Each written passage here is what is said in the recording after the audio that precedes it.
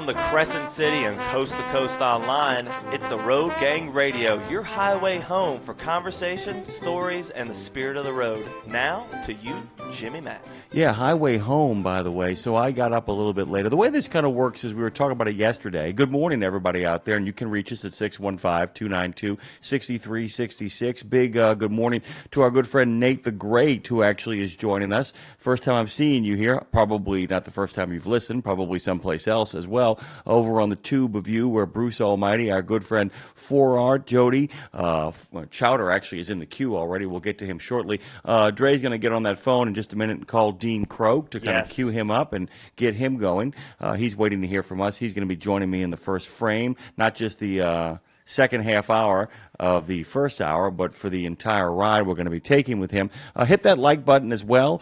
If you're listening on iHeart, good morning. If you're listening on Facebook, good morning. If you're listening on Audacity, good morning. And by the way, I don't know if you guys know this, just for, spits and wiggles, make your way over to our previous platform, head on in there and type in Road Gang Radio or Nemo Nation just for spits and giggles, spits and wiggles and all the other kind of stuff. And check out what happens when you do. I know, we're ubiquitous. We're everywhere all at once here at Road Gang Radio. So this morning, I usually get here around 5:30, quarter after 5 in the center of the country. I was downstairs having a cup of coffee. I knew when Dre's arrival point would be, so I said, I'll come in a little bit later than that. I was sitting downstairs having a cup of coffee, and my mom walked downstairs. I never see my mom.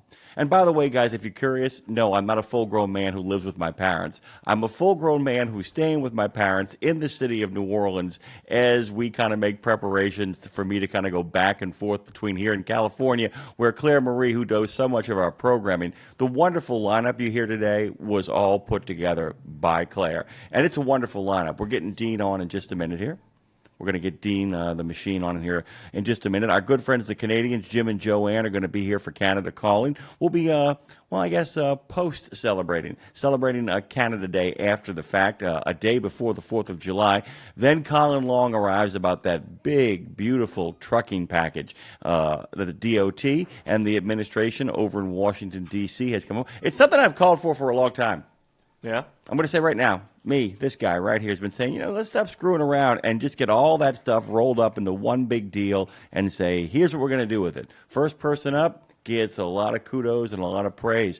And our good friend Colin Long is going to be talking about DOT Secretary Sean Duffy. After that, well, you're going to have to go check out the video over on the Book of Face that Madison with a T and Phone Master Dre put together for you today, where they preview the whole show. Some talented folks working here in Gen Z for RadioNemo.com, where you can also see this show. It's the best trucking show in the known universe. And they're folks over at Zebulon 5.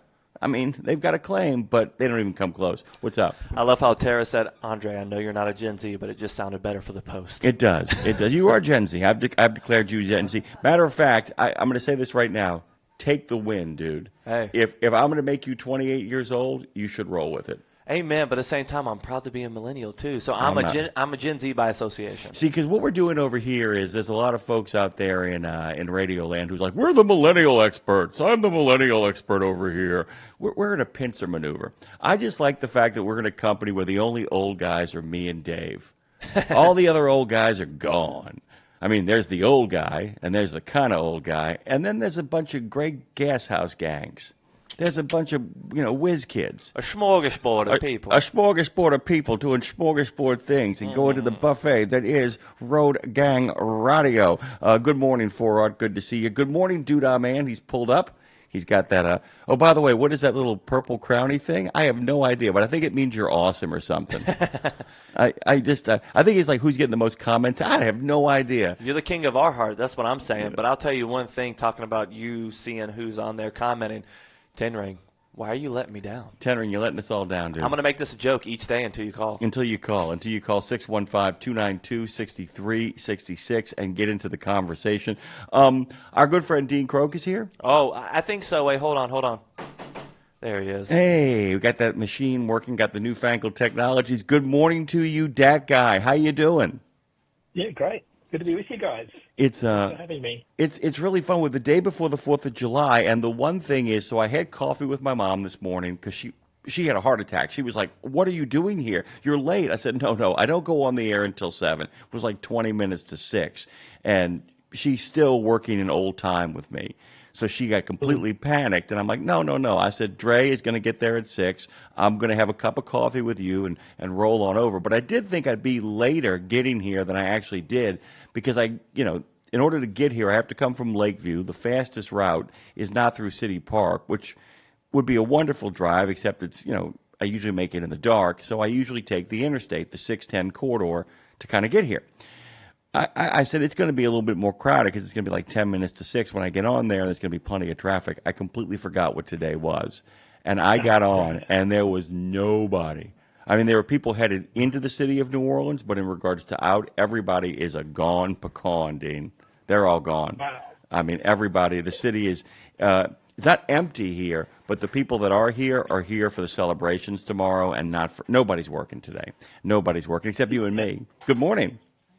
Yeah, my son took off last night down to the Cape, and he was trying to beat the traffic. So, but to their surprise, it looks like a lot of people have taken this entire week off, which is really interesting because it's a public holiday on the Friday, but a lot of people have turned this into a full week, which impacts our freight market because you've got shippers taking more time off, you've got carriers stuck under loads for longer periods of time.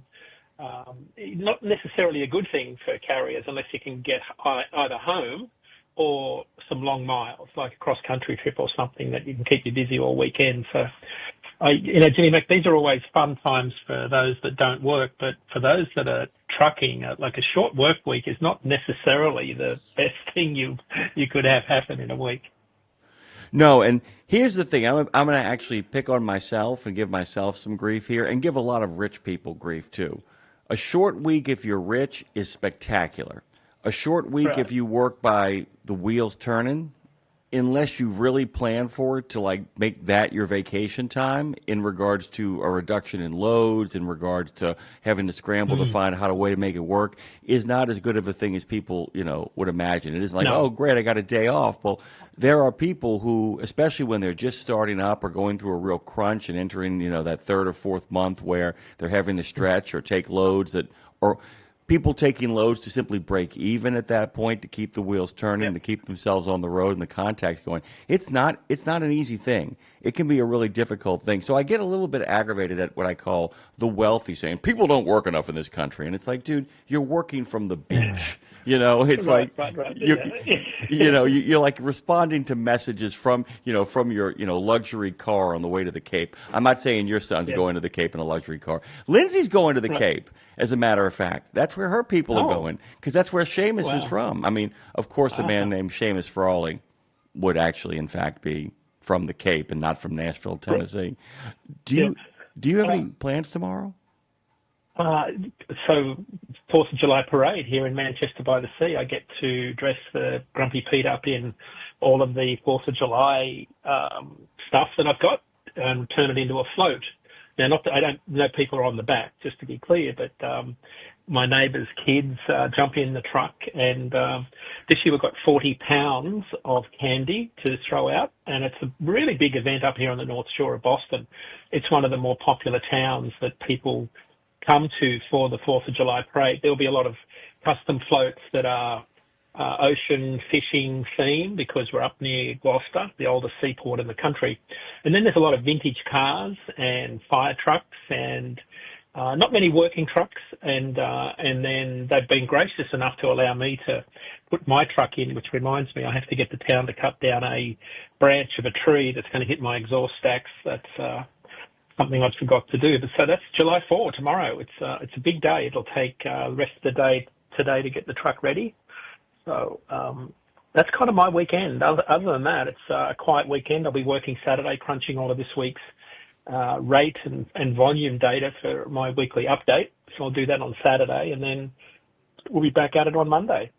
Yeah, and by the way, I'm gonna pick on real America, the middle of the country here, just for a minute. And by the way, I love America across the board. It's all America. We're all Americans. But I want to remind people that the whole shebang, the whole experiment that is called America, pretty much started in the city that you are an expert of, correct? I mean, let's get down to business. I mean, we have all of our friends from the Journal of the American Revolution arriving tomorrow, and what a lot of people don't realize is that the city of Boston. This is true. I don't know if you know this stat. In 1775, half the population of the city of Boston was under 18 years of age. Wow, really? No, I did not know that. And the best way to describe what the revolution in the New England states was, particularly in Boston, I mean, the best description I ever got was somebody said, I want you to imagine the most radical political campus you possibly can with the most activist, borderline violent students. And he said, that's what the revolution is based on. I mean, right. It's crazy. Yeah. I mean, it is. Yeah. It's literally it's a bunch of hotheads stirring up a bunch of kids. Peak America right there. Yeah, we used to live in our old town in Acton, the Acton Minutemen. I know we talked about this a couple of years ago. The Acton Minutemen marched to Concord and Lexington to fight the British, and it's a reenactment they do every year where people get dressed up in period costume on April 19, I think it is. It was 1775, I think you said. So, a long time ago, but there's a lot of rich history here. In the house we used to have, Jimmy Mac, had the old rock fences that fences were made from rock back then, still exist today, with all of the old gate hinges that are, some of them are part of the Heritage Society because they're so old and so revered. But a lot of history here. It's a fantastic place to live from a historical perspective. By the way, I do like the fact that you said revered. After all, oneth by land, twoeth by sea. A little Paul Revere, you managed to slip in there, by the way. This is really cool, too, about the new platform. Our good friend Doodah Man said the fourth on the back roads is the best. All the small towns and communities doing the fireworks. And with that in mind, later on in the show, I don't know if you know this, but James Fuller, who is a fireworks safety expert and former firefighter, he's a consultant who works with both the American Pyrotechnics Association and the APA Safety and Education Foundation, is going to be on with us at the end of the show when Lindsay joins the show as well. So we're really excited about that. People, head on over to American Pyro, by the way. By the way, we're going to get to Chowder here in just a minute to let you guys know, but we got a whole bunch of other stuff to kind of unpack. Thank you for your patience, Chowder. God is not finished with Dean nor I yet. And then we're going to celebrate, post-celebrate Canada Day, because Jim and Joanne are going to be after you at 8 in the center, 9 in the east. And before we get to our pledge, national anthem, and all the other groovy stuff, I want to get Chowder on the phone here to tell you good morning, to tell me good morning. Let's bring him on now. Good morning to you, Chowder. He's calling from, the Dakotas. We'll just call him one big place. How you doing, brother? I'm doing good. Good morning, Brother Dean. I'm glad you're up there in New England in the God's country having a good day, having to the cod of the Cape for the fireworks. So, little known fact, my uncle Scott Wyndham used to make the largest artillery shell for the fireworks in New England. He used to make a 5-inch shell. He's since retired 10 years ago or so, but for the longest time he had the largest fireworks shell that they made for fireworks, and we had some doozy of fireworks on the 4th. My brother-in-law and my sister and mom are heading down to Stonington, Maine tomorrow at 07:30 for the Stonington fireworks show. They'll be down there all day doing the food truck stuff. So, New England sure knows how to turn up a good party. And I'll tell you, if you're ever down in the square of Boston, some of those people might still be 18 after a few too many Samuel Adams. Oh, yeah, man. Actually, you can say, I've told Dean, I call it the United States of amnesia. There's a lot of people who continue to de-age in this country. It's like, I missed the chance to be 15 when I was 15, so now at 45, I'm taking full advantage. Woo! America. I'm pretty sure that Chowder has been a member of that crowd leaving the pesky pole area of the stadium that's known as Boston Fenway and found his way over there after a devastating Yankees loss or something, that we had. But, but what I really call about is two things. First, that video that was up yesterday with Madison with a T and Phone Master Dre, that was great. I had a good time watching it and laughed the whole time. But you know what I really learned out of that video there, everybody? What's that? Dre has been skipping leg day. Oh man, that is incredible. That is incredibly. But his acting lessons are coming along nicely. But by the way, he's got a little bit. Dre has a wee bit of the Napoleon Dynamite affectation going on too. Like, what are you talking about? I'm doing videos. Yeah, he was awesome. great. I loved it. It's great. Madison was good. That was great to watch. And then on the 4th of July, I just have one little safety thing I would like to mention real quick. A few years ago, Chowder, he gave up on the 4th of July. He doesn't drink banquets usually. He drinks Samuel Adams, obviously. I would like to know who puts the instruction to aerial fireworks in the bottom of the box on such a holiday when sodas are drank like that. Because when you launch the aerials, there's a distinct way those balls are supposed to go when you light the fuse, and fuse up is not correct. Because then it blows up your launcher and you have to jump for your life so you don't burn yourself up. But if you happen to have a giant 4-foot galvanized fence post with concrete that you can elevate at about a 12-degree to 15-degree angle, you can launch those aerials a long, long ways. It will start a firework war, but it's well worth the investment. These are all good tips, by the way, and Phone Master Dre is going to get to work on those calves. He promises me. The other thing is, too, can I just say this from, and big thanks to you, Chowder. Bounce out of here. Get your mortal coil going. Man, thank you so much. Bye. Happy 4th of July to our good friend Chowder. I don't know if you saw that. Did you see that video, Dean, that the kids did? I did. Let me tell you something. I'm going to brag on both Dre and Madison. They worked their butts off. She came to me and she said, "Hey, can we do something a little more creative with the video?" And I said, "First of all, stop insulting me. I have no time to make creative videos." I said, "Second of all, of course you can do that."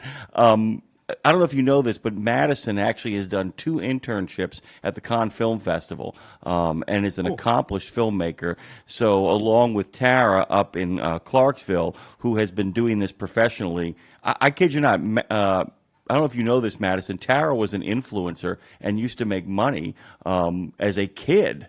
Got sponsors before she decided that, she wanted to have a different kind of life. So we got some really talented folks around here. And those videos, I told them point blank, I said, of course, make something creative, because the more creative they get, about the algorithms, right? I mean, people will start watching this stuff, correct? Yeah. Yeah, absolutely.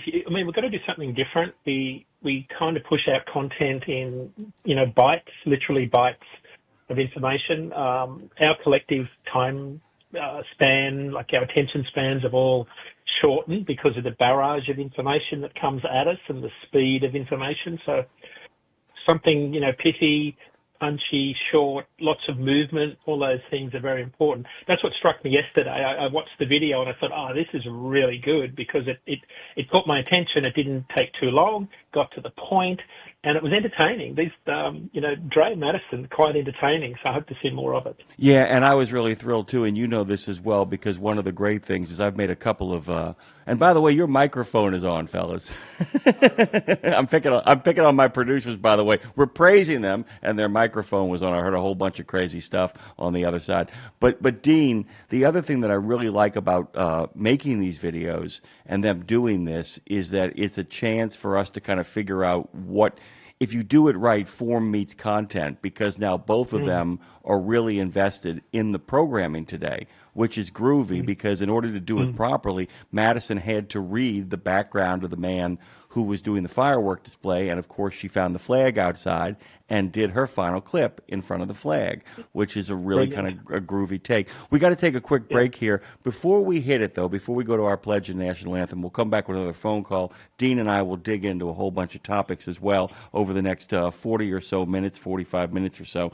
This is really cool. Just a bit of information. On this day in 1947, the Cleveland Indians purchased the contract of Larry Doby. He was a 22-year-old center fielder for the Newark Eagles. Doby would homer in his last at-bat in the Negro Leagues. He would move on to Cleveland the next day to become the first black African-American player in American League history. Here's what's cool. On this day in 1994, the Cleveland Indians also retired his number. We'll take a quick break, come back on the other side, and keep it up with Dat Guy. I pledge allegiance to the flag of the United States of America and to the republic for which it stands, one nation, under God, indivisible, with liberty and justice for Oh, say, can you see by the dawn's early light what so proudly we hailed at the twilight's last gleaming, whose broad stripes and bright stars through the perilous fight o'er the ramparts we watched were so gallantly streaming, and the rockets rock the bombs bursting in air gave proof through the night that our flag was still there. Oh, say, does that star-spangled banner yet wave o'er the land of the free and the home of the brave?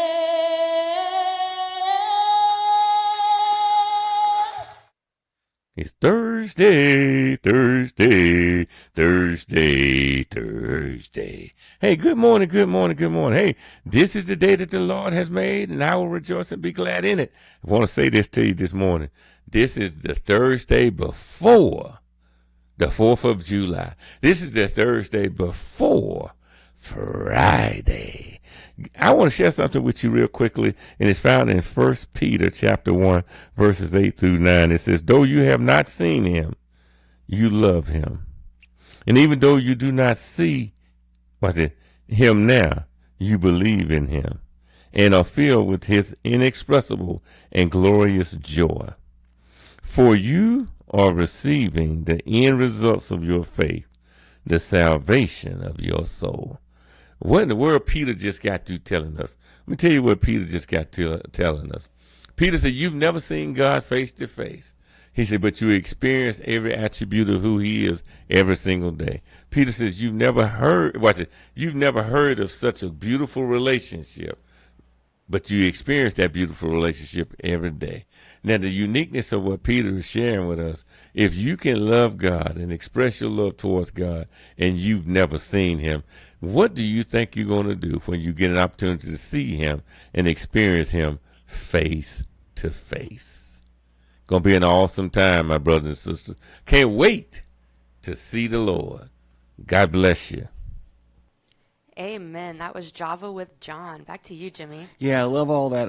Like I said, when we were actually picking, Dean, when we were picking the folks who were going to do our affirmation, the Bennett family of trucking companies, when they actually joined us, I had to say to myself, we got to get a muscular message that is nonetheless positive and upbeat, and John couldn't be a better pick. Dean Croak joins us this morning. Guys, normally the way this kind of new format works, people get a half an hour. I've asked Dean consistently during his time to join us for the full hour to be part of the opening, and we're going to figure out more ways for Dean to contribute on this platform as we kind of move forward. We still have a little bit of space available in places, not because we can't fill it, because we've had over 100 guests in the first 3.5 weeks here on Road Gang Radio and Nemo Nation, but we're still kind of settling some stuff in, seeing what works, seeing what doesn't work. We do love our phone calls, though, by the way, and before we get to produce season and whether it delivered or not, we're going to bring our good friend Showtime in, say good morning to him. Hey, Showtime, happy day before the 4th, but you know what? It's America Week as far as I'm concerned.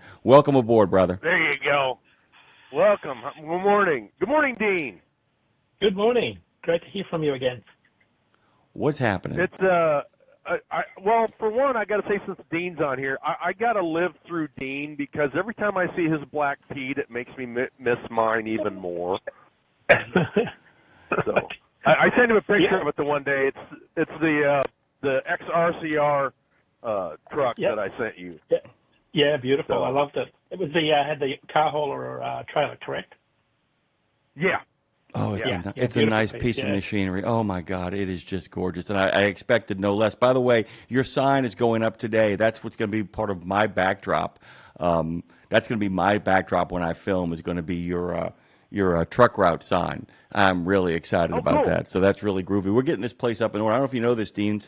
I can't wait for Dean to see this place too. By the way, Showtime, because it was a mess when he was here. It was a functional mess. And every day these kids over here. And by the way, I say kids they're full-grown human beings. But I just feel like grandpa around them now, which is what I never wanted to feel like. But it's just a really groovy situation. Showtime, what are you doing for the 4th? Driving. I'm actually headed down to South Carolina to pick up 5 test vehicles that are going to a destination unknown. So I will be driving tomorrow. So, and did you get the picture of the firearm that I sent you? Oh, dude, we talked about it. I know you come on and off as you go. Dave and I on Monday had a long, lengthy conversation about the Don Johnson piece. Oh, cool. I mean, yeah, I'll have to go back and listen to that.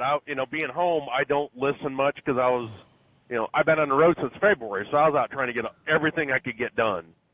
Acceptable. So I can head back out again. Absolutely understandable. And by the way, a regular listener, just to let everybody know, is not somebody who listens for 4 hours every day. A regular listener is somebody who actually comes in and gets what they need and enjoys the good time and then gets to all the other groovy stuff. We want you to have a life around here, and that's an important thing, too. Brother, we've only got about 30 seconds or so before we actually have to hit this break. But, tomorrow, and I don't know if Dean knows this as well, Boston's going to come a-calling tomorrow because the Journal of the American Revolution is going to be here in grand style. They're going to give us more than 4 guests, and we've also got former Undersecretary of the Army Patrick Murphy is going to be joining us tomorrow as well, and he's a combat veteran. So a lot of groovy stuff going on here tomorrow. We are broadcasting on the 4th, which is a really groovy thing. So if you're working, we'd love you to call in. We'd love to hear from you, okay? Yeah. So, I'll be listening because, like I said, I got to go all the way to California. So, yeah. And over the weekend, I can catch up on the shows that I missed. That's the groovy part. And by the way, Showtime is one of the original members of the Resistance, and also, much more importantly than that, he may be our biggest promoter out there in the air. Showtime, I'm going to give you the last 30 seconds. Whatever you want to talk about or bring up, please do so now. Just everybody be safe. And remember, if you're buying your fireworks from a guy that has all his fingers, they're not that good. Thank you very much. That's Showtime, folks. Thank you so much. It's good to talk to you. Be safe out there. Happy 4th to everybody. Dean, I'll give you 30 seconds now, and then we'll start playing that music. Produce season wasn't what we were hoping for, was it? No, I think it sort of starts where we started the show this week today about people taking more time off. Normally we see rates spike. They haven't this year. In fact, reefer rates and dry van rates have fallen this week so far. There could be some last-minute action today, but our 3-day rates are dropping. And again, I haven't seen that in 25 years this particular week. So not a good sign for carriers as we head into the second half of the year at all.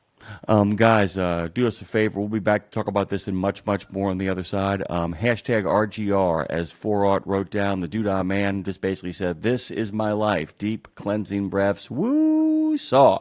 Okay, the Pie Man is stressed out. A lot of people are stressed out, but we'll come back here, give you all the information you need to know. Dat guy with the Grumpy Pete Peterbilt of DAT, their chief analyst, is here with us, a friend of the show and another original member of the Resistance and Road Gang Radio. We'll be right back after these messages.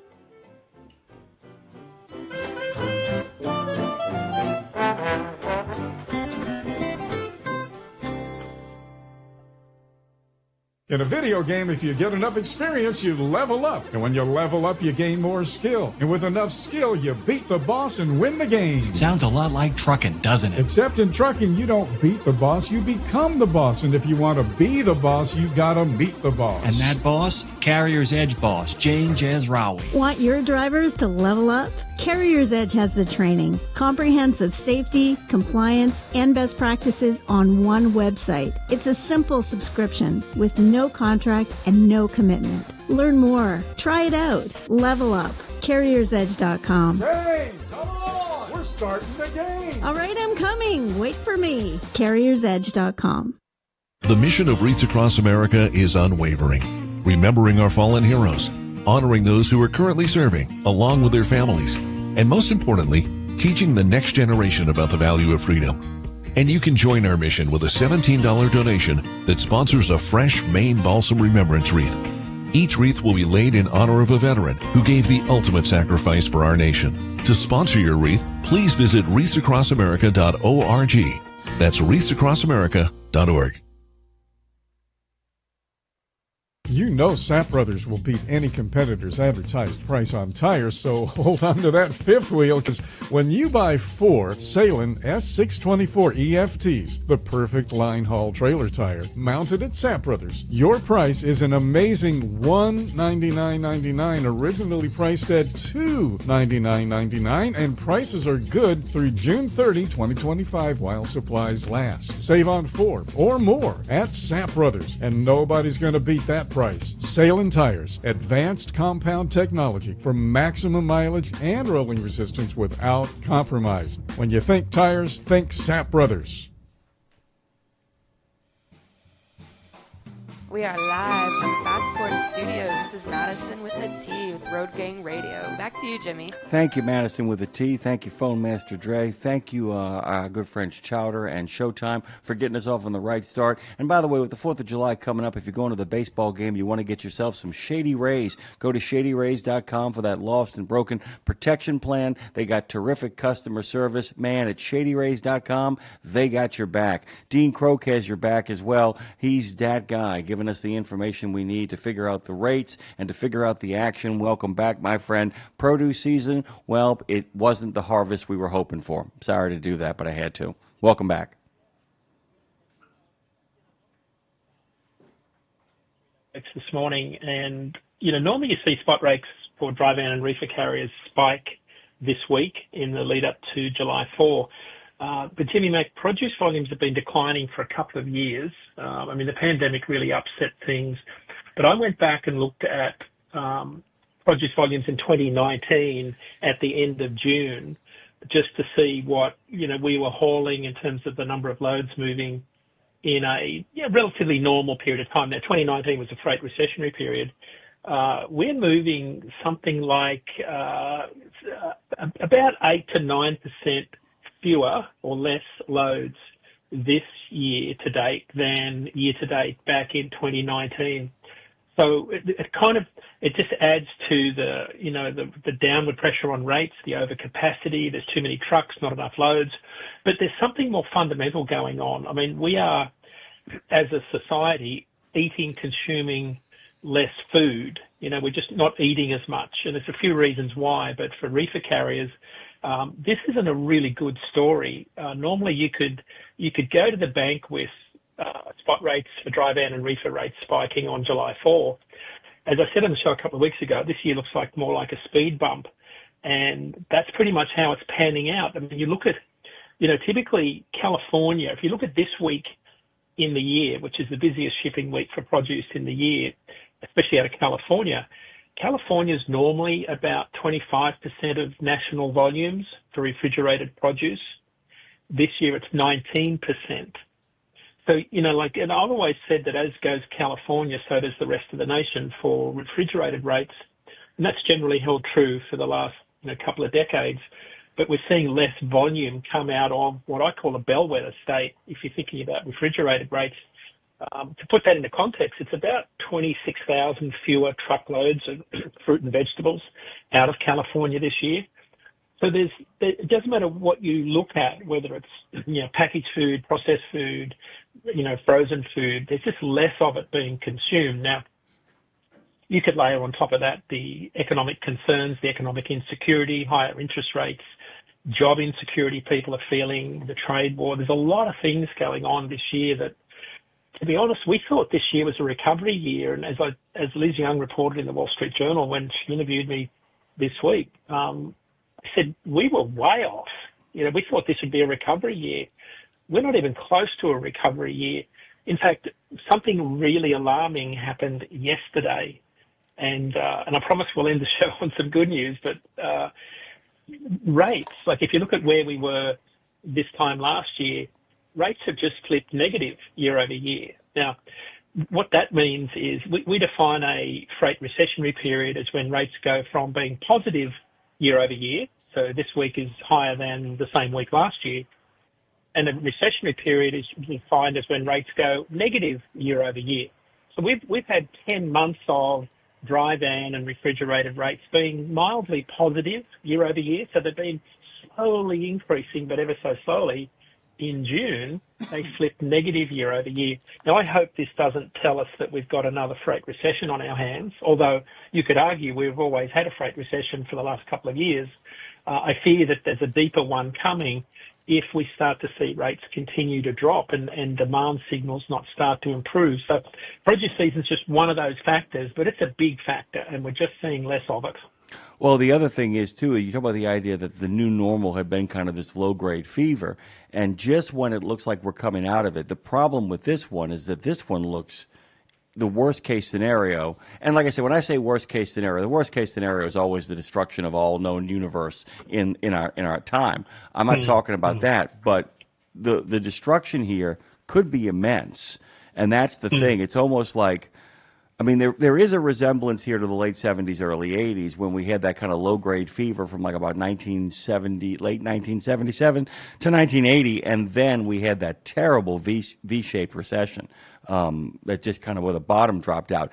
That, of course, though, there were things that compensated for that eventually. I don't see those things. This is a little chilling, is it not? And I hate to do this on the verge of the 4th of July, but there's something a little bit like give you pause, right? Well, I've not seen the intersection of so many absolutely critical data points that drive truckload demand. You know, higher volumes, more, better rates, all the sorts of things you've got. And I'll just run through. There's 8 or 9 of them. I'll quickly run through them. You've got a higher percentage of freight moving on dedicated. So that means less truckload spot freight.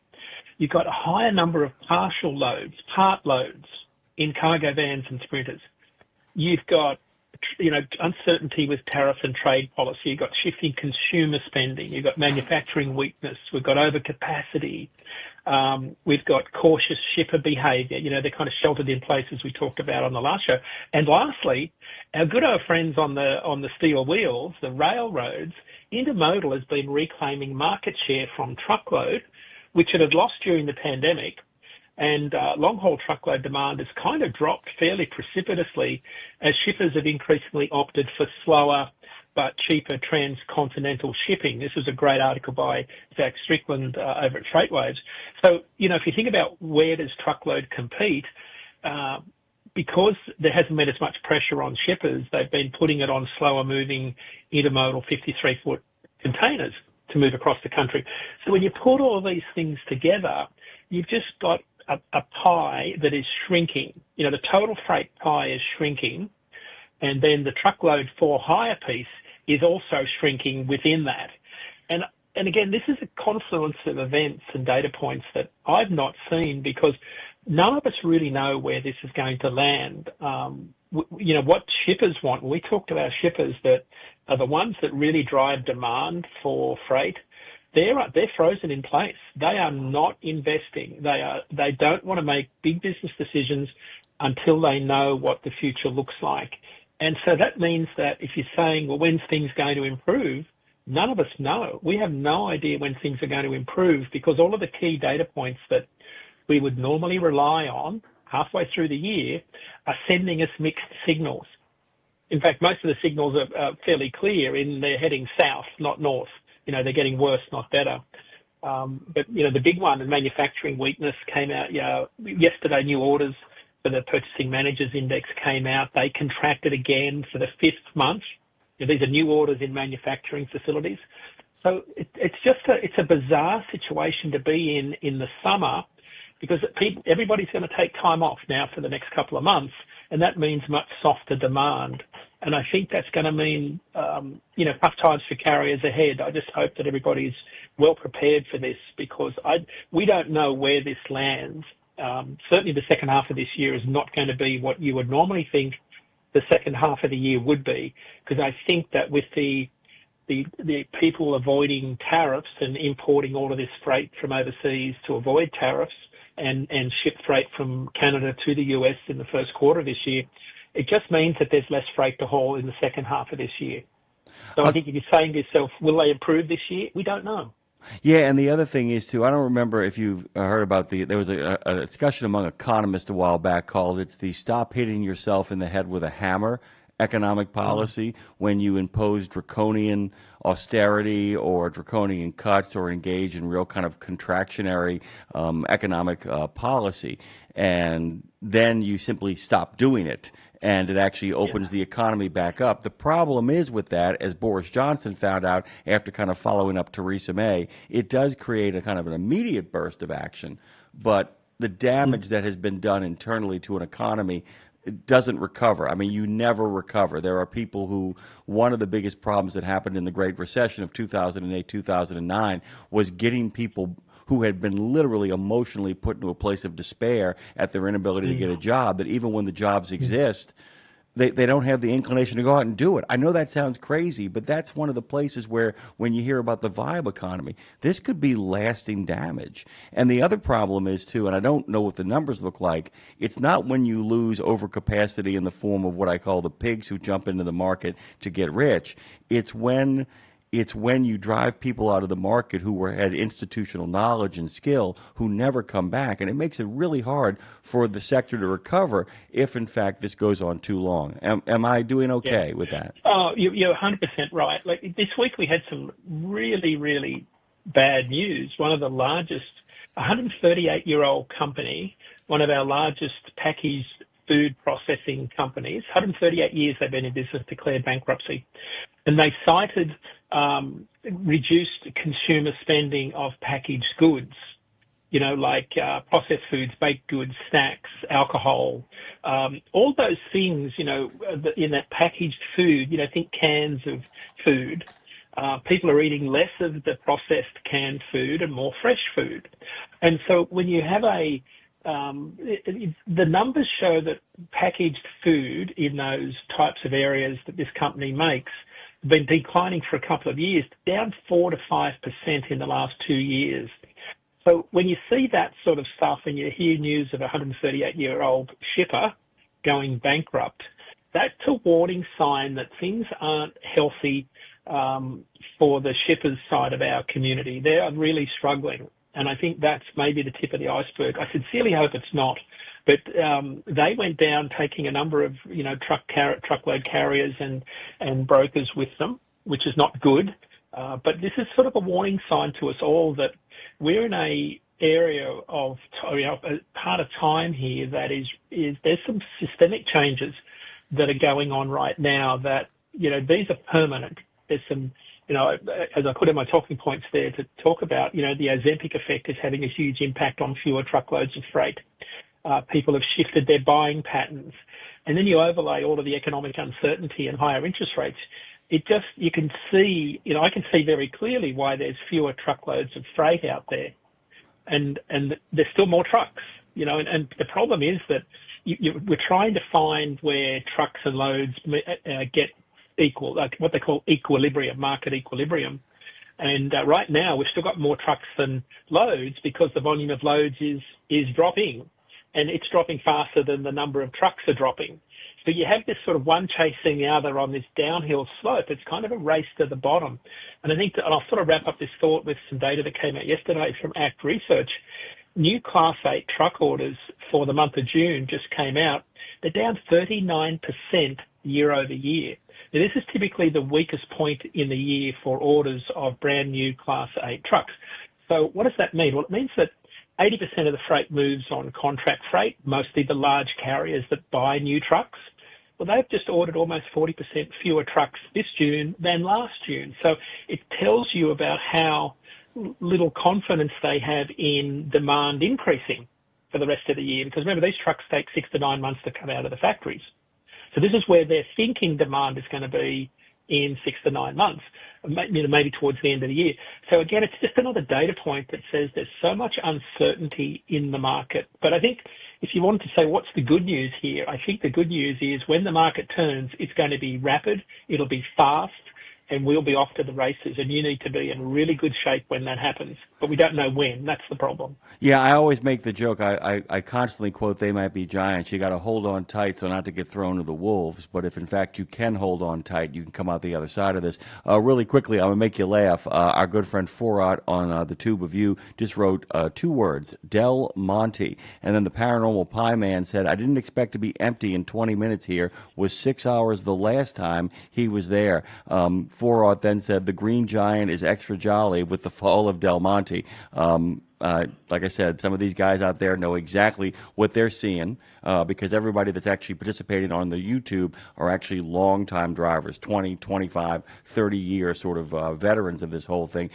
Really quickly, before we shift gears, I do want you mentioned people eating more fresh produce and all that stuff because it's the tip of the frozen broccoli. But you actually talked about the Ozempic effect too, right? Mm-hmm.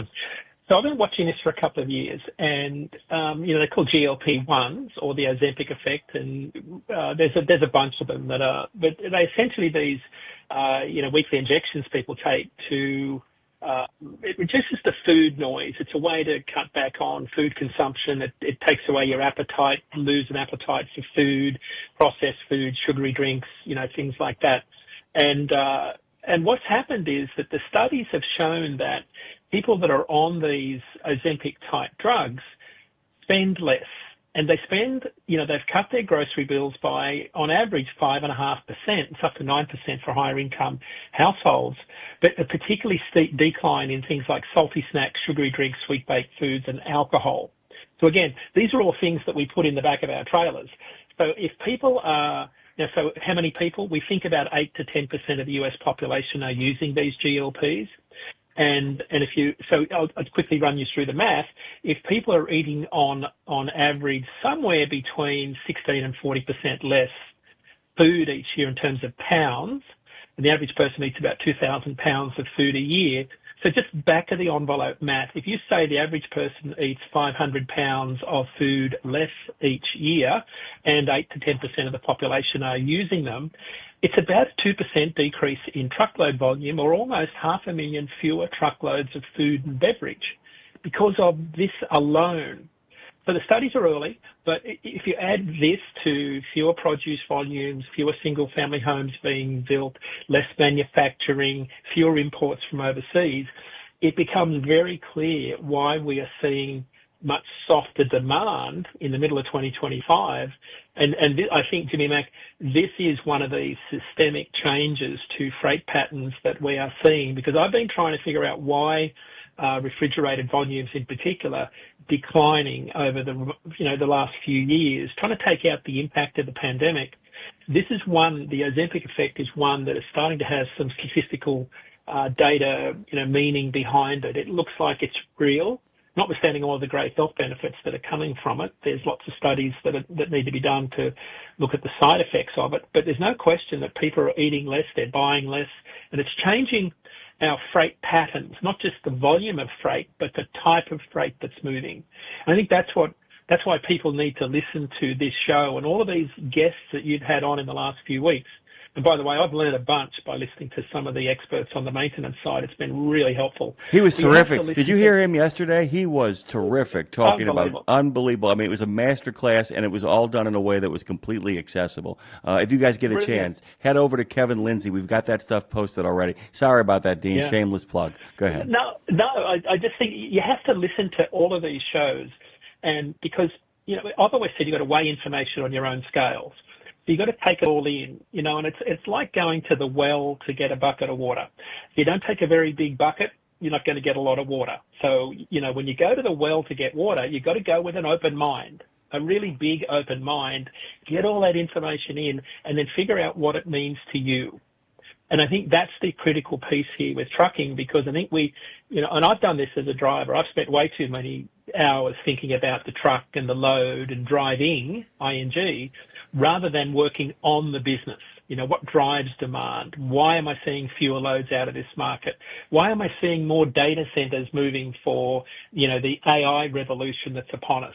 What does that mean? Why am I seeing fewer combine harvesters move out of the Quad Cities region? All those sorts of things tell you about the big picture. And what I'm seeing, now the pandemic changed a lot of things, but I'm seeing permanent change in freight markets because the acceleration and adoption of new technologies is exponential.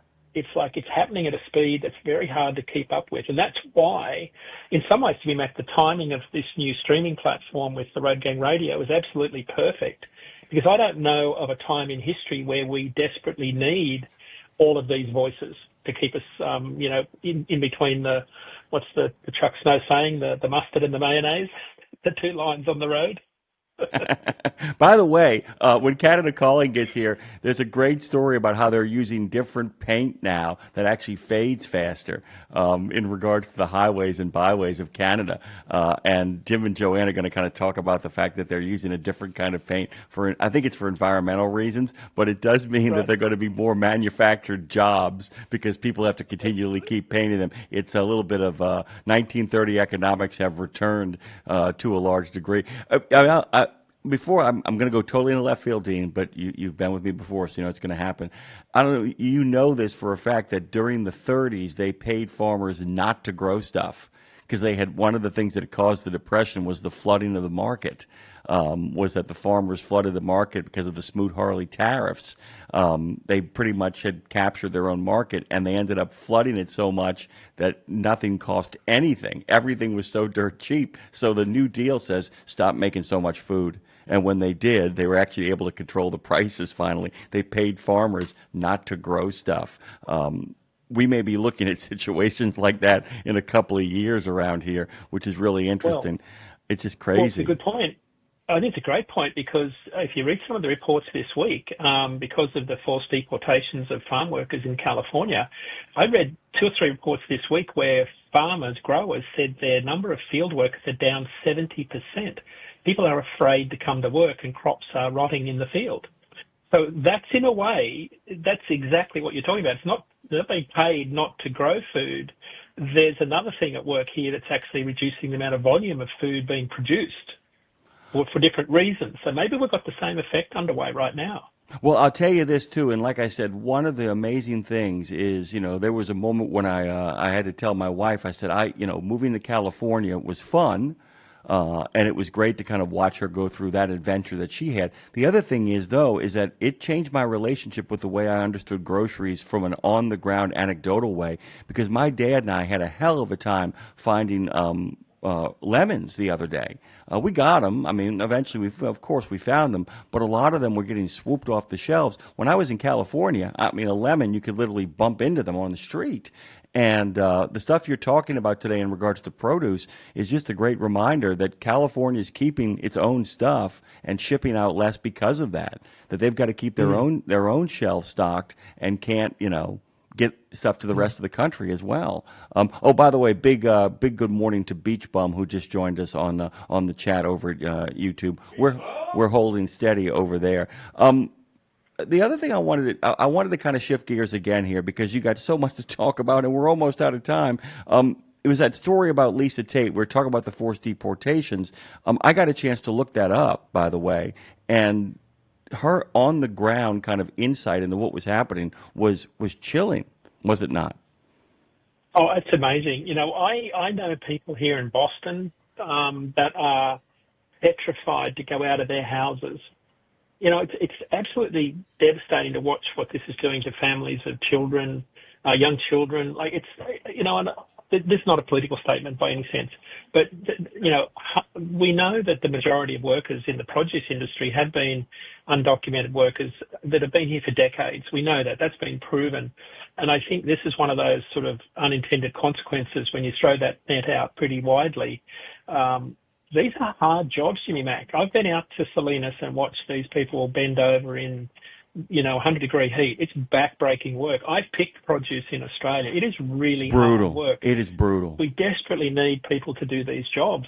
So I don't know where this lands, whether they get an exemption, because we really need our food service industry people. These are hard jobs that a lot of people don't want to do. And I think what that means is, again, if you say, well, why are we moving less produce? this year. This is one of the factors. I think farmers they're probably getting better prices, but less volume. So maybe their, gross profit total is down. So that's not necessarily a win. But we've just seen less produce volumes over the course of this year, and I think that's one of the big factors. It's also a big argument in the administration because the President of the United States, when it comes to produce and farmers, really seems to get it. His buddy, Stephen Miller, wants to just deport the whole country. And at some point, there was an economist a couple of years ago who was against all the illegal workers in the field, but his solution, I thought, was dazzling. What he thought they should do was stop deporting the farm workers and literally hit the people who were using them hard and say, you need to set up a system to get these people green carded and onboarded legally and start penalizing them and not the people who are doing the picking for us. There's all kinds of interesting solutions. Dean, we got about 2 minutes here. I can't believe it. This always happens with us. Can you talk a little bit about domestic manufacturing really quickly, and then we'll shuffle off? And if you want to throw in good news instead, that is welcomed as well. So. Yeah, manufacturing numbers came out. We touched on it earlier, and everybody can get this on the first of the month. It's the first Tuesday of the month, certainly at least at 10 a.m., the Institute of Manufacturing pushes out a survey of manufacturing companies. So the number is, why would you care? Well, the actual headline number closely correlates to flatbed and dry vans rates.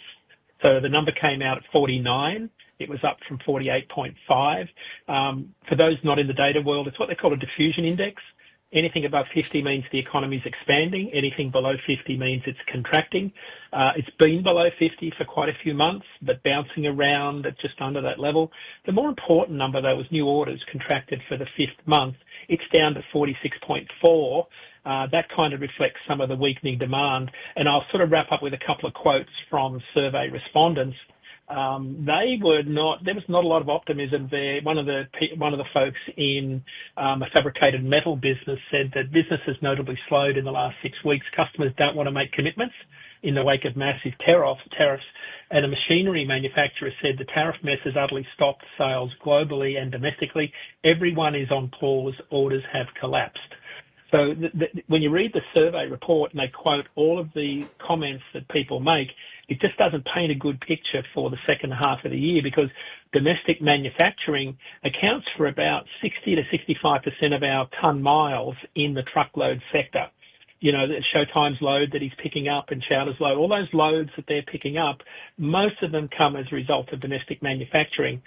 The direction we're heading in is not good, but I think the fact that people are on pause with new orders, that kind of tells you that it's going to take a long time, certainly well into next year, before this economy really starts to pick up again. The road ahead is very uncertain. I will say this, and I'm speaking for Dean here. I hope we are both absolutely wrong. You bet. I hope we wake up one September morning towards the end of September and the game has changed completely and we're roaring. We're roaring with Dean Croak here, who joined us for the first hour of Road Gang Radio. Don't be surprised if you hear more from that guy in the coming weeks. We love having you, brother. Happy 4th of July. Yeah, happy 4th to you. Be safe, everybody, especially those truckers out there traveling. Be careful. He's got a lot of great content as well, guys. Just go check out Dean Croak on the Book of Face alone, and you will see. I mean, he's a guy who's got, 400,000 followers on Instagram. I mean, it's outstanding. And that content he creates, Madison, is so well worth checking out. That guy has joined us. He's got a great blog post as well, too. You can hear him here on a regular basis on Road Gang Radio. I need that music. I need to get some Canadians in the house. Jim and Joanne, a little ditty about Jim and Joanne, 2 Canadian kids growing up in the Great White North. We'll be back after this. Hey, guys, truck down, truck up, and get down. Since 97, they've been getting you out of the ditch. Go to truckdown.com. And he has 200,000 followers. Okay, you've heard the horror stories of how folks have lost their life savings when the market tanks. Is there a way to invest and make money without risk? Believe it or not, yes. Since 1995, Americans who cannot afford to lose their investments have used fixed index annuities. You get guaranteed income and protection from market downturns. It's a win-win for you and your future. And to learn more, dial pound 250. Use the keyword Truckers Wealth to get in touch with them today. The Joshua Chamberlain Society is unlike any other veterans organization. It's truly a family, and I know that firsthand from working with them myself. Their mission is to make wounded veterans and families of deceased veterans feel the support and appreciation of their community for life. Our veterans' injuries are permanent, and so is the JCS support. From monetary assistance like paying utility bills or college funds to helping our heroes find purpose, JCS is a family that surrounds and supports the heroes who have sacrificed so much. Learn more and make your donation at chamberlainsociety.org. That's chamberlainsociety.org. Check out the new over-the-top lineup at participating Country Pride and Iron Skillet restaurants. 3 gigantic sandwiches loaded with flavor. Try the Chicken Parm Stack, the Big Country Combo, or the Ultimate Smash Melt. The Ultimate Smash Melt. 2 delicious smash burger patties, surrounded by 2 grilled cheese sandwiches. 2 sandwiches in 1. Visit your favorite Country Pride or Iron Skillet restaurant and come hungry. Available for dine-in only at participating Country Pride and Iron Skillet restaurants inside TA or Petro Travel Centers. Hour 1 down. Hour 2, here we are, Road Gang Radio with Jimmy Mack coming back at you. Coming back at you, by the way, and as we were saying before, as we figure out this new platform, you're going to be hearing more from Dean Krogh. Don't be surprised if both together and apart you start hearing more from Jim Park and Joanne Ritchie. Go to obac.ca, Canada Calling in the Arms of America. You know, a couple of days ago, my friends, it was Canada Day. I wanted to kind of wait to kind of celebrate that with you guys on the air. Good morning to you, Jim. Good morning to you, Joanne. Good morning to you. Good morning, man. How's it going? Not bad at all. We're rumbling, bumbling, and stumbling our way here on Road Gang Radio. One day before, the 4th of July, a couple of days after Canada Day. And I also want to remind people that tomorrow is the 4th of July, and never forget Alex Kittner, the little boy who died on the beaches of Amity in Jaws. We will never forget his sacrifice. I'm sorry. I've been dying to do that. 50 years after the advent of Jaws, we still remember poor Alex Kittner. We don't want to see him spill out over those docks. Good morning to you both. As we always do, let's begin with a couple of shout outs and well wishes for people out there in the best neighbor that America ever had or ever will have. Go on, Joanne. Yeah, I have to troll around and find stories to talk about, that's for sure, in the face of lots of not so nice stories. But anyway, we've got, as you know, hundreds of wildfires burning across the country, our country right now, and I know it's a similar situation in parts of the U.S. as well. But up here, it's particularly bad in Western Canada, Saskatchewan, Alberta, BC, Manitoba, up in the Yukon, and there's whole communities being evacuated. There's people returning to their communities to find their homes are destroyed, and there's many more communities that are under states of emergency orders, ready to flee at any moment. And I just wanted to give a huge collective shout out to the truck drivers who are providing direct assistance to emergency relief efforts. There's many of them. They're moving essential supplies and equipment and sometimes people, and they're working long hours and often under dangerous conditions, and I think they deserve to be recognized. Transport Canada, by the way, has recognized them, and in this case, as is the case in many situations like this, they've extended hours of service exemptions in several jurisdictions for drivers that are directly involved in the emergency response activity. But, there's individual companies who are stepping up as well. One that comes to mind, I'm sure there's others, but one that's been noted just recently is Manitoulin Transport, and they've been working with the SPCA to deliver emergency pet food supplies across Manitoba and Northern Ontario to animals that have been displaced. So, and I don't want to forget those drivers who are dealing with, road closures and detours that usually accompanies these emergency situations. That adds a layer of frustration and uncertainty to their jobs. So, a heartfelt thank you to all of those drivers who, as usual, bring their patience and professionalism to any emergency situation. And by the way, I want to give a special shout out as a sometimes resident of California. After first responders helped out in the Los Angeles area, the way they helped out, I think everybody who is part of this great country down here owes all of those folks who do all of that work a big shout out on a regular basis. Like I said, best neighbors ever, and a lot of those same people who were doing the Lord's work up north of the border actually came down here to the United States to do it here as well. And people down here need to be reminded these folks are actually, remember, fighting a fire in Canada is often fighting a fire down here in the United States. It's all part of one big block of land, correct? Absolutely. And there's also equipment, fire bombers and that sort of thing coming both ways. Wherever it's needed most. So that goes on a regular basis on those agreements that the various states and provinces have with each other. So a huge operation. It's just sad that there's so much of our country burning at any one time, but there's those people that step up and help is, essential. By the way, sure. I never told you or Jim this before. I don't think I have. The first plane that touched the tarmac at Moynihan International Airport, now Louis Armstrong International Airport, after Katrina happened, the first plane that touched the tarmac was Air Canada. That's right. That's right. It was the first plane that arrived, and a big fight broke out. As a matter of fact, the FEMA guys didn't want to let him in. The sheriff's department of Jefferson Parish had a different opinion about its access to water for its citizens, and basically the 101st had to resolve. That's a great story, by the way. Yeah, are we surprised?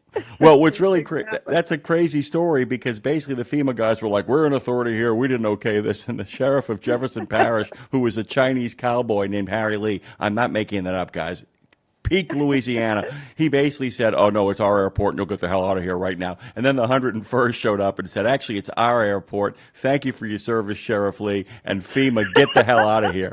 I mean, basically, that's what it was. I mean, so the Canadians are always there first when we're in trouble. Just a big reminder that our fellow truck drivers up there across north of the border are often the first guys who actually show up and do all that work as well. Big thanks to them. You have a particular driver, though, for Martin Brower that you want to give a shout out to as well. Yeah, this is Alexei Korhev. He's just been named Canada's top driver in the 2025 Connected Operations Awards program that's sponsored by the technology company Samsara. Alexei is being recognized for his outstanding safety record and on-time delivery performance and customer service. But I just wanted to mention some of the numbers that he scored with his company's internal scoring system because they're really impressive. First of all, he works in the Greater Toronto area, so he's navigating one of our country's most congested urban environments, and he has a perfect safety score of 100. 98.2% on-time delivery rate, and that surpassed the company's target by 3.2%.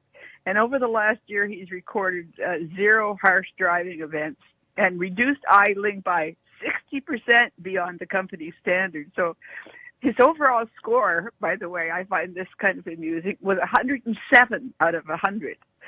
Because he earned bonus points for his flawless safety record and the idling performance and the on-time delivery targets in particular by exceeding them. So beyond the numbers, his professionalism and customer-first approach have earned him glowing feedback from his customers, and all the company calls him a model driver.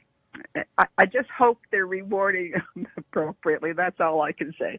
But in any case, he gets a great big shout out from us for a job well done. You know, when I first read the story, Joanne, I won't lie to you, I thought at first that the company had given themselves an internal score of 107. I'm like, why is this a shout out? And then I got a chance to sit down, as I usually do, and then read through the whole thing. I went, oh, the company gave one of its employees that score. That is impressive. It's one thing when the company says, by our own metrics, we're amazing. We're good. Yeah, we're good. No, they were basically saying, oh my God, this guy, by the methodology we have set up, actually is beyond anything we could have imagined. They have the perfect employee is essentially what they're saying.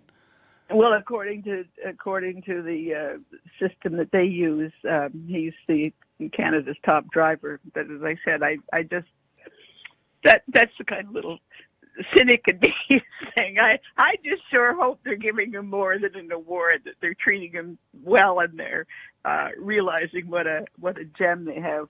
Any company that has a driver like that, and they do what they need to keep them for that performance, because obviously it's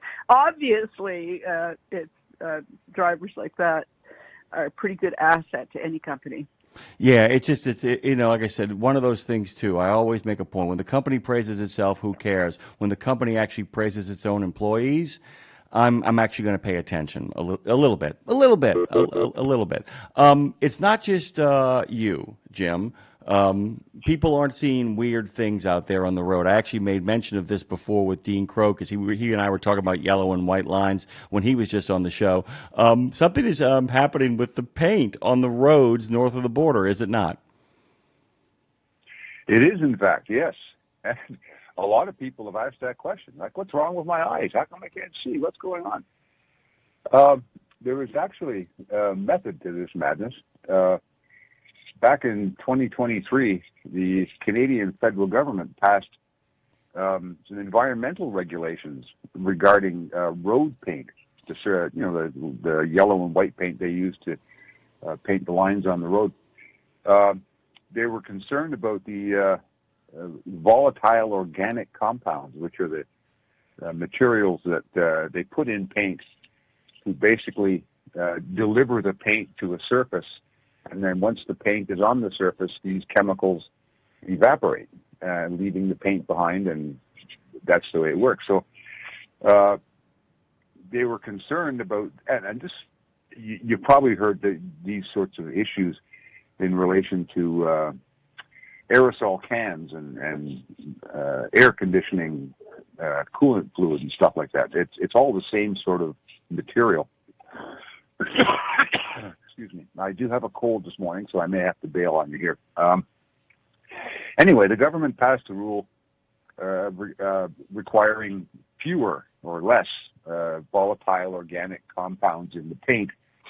Consequently, the water-based paint they use now, as opposed to the oil-based paint that they used to use, doesn't stick as well, doesn't last as long. And the irony is, according to the mayor of Niagara Falls, Ontario, they have to go out and paint 2 or 3 times a year now instead of once a year. So it's more expensive.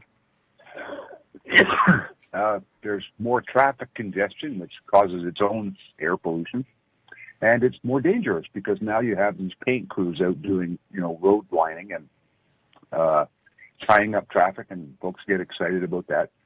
And of course, if you don't stay on top of it, paint disappears and people have accidents because they can't see the lines on the road.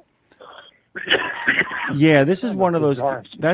It's bizarre because this is one of those cases we talk about all the time with unintended consequences, where this is what happens with people who actually don't work in the field, actually start making policy. Because what you have here is and make sure I'm understanding this from the article I read and from what you just said. We have an environmental requirement for the paint that's being used. The problem is, in order to maintain the environmental requirement, it's actually putting more people in harm's way because the paint has to continue, and it's costing the province more because they have to keep employing people to keep laying down this paint. Now, there might be, in fact, you can make a case. There's a little bit of Keynesian supply economics going on here, because it's like the best way to keep somebody to give them a job is to literally build in obsolescence in the product they're using. So, I mean, these people will never want for a job because the lines will always fade. But that being said, it's also putting them in terrible harm's way. And I would make the case, too, in order to do the job, I wonder if they've even considered what the environmental impact of sending those people out there on a regular basis is, because you got to drive out there, all of the stuff that kind of goes into every single human being has a carbon footprint, and every time you use more and more people as a carbon footprint, you're actually doing damage to the environment. These are just kind of thoughts I haven't organized, but is that kind of what we're talking about here, Jim? That's exactly what we're talking about here. And the mayor had a great quote here Jim Diodati is the guy's name, by the way. He had a great quote here. We're talking about the environmental consequences of this paint. He said, just being a road is an environmental disaster because it's got antifreeze, gas, oil, and salt, and we're worried about the paint on top of the contaminated road. So this is one of those things where you say, well-intentioned idea, but not very well thought out because of the consequences downstream. In this case, the congestion and accidents that result from people not being able to see the road. They're worried about the environment. You've got a road with traffic and, as he said, all the other stuff that leaks from cars. That is an environmental disaster any way you look at it. So trying to patch this up by not allowing the municipalities to use good paint, long-lasting paint, is just one of those head scratchers, I guess. It's really funny too. There is and by the way, actually, I did not make this up. Somebody once said that one of MacArthur's 5-point plans to win the war in Korea, and it was horrific, by the way, wanted to lay radioactive waste along the Chinese supply lines. Every supply line, no matter what that supply line is radioactive waste. I'm being exaggerative, but you make a really good point that a road unto itself is an environmental hazard.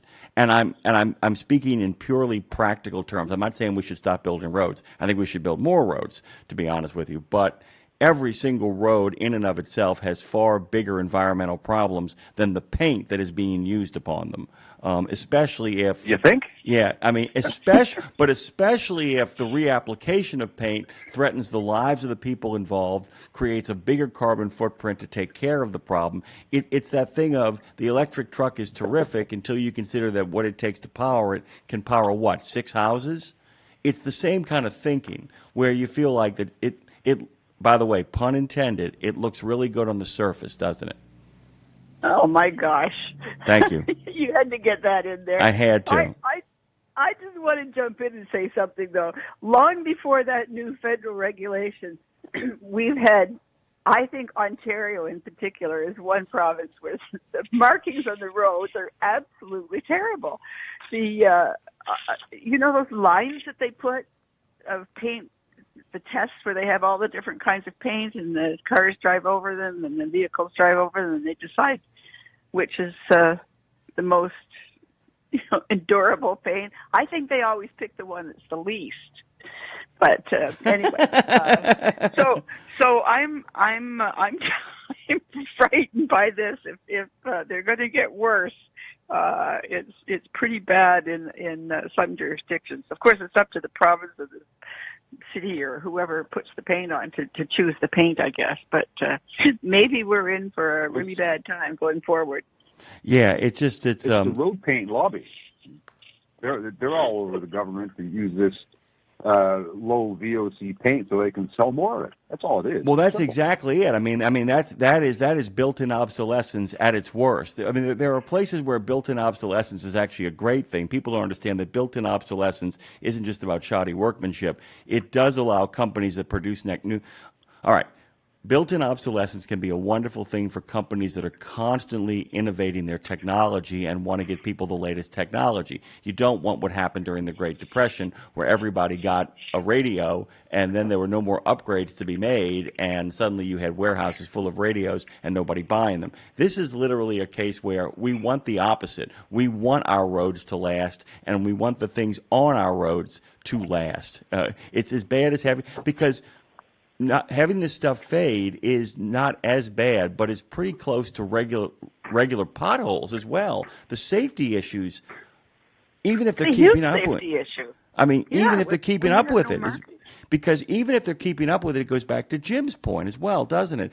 That that you're essentially putting more human beings in harm's way. That we know that accidents happen more in construction zones than almost anywhere else, unless I've got my numbers wrong. Correct? That's right. Yeah, and any roadway that has poor markings for lanes and exit ramps and all that stuff, it's dangerous, especially when you get in a city.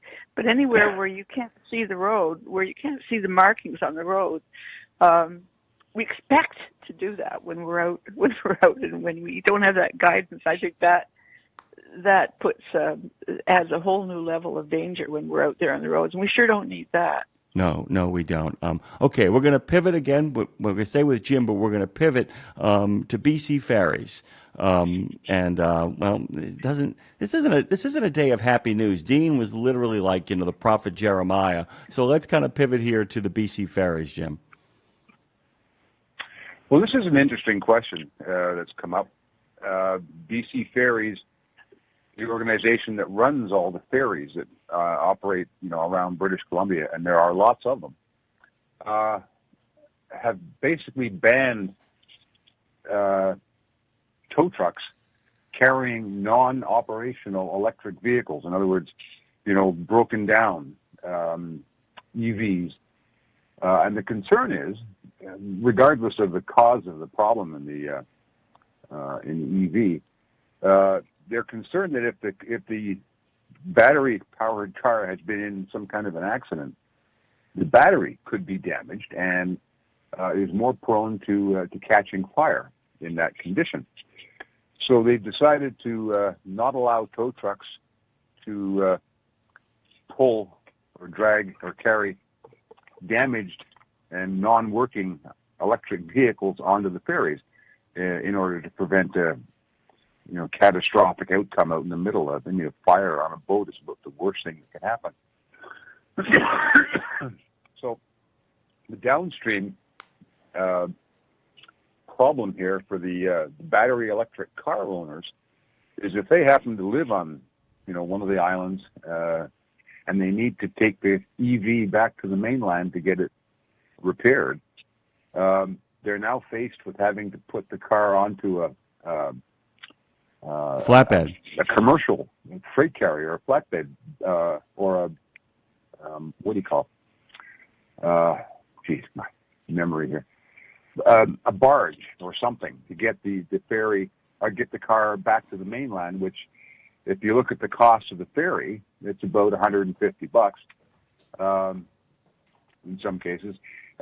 Putting it on a barge or something could end up costing the owner of the electric car $1,000 or more to pay the extra charges and the freight handling and stuff. So, this is a question. It's already come up, and Transport Canada back in 2014 developed some guidelines with regard to damaged batteries and where you could be, how to move them, where they could be moved, what conveyances, and ferries were included in those discussions. But, they were at the time just discussions and recommendations from Transport Canada, and whoever listens to those anyway. But now I guess BC Ferries has decided to take this seriously. So that, if you think about it with respect to trucks, there probably aren't a lot of electric trucks, running back and forth between Vancouver Island and the mainland yet. But if these things do manage to take a foothold in the market, and there's going to be inevitably accidents and collisions and damaged battery packs on those trucks, what are the ferry providers going to do then when you have to start saying no to trucks? And what's the truck owner going to do when they can't get their EV back to the shop for service? So these are some questions that we are going to have to grapple with going forward. But it's just an interesting thing to think about now is, how do you get your car to the dealer for service if it's damaged?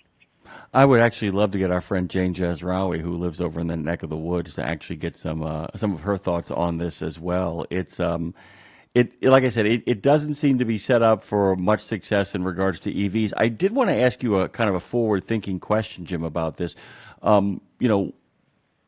A lot of times when people's cars break down, they have a guy or a gal that can actually come to their place and do kind of the fixing for them. That is a time-honored tradition in North America. The great land of tinkerers. At some point, your friend Phil shows up with his bag of tools and gets to work on what you need to get done. I'm wondering if this might actually create a secondary market of people who can actually go places and repair EVs. I'm wondering if the long-term thing is like that somebody can actually bring their own kind of equipment out there and go to work on these things. It's not as easy. There's a lot more complications that kind of go into this. But do you see that as being a possibility, not tomorrow or next year, but somewhere down the line? It seems like a reasonable response to the problem. First thing, and I'm fairly confident saying this, you can't repair a damaged battery. Basically, it has to be replaced. And they've learned through experience that once a battery is damaged, its behavior can be pretty unpredictable. Yeah. It can sit there in a parking lot for several days, after an accident, and then burst into flames, just because of the internal, construction of the battery and the chemistry and what have you. So I can't see anybody, with like Al's battery service, driving around places like Vancouver Island fixing broken EVs, because all the batteries are different. Different brands of cars have different batteries, different chemistries, et cetera, et cetera. So really, I think it becomes a question of how do you open up a channel to get these cars or whatever back to a place that can be serviced safely without the risk of a fire on board a roll-on, roll-off type of ferry. And if they're going to set up repair shops and mobile services to do it, they're going to need the resources to repair all kinds of vehicles, not just one or two. Say what you want about the folks who make cars over in the German economic clusters or the the world of Detroit or even over in Japan. Those people actually think about the unintended consequences these days when they launch new products. The problem with having a product that actually gets its biggest start in Silicon Valley is, I always make the joke, remember, people who move fast and break things, that works at an intellectual level. It doesn't work when it comes to vehicles, and it could become a real problem. The unintended consequences of all the things they didn't think about as these things get onboarded across the country. We have a few minutes left here. I wanted to ask you both, and we'll start with you, Joanne. How did you spend Canada Day? I did absolutely nothing. Just puttered around my garden and kept a low profile. I was by myself, so I should say though that Canada Day and the celebration that many people were involved in was very different this year. It was much more about our elbows up Canada than it has been in the past. So, a very patriotic celebration. I read a number of stories. Somebody made our country great again. Yeah. A lot of people were very patriotic about Canada this particular time of year, and there's no surprise there. Yeah. I just wanted to say though that since we're talking about broken down vehicles, I just wondered if you'd heard about the pair of jumper cables that walked into the bar and ordered a beer. What about the bartender said? The bartender said, "All right, okay, but don't you start anything." Oh my God, Jim, we're going to give you the last word because of that. By the way, I got to tell you, Joanne, you've really sparked me. Okay, go ahead, Jim. I went over to the local fairgrounds here and hung around for a few hours, listened to a couple of bands, and had some French fries off a chip truck. Just kind of hung out for a while. It was pleasant. I hadn't done that in a few years, and it wasn't any kind of great patriotic spasm. I just thought, hey, we should go over and see what's going on. Hey, by the way, I got to go to my doctor because I've had a couple of patriotic spasms the last couple of weeks, and I got to tell you, it's really acting up. I also wanted to make sure we got the Canada Day stuff in here, so I skipped this, guys. In case you're curious, the whole thing about the paint too. In the name of sweet mother of pearl, why would you actually create more traffic problems by changing the paint over at Niagara Falls? I just think it's the stupidest idea of all time. Right. Just, wanted to point out, I didn't want to let that get by if I got a chance to get to your Canada Day experiences, but now since we've taken care of them, hey guys, here's an idea. Don't make a tourist attraction a perpetual state of construction zones. Just forward thinking. I love you both. We're going to get you on here more. We've got you now 2 times a month. We're going to ramp this up, get you on both on Nemo Nation and a whole bunch of other places. Thank you both so much. Love having you on. Okay, thank you, and Catch happy you in a couple of 4th. weeks. By the way, Canada Happy Call. 4th of July to you. Thank you, sir. And happy Canada Day to all of you guys out there who celebrated this year. And we will have a safe celebration as well on our side of the fence. It's a very, very good fence for good neighbors. Jim and Joanne from obac.ca. Hey, guys, go to shadyrays.com. They've got your back with a lost and broken protection program. shadyrays.com.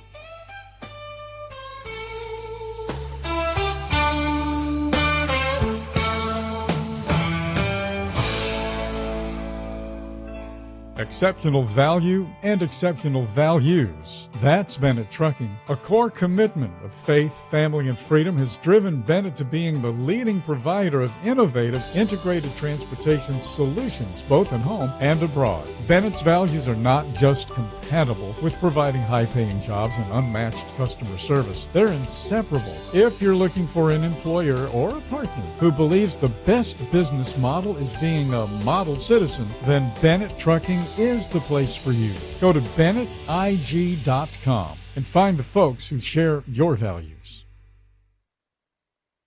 Pro drivers, say hello to your perfect fuel stop, Racetrack. Perfect as in hello, everything you need on the go. Oh, hi there, dedicated truck lanes. What's up, hot and delicious grab-and-go food? And hello, cat scales, clean restrooms, and large, easy-to-maneuver lots. Racetrack has what you want so you can get in, get out, and get back on the road, turning miles into money. Next time you need to stop, say hello to the fuel stop built for pro drivers. Racetrack, whatever gets you going.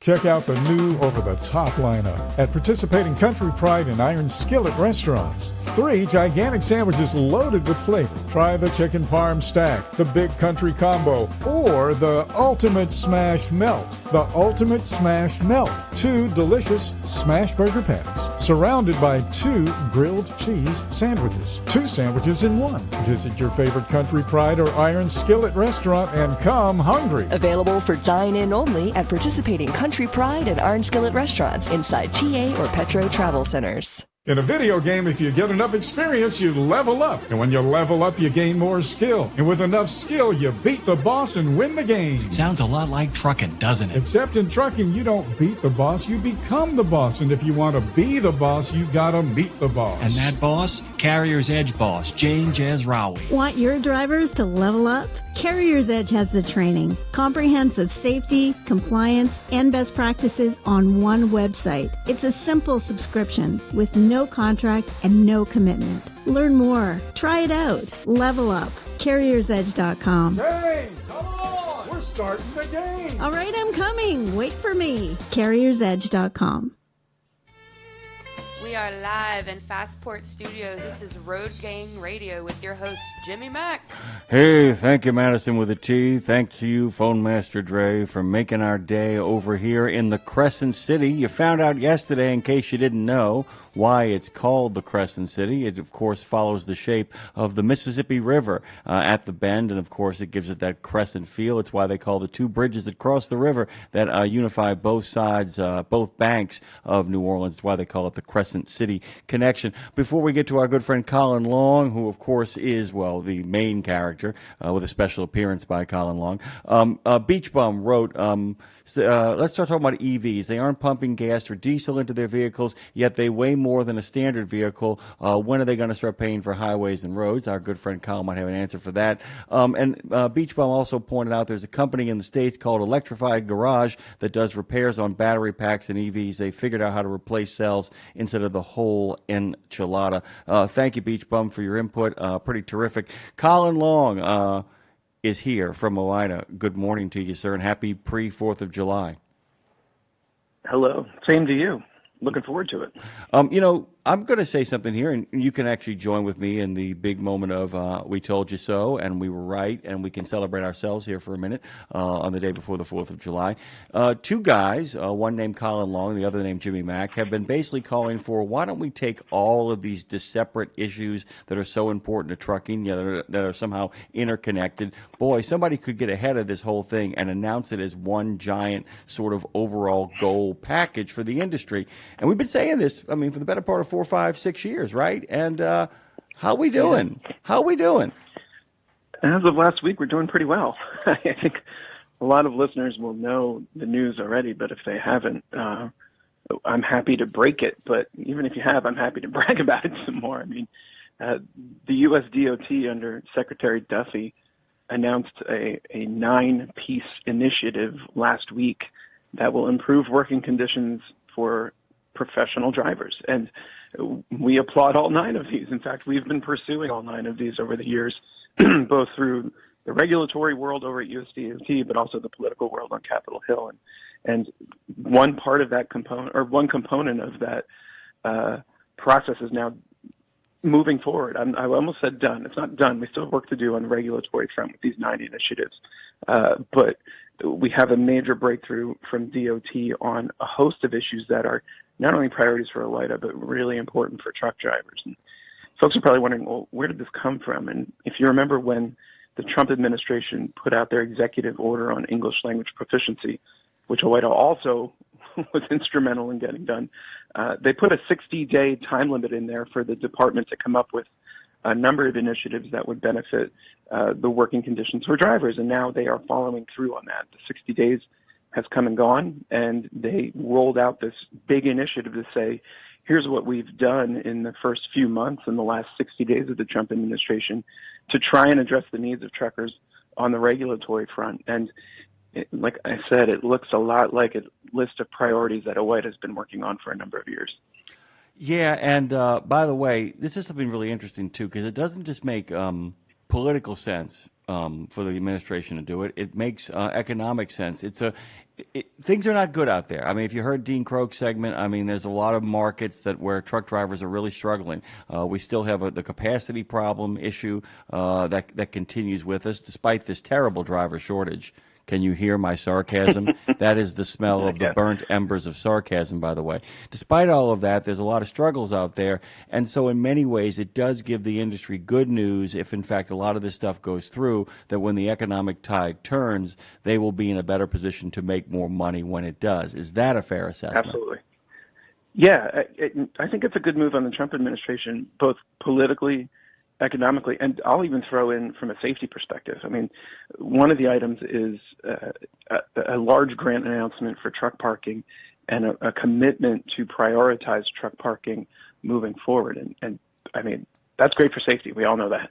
The second initiative is rescinding the speed limiter mandate. And I think safety advocates may disagree with us, but we think the research and data backs up our position that a speed limiter mandate would deter from safety. It would make safety worse. Speed differentials are not something we want on our roads. So we look at this initiative and we see a lot of good stuff in there from an economic standpoint and from a safety standpoint. And we think, you know, we always say on Capitol Hill, whether it be to administration officials who are working on the regulatory side or to elected officials who are working on the legislative side, we always say you can kill multiple birds with one stone in trucking if you listen to the drivers. And they've done that. I mean, this is a clear reflection that the Trump administration has listened to drivers, prioritized their needs, and taken pretty significant steps to address a lot of the concerns that we've been voicing on behalf of our members for a number of years.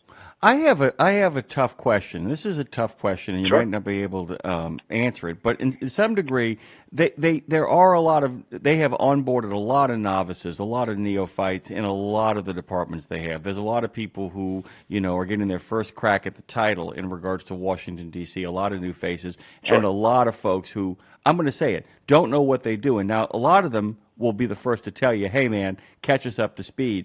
Has this given you guys a window, in a sense, that because you're not dealing with zombie ideas and because you're dealing with people who are like, I don't know, you tell me, has that been of help to you guys in the sense that it's like, look, we actually speak for drivers because our members are drivers, 150,000 of them. Has that given you guys a little newfound edge in the sense that, you know, a lot of these people, even the ones who are experts with institutional knowledge, often fall prey to what we call zombie ideas or calcified thinking.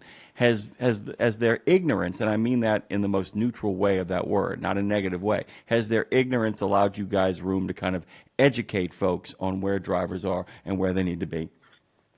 Yeah, I think so. And a couple, I'm going to unlock this in a couple of ways. one, I think, when I came on board at OOIDA, I had a general understanding of trucking, and I'm using air quotes, you can't tell, but no one really knows trucking until they're living and breathing it. And so what I did to get up to speed and to learn the issues was talk to truckers, talk to our members, talk to our board, talk to our experts at headquarters to develop a better understanding of what is needed to achieve economic success for drivers, to achieve safety for drivers. And I think the Trump administration has done the same thing. They've prioritized truckers as the experts and the resources they will rely on to develop policy, because far too long we've been trusting everyone else in the industry to develop policy, to be the leading voice on policy, whether that be corporate mega carriers, whether that be safety advocates, whether that be law enforcement. Now I think we see a pivot to prioritizing the needs and opportunities for truckers. And I think that's certainly something we applaud at OOIDA, and I think it's showing that it's working. The second thing is, I'll give Secretary Duffy some kudos here. I mean, he had a CDL, he has experience behind the wheel, and I think he came in with this notion that, maybe we do need to do things differently. This administration is all about doing things differently, whether you like it or not in some cases. In this case, we like it because they're prioritizing truckers, and I think that's shown up and down the department. I mean, Secretary Duffy's been very engaged in the trucking industry. I mean, he's spent time with our leadership in the first few months of his term, just understanding what the needs and the challenges are, and figuring out ways for one of his agencies, FMCSA, to start addressing those. And you're right, there's a lot of new folks in place. Some of them have experience in trucking, some of them don't, but by and large, we think they're doing things in the right way, and I think it's shown in this initiative that really puts truckers at the forefront of policy development, which we certainly applaud. Field, but take us into kind of a more theoretical place here, and it's kind of fun. Mm-hmm. There's a galactic brain kind of process at work here for me. We've talked about the death of expertise in this country for quite some time, the idea that people no longer listen to experts. I have this radical idea that the reason why people stop listening to experts is because experts stop listening to them. And I don't mean that if I'm a particle physicist, I don't mean that I should listen to the man on the street about particle physics. What I mean, though, is if I'm an economic expert, it still behooves me not to talk about trucking as an expert when I'm not.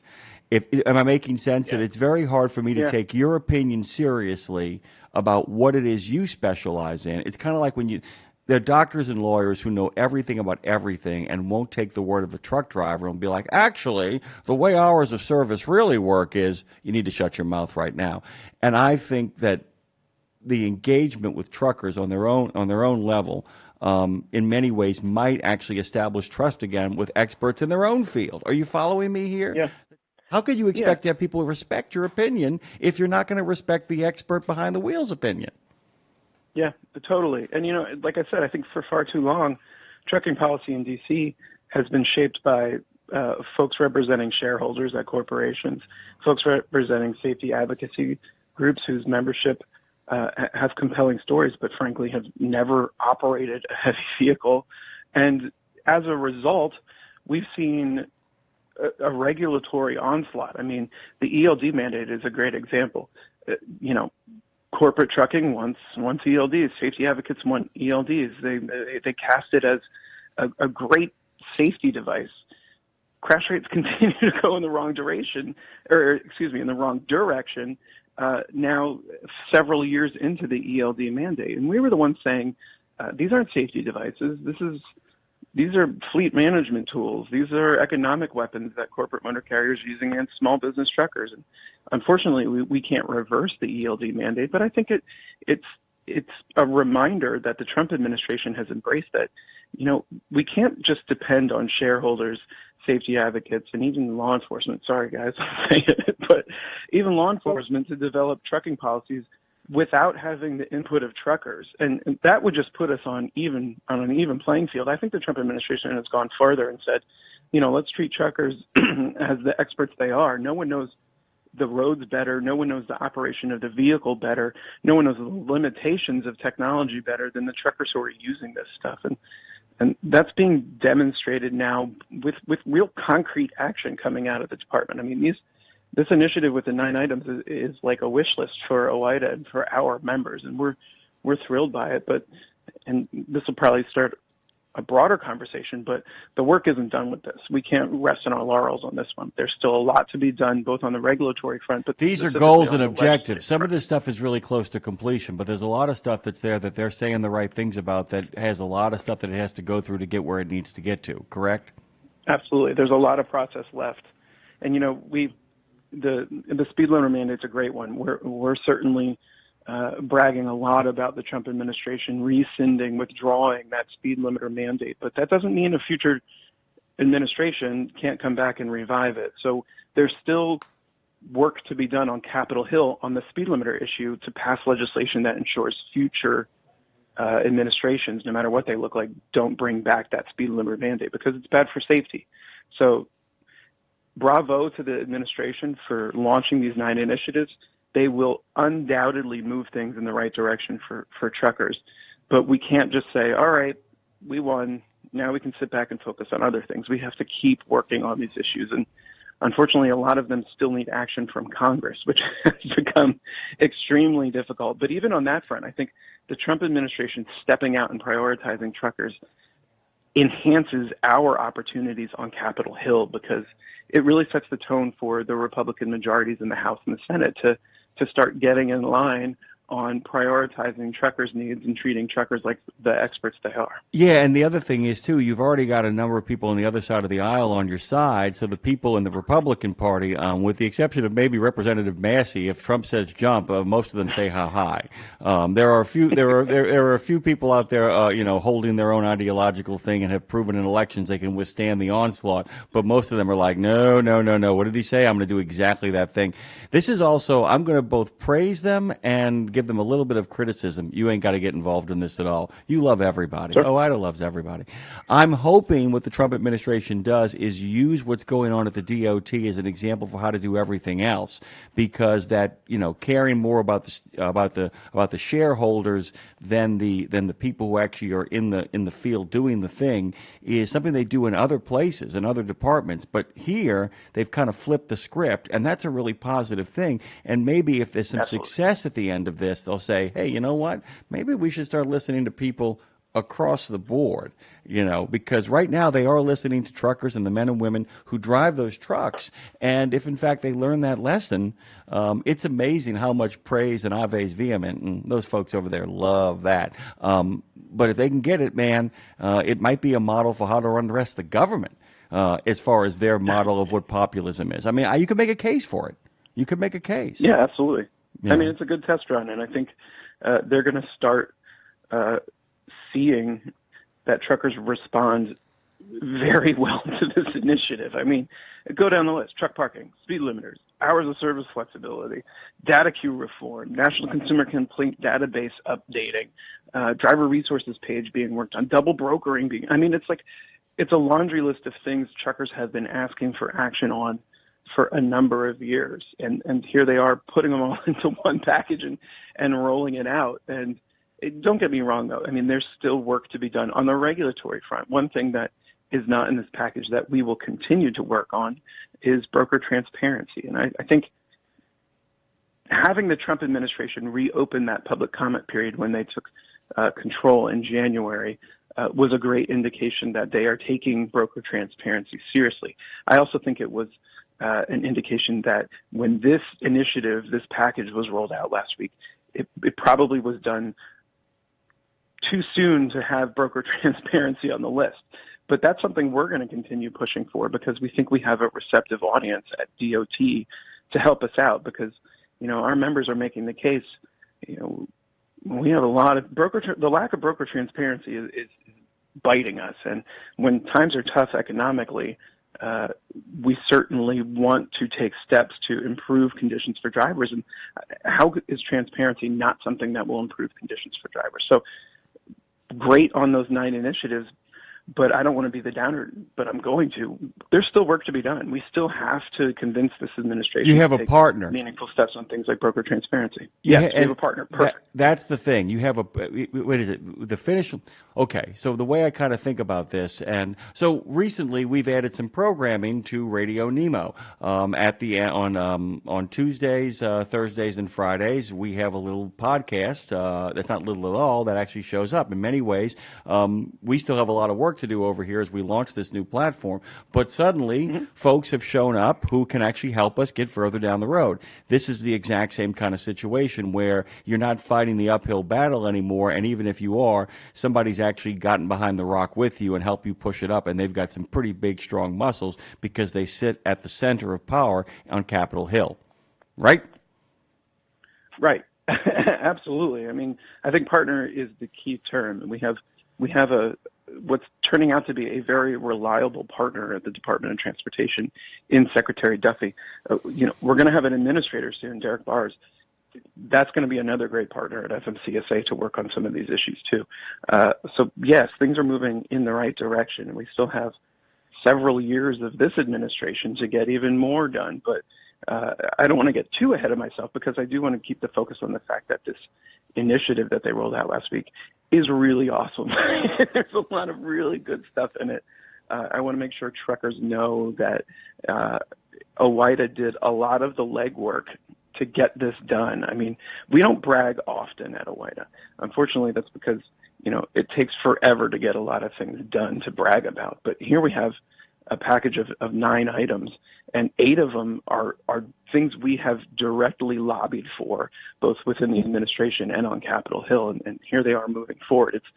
It's a pretty significant moment for OOIDA, but it's a huge moment for truckers, because this is kind of a breakthrough. I mean, we've been trying to bury speed limiters for years. We are now much closer to doing that. We've been trying to break through on truck parking for years. Now we can go to Capitol Hill and say, see, the administration is prioritizing truck parking. It's safe to get in the water on this one. Yeah, you can sit. You go sit in front of a Republican congressman and say, "Do you really want to oppose the president on this? How's your district looking, by the way? How's your swing district looking? How you doing there, pal?" Maybe you could give us a little hand, and we can give you a hand too. By the way, for those who are fans of Lord of the Rings, the best equivalency is the Rohirrim have arrived at Pelennor Fields.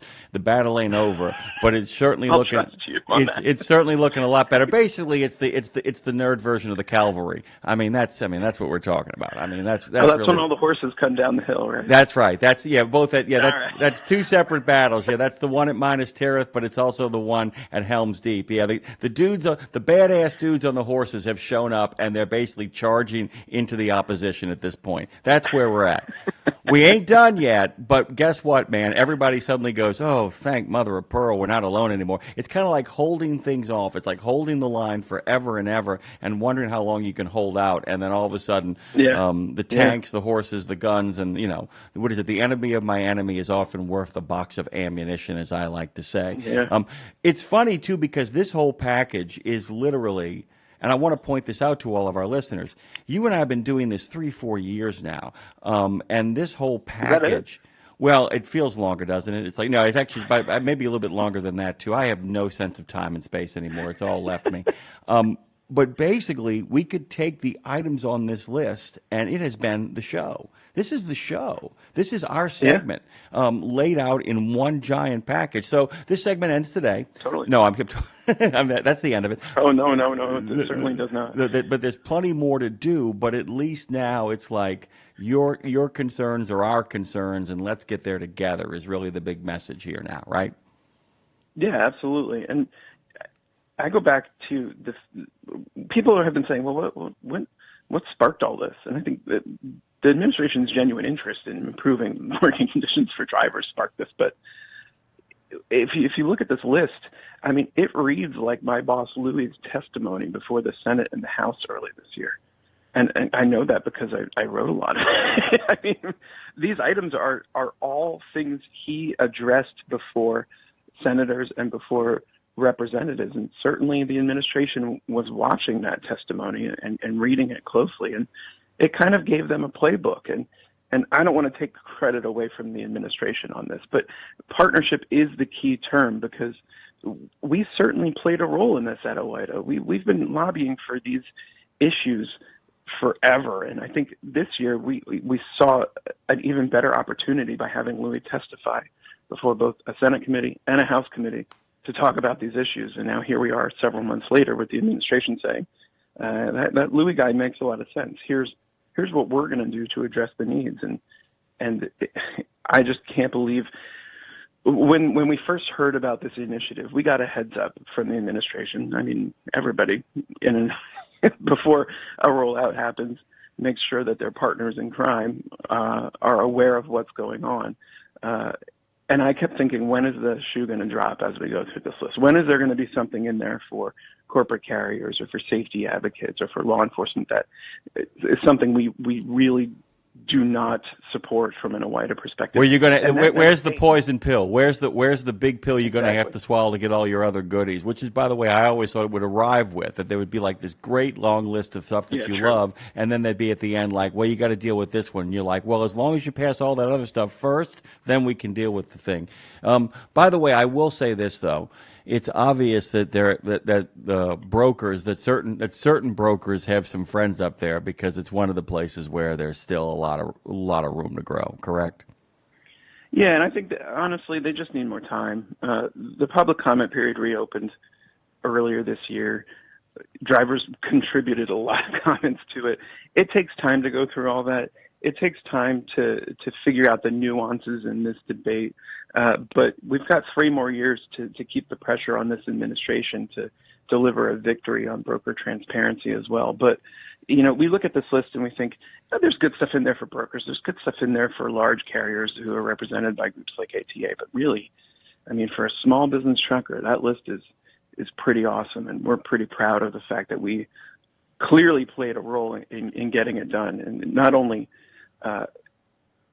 the significant issues that we've always been talking about, like truck parking and speed limiters and hours of service, but even some of the smaller issues that could make a real difference in the life of a small business trucker, like data queue, NCCDB, double brokering. I mean, it touches on the big picture issues. It touches on the more detailed things that we've been crowing about for years. So bravo for them for not focusing exclusively on making just a big splash with speed limiters. They actually went further and said, we are going to take into account a lot of the frustrations your members experience with data queue. We're going to address that. And we think, bravo.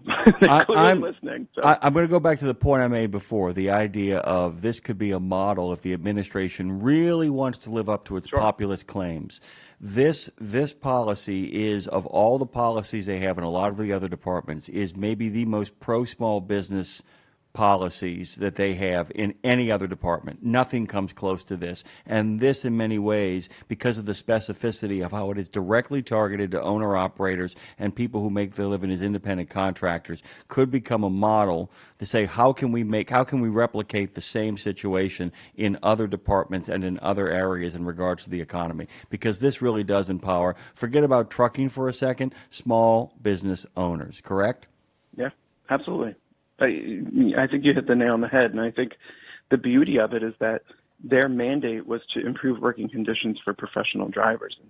And I think they've probably discovered, or they knew all along, that a lot of professional drivers are also small business owner-operators. And you can kill 2 birds with 1 stone on that front, too, because what's good for the men and the women making their living behind the wheel is often really good for the small businesses in trucking, which is something we've been saying all along. And small businesses still are a lion's share of the trucking industry, over 96%. So if you start addressing the needs of professional drivers, lo and behold, you start improving conditions for the small businesses out there who will make up most of the industry. So they've done a really good job of covering a lot of ground with what are pretty straightforward initiatives. I mean, hours of service, how long have we been talking about hours of service improvements? They didn't deliver a massive victory, but they started the ball rolling in the right direction on hours of service. Yeah, for the first picked up where they left off. Yeah, for the first time, it's not headed in the opposite direction. That's the big thing. Exactly. People don't understand that we've always talked about the idea of engaging in a rear guard action of simply not letting things get worse. Even if it's incremental, the idea that the line ticked in the other direction as opposed to just holding the line. Colin, we're out of time. Yep. What are you doing for 4th of July? Quick, go. I stay in D.C. There's no better place to be on the 4th than D.C., believe it or not. So I'm going to be here partying. Well, I don't know. I mean, I think it's a pretty terrific place to be in there. I mean, after all, by the way, guys, bad news for everybody. It's been Washington, D.C.'s been part of America long before the city of New Orleans. I'll tell you that right now. Thank you, Colin Long. Good talking to you, man. Thank you. Guys, I'll talk to you next week. fightingfortruckers.com, OIDA.org, all those wonderful groovy places you should head on over to. We'll post all that stuff, too, when we head on over and repost this later on in the day or tomorrow. We're going to be back on the other side with Lindsay LaRue, RGR. Keep the resistance going. Hey, guys, go to truckdown.com and get out of that ditch. We'll be right back.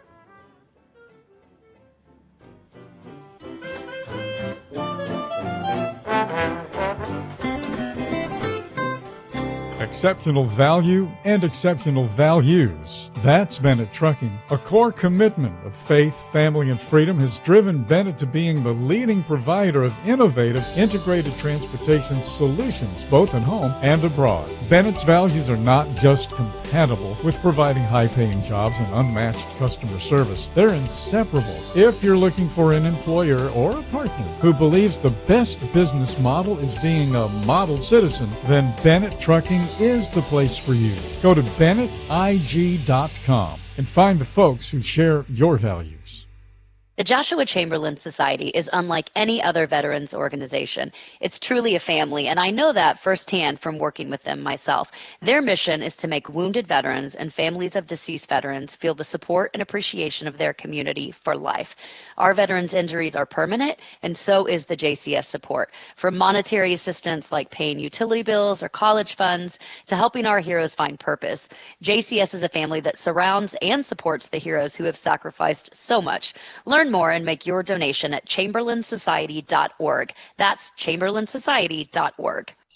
Wait a minute. Are you running all of your rig's accessories? All of them. You like that? No, why would I? Your engine's turned off. That means I ain't violating no idling laws. You like that? No, why would I? That means you're running off your battery. I'm running on an Odyssey battery. You like that? No, why wait. Did you say an Odyssey battery? Odyssey battery. Rugged, maintenance-free, thin plate pure lead technology, and massive deep cycling capability. Plenty of reserve power to run onboard accessories. Engine on or off. Twice the power, 3 times the life of conventional batteries. That's an Odyssey battery. You like that? No, I don't like that. I love that.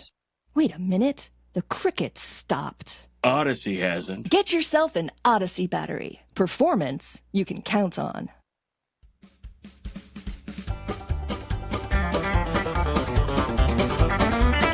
Oh, we are live and alive. This is Road Gang Radio with that third hour going in with Lindsay, Lawler, and Jimmy Mack.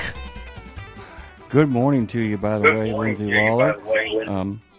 Hey, mute your Google Meet. Well, my whole thing was, I get what's happening. I get what's happening. I see.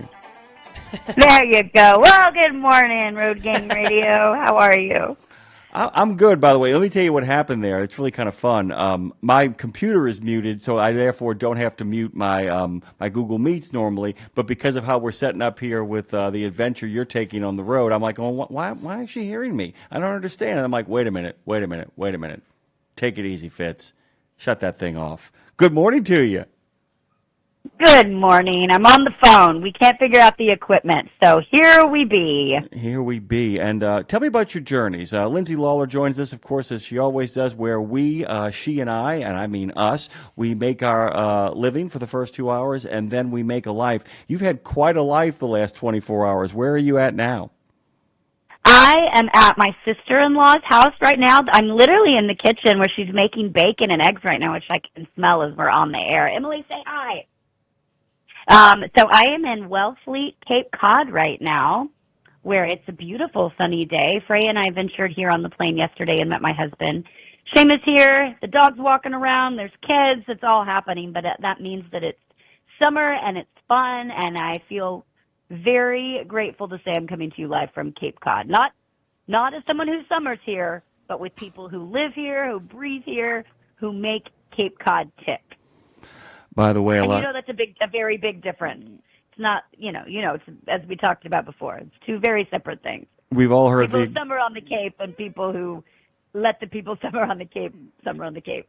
It's the townie thing, by the way. It's the idea that there are people who are from here and people who visit here, and even people who claim to be from there. A lot of them actually just visit there because they've gone on to bigger and what they would call better things. The people who actually live there would say, no, oh, contraire, mon frere. Good morning to you from our good friend Forod, who says hi to Freya as well. Beach Bum says good morning, Double L. Our friend Chowder says good morning. And there's a lot of folks jumping in the conversation, jumping in the chat, including the Marshall Tucker Platter Band. I've been dying to say that for a while. That's a good one. I like that. You like that one? I've been sitting on that one. I've been sitting on that one. So you made your way to the Cape, though. Your dad picked you up yesterday. How was the trip up there, by the way? It was good. It was really easy. It was nice to. That's one great thing, having my family live there. My parents were able to drop me off. We had a super easy flight. You will appreciate my daughter sat on the Nintendo Switch while we were on the flight, and so she can talk gaming with you anytime you'd like, as you know. And then Seamus picked us up in Boston, and it was a lot of summer traffic. I thought it took a long time, but I was told that was not even as bad as it could have been. And we do normally my husband his thing is he loves to stop at a place called Sir Cricket's and get a lobster roll when coming from Boston to the Cape. But we stopped at a place, our favorite restaurant that our friends owned called Mahoney's, which is in Orleans, Cape Cod. So we pulled through, had a lovely dinner. They kept the restaurant open for us. That's what's great about local and small towns. When you know the owner, they say, we'll leave the light on. We showed up, there was tuna, sashimi, and mussels waiting, and a glass of wine. And we broke bread with some friends, and then daughter slept in the booth at the restaurant, just local greatness. And then we got back here to Emily's house. And as soon as I get off with you, we're going to head to, I don't know, a pond, a beach. I don't know. We'll see what we can get into. Get a little of the old 4th of July spirit going. We won't talk about this today, but I want to give you a heads up because I'm going to send you an article, by the way. Our good friend Julian Simpson of Lovecraft Investigations and, of course, the Pleasant Green Universe. You'll never hear that said the same way once you listen to the episode where the words Pleasant Green are first introduced. He actually posted an article, Lindsay, made me think of you. It says, ChatGPT use significantly reduces brain activity, an MIT study finds. And I was listen. No, I will. I'm glad you brought that up because I have changed how I use my ChatGPT. I'm trying not to. I'm using it as an enhancer to myself. It's not the lifeline. You know what I mean? I'm very cautious of that, and I think that's the difference. If you use it, I don't want it to be a crutch. I don't want it to start speaking for me because that would change. You can see the fine line when it starts changing how you speak. So if I ever stop sounding like me, you let me know, Jimmy Mac, because no, I use it a lot yet less than I used to. It's like, I use it for things like helping me. Here's what's in my refrigerator. What can I cook tonight? Like things that'll help me make life easier, not things that will take it away from me being me. And it's a fine line. I'll tell you this. Here's the thing. I have very, very dark feelings about ChatGPT. That being said, but that being said, I actually was talking to Dre about this morning. I really think, though, that there are areas like the one you just brought up where it actually can be an amazing tool, an enhancement. And I will tell you good word, that there are a lot of people out there, particularly people who have neurodivergent issues, who suffer from the inability to have executive dysfunction. You brought up a really good point. I don't need help organizing a show. I don't need help organizing how I'm going to put together a play. I don't need help organizing how I'm put together anything creative. That's my bag. That's my jam. Or how I'm going to talk to somebody. Like if you're using it to have a conversation, you've already taken you're losing because you're taking yourself out of the mix. Exactly. But if it comes down to I have executive dysfunction because I can't figure out which of the things in my refrigerator I want to eat, I literally will have executive dysfunction. If I can simply say, what are some good options? I have the following things. And it goes, boom, done. I can turn it almost into a roulette wheel of, there used to be this app called Eat This, Not That I loved.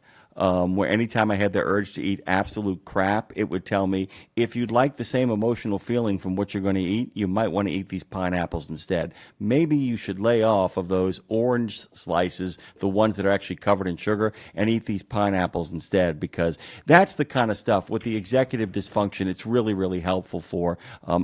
My problem is that you said it best. It's when people start saying, oh, I can write a song. I have a couple of ideas. Write me a song about being lonely at a train station, and it'll do that. Yeah, no, pass. I would never use it for creativity or for writing. Like, yeah, that's not something where I'd say help me give some content. Yeah, it's a real issue. Like I said, if you're looking for content, you need to go find your own content, because at the end of the day, you love to say this, I love to say it too. Now, be careful about what I say. People say write what you know.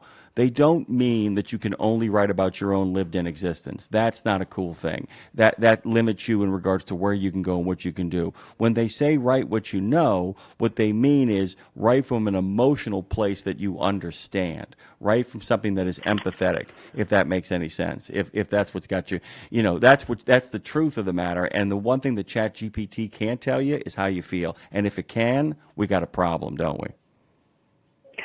We do, but I will say though, I'm echoing here on the phone. Yeah, we got. Am I echoing on yours? I can hear it. I can hear it. It's kind of exciting, as a matter of fact, because we went from like this clear crystal signal to now we got this like you're in a hangar or something. It's like you're going to set off some fireworks or something really soon, and that's kind of an interesting thing. Is it because I'm on here? Can you hear me on the phone? I think you're. Wait, try again. What's that? Mute. This is really fun, guys. Mute your phone, okay? No, I can't hear you on that. Okay, that's not why it was. That's not why it was. It was worth a shot. That was kind of fun and exciting. We're giving that a shot. Well, it says disconnect. Oh, there. No, that didn't help. Okay. All right, I'm going to hang up. Why don't you talk to Dre for a second? I got a lot of people I can talk to, too. Is it 615-292-6366? Phone Master Dre, give old Lindsay Lou a call, and we'll figure out what's going on over there. Our good friend Fall Art said, just when you thought it was safe to go in the water. And Marshall Platter said, I love the Marshall Tucker reference. I heard it in a love song, Marshall. It can't be wrong. By the way, I always tell people that there are a few bands who don't do trucking music, who don't do classic trucking genre, country and western, but feel like they are peak road gang. The Marshall Tucker Band comes roaring to mind. The Amazing Rhythm Aces come to mind. Little Feat is another version of peak road gang radio when it comes on. Would love your thoughts as well too. 615-292-6366. Marshall wants to tell us all that while I could hear the echo and Lindsay could hear the echo, he said that there was no echo to be heard. That's an interesting thing, too. Would love to hear from you guys. I do want to tell you who's on the show this morning before Lindsay jumps back on and joins us here. We're going to start off with, I'm really excited about this. And if you checked out, and I got to talk to Lindsay about this, too. This was on my list. If you guys haven't been to Facebook.com, those of you listening on YouTube, those of you listening on RadioNemo.com, those of you listening on Audacity, those of you who might be listening on Pandora or the other platform where we can be found now, if in fact, you're listening over there on Facebook, there is a wonderful video that our good friends Madison with a T and Phone Madison Master with a T. Yeah, Madison with a T and Phone Master Dre just cut. That is pretty darn remarkable, by the way. You're a big fan of it, are you not, Lindsay? Oh, I was obsessed. It's You're hearing me echo right now, aren't you? I am. Are you hearing it, Trey? Dre's not hearing it, but Lindsay and I can hear it, which is a really strange thing. This is kind of fun. Ask the audience, everyone listening on YouTube. Marshall said he couldn't hear it. Marshall said he couldn't hear it. All right, I'll power through. My life can be miserable as long as our listeners' life isn't miserable. What did you think about that video, though? I mean, it was great, wasn't it? Tara and I were talking about it this morning. Here's why I loved it, because I think we just assumed, and not taking away from Dre and Madison, I just didn't even think about, thought they'd just be in the studio maybe reading the list. When we got that, it was the most pleasant surprise to be reminded that, oh my God, this team, I know we hate the word team, but this team we have, everybody brings such a unique perspective and talent, and there's so many different ages and walks of life that we have here, that it was such a reminder that everybody brought their own character. Like, Dave's video was so Dave. Your video was so you. I love that I was at the Hall of Fame. I love that the kids, as I call them, even though they're not kids, brought their own flair there in New Orleans on the streets. And Tara's got a great idea for what she's going to do out on her lands. She's got something each day to do something different. So I love that we'll all bring something different to the table. The idea of me, like, now I'm at the Hall of Fame. Now I'm on the road. Now I'm on stage here, you know, and you bringing your cerebral side of things. It was really cool. And the fact that Dre and Madison had so much personality in it, it brought my heart so much joy and reminded me why the hell I work here. Thank you, Jesus. Well, I'll tell you this too, Lindsay. Madison came to me and she said, "Are we limited to just like talking to a camera?" And I said, "Dude, if you have time to do something great, do it. I don't care what you do, and I don't mean that like. Of course, I care what you do, but I don't care what you do, and if you want to make something better or great." And I have to tell you though, it's always nice to be given a permission structure to be up to a whole lot of nonsense, isn't it? To be like, oh yeah, we can do. And I think in many ways you kind of started the ball rolling, because I know that Tara had said to me, she said, maybe I shouldn't bother Lindsay this time because she's going to be at the Country Music Hall of Fame with that show. And then she said that you got in touch and said, oh no, I'm doing it. I'm just going to do it from here because this is a cooler place to do it from. Hold on tight. Yeah. I'm going to be showing up here in a second. And I think that got the ball rolling in a lot of ways. This is what I predict will happen. This will turn into a giant arms race of sorts where people are like, okay, totally. And I promise you, you'll do it your way. I will do it my way. The Whiz kids will continue to do it their way. And at some point, Dave will be like, well, why can't I have any fun? And I'm going to say, why can't I play the game? And we're going to say, get in the game, coach. Put me in. Nobody's going to stop you, brother. Get in the game and make it happen. Let's do this officially. 615-292-6366. That's 615-292-NEMO. Make sure you give us a call. We got about 15 more minutes before our first get hops on the scene. We're talking hamburgers, hamburger history. I've got some deep dive yet ridiculous questions to go. I'm sure you do as well, Jimmy. And right after that, we're talking pyrotechnics, fireworks, and celebrations. And then by the end of the show at 10:30, we'll open up the phone lines again to hop back in. So you got 15 minutes to hop in the conversation now, and you can hop back in at the end of the show if you've got stuff you want to say about hamburgers and fireworks. Yeah, and by the way, like I said, I'm very, very pleased with what Claire has concocted for us on this day before the 4th of July. It feels really perfect. We had really in-depth conversations on the first part of the show. Dean, as always, knows how to play the game, doing a great job opening the show with me and then sliding very nicely into the rates. Our friends from Canada had some really in-depth stories about what's going on north of the border, including what person in their right mind would actually want to create more construction site problems around Niagara Falls. That makes no sense to me. And then, of course, maybe ChatGPT would. Yeah, probably would. You need paint that fades on a regular basis. And then Washington Trucking Week, of course, with our good friend Colin Long, with this remarkable story that is now emerging about the administration's commitment to over-the-road drivers and the day-to-day of what it means to make a living across the road. The two guests coming up that Lindsay has alluded to and I talked about this morning, Chris Carosa is who she's referring to.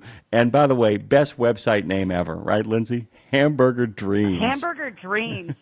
You know that I've been having dreams of hamburgers ever since I clicked on hamburgerdreams.com. By the way, I don't know if you noticed, go back to the video for a second, that Madison and Dre went out and got us all hamburgers yesterday so they could cut the video.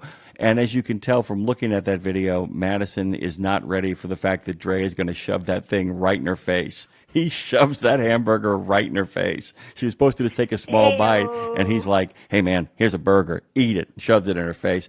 So Chris Carosa is actually going to be here using detective techniques. He actually found out where the first hamburger actually comes from. And then the pyrotechnic expert that Lindsay referred to, Murica, is James Fuller, fireworks safety expert, former firefighter and consultant who works with the American Pyrotechnics Association. Another great website, by the way, Lindsay. How did they get the rights to this one? AmericanPyro.com.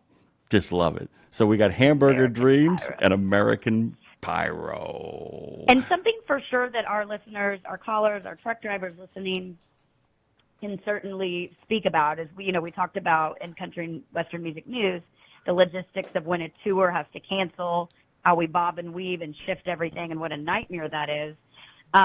That happens around fireworks. Certainly fireworks are being hauled in trucks. Certainly the stages that are being hauled around for all these 4th of July celebrations are a big deal. And I started thinking about it because I was looking at the logistics behind Coldplay's tour, world tour, that runs through apparently September of this year, Jim. Mm-hmm.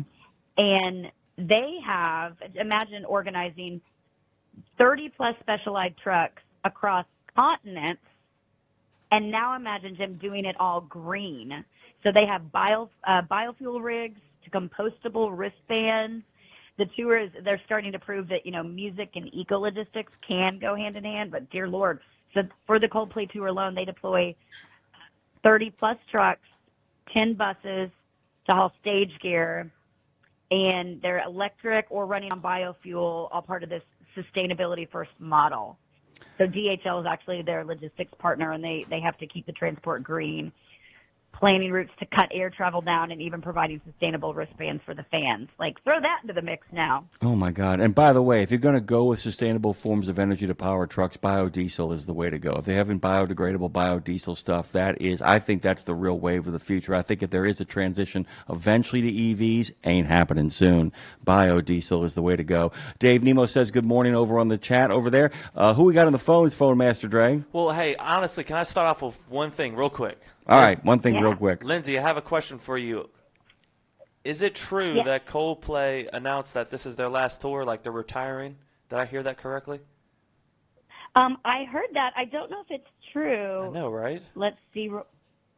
Ask ChatGPT. Is Coldplay retired? Coldplay will retire after releasing their 12th studio album, as confirmed from Chris Martin himself. Oh, man. So that sounds true. He says, we are only going to do 12 proper albums, and that is real. I'm confirming this myself. Says the decision is influenced by the band's desire to maintain high quality in their music, and they have a limit to ensure that the quality remains high. And that's actually kind of what we talked about with Gary Graff yesterday when I was referring to the Jagged Little Pill record. It's like, when you create a masterpiece like that, it doesn't mean necessarily you stop creating music, but Coldplay is Coldplay, and maybe they're like, listen, we've climbed the mountain, we've gone over the mountain. And I wonder if they're going to be one of these, we came out of retirement again, or if they're all just going to work on their own projects. Obviously, they don't have to work, but a creative is a creative is a creative. So we'll see. Amen. I'm actually looking up something right now, really quickly.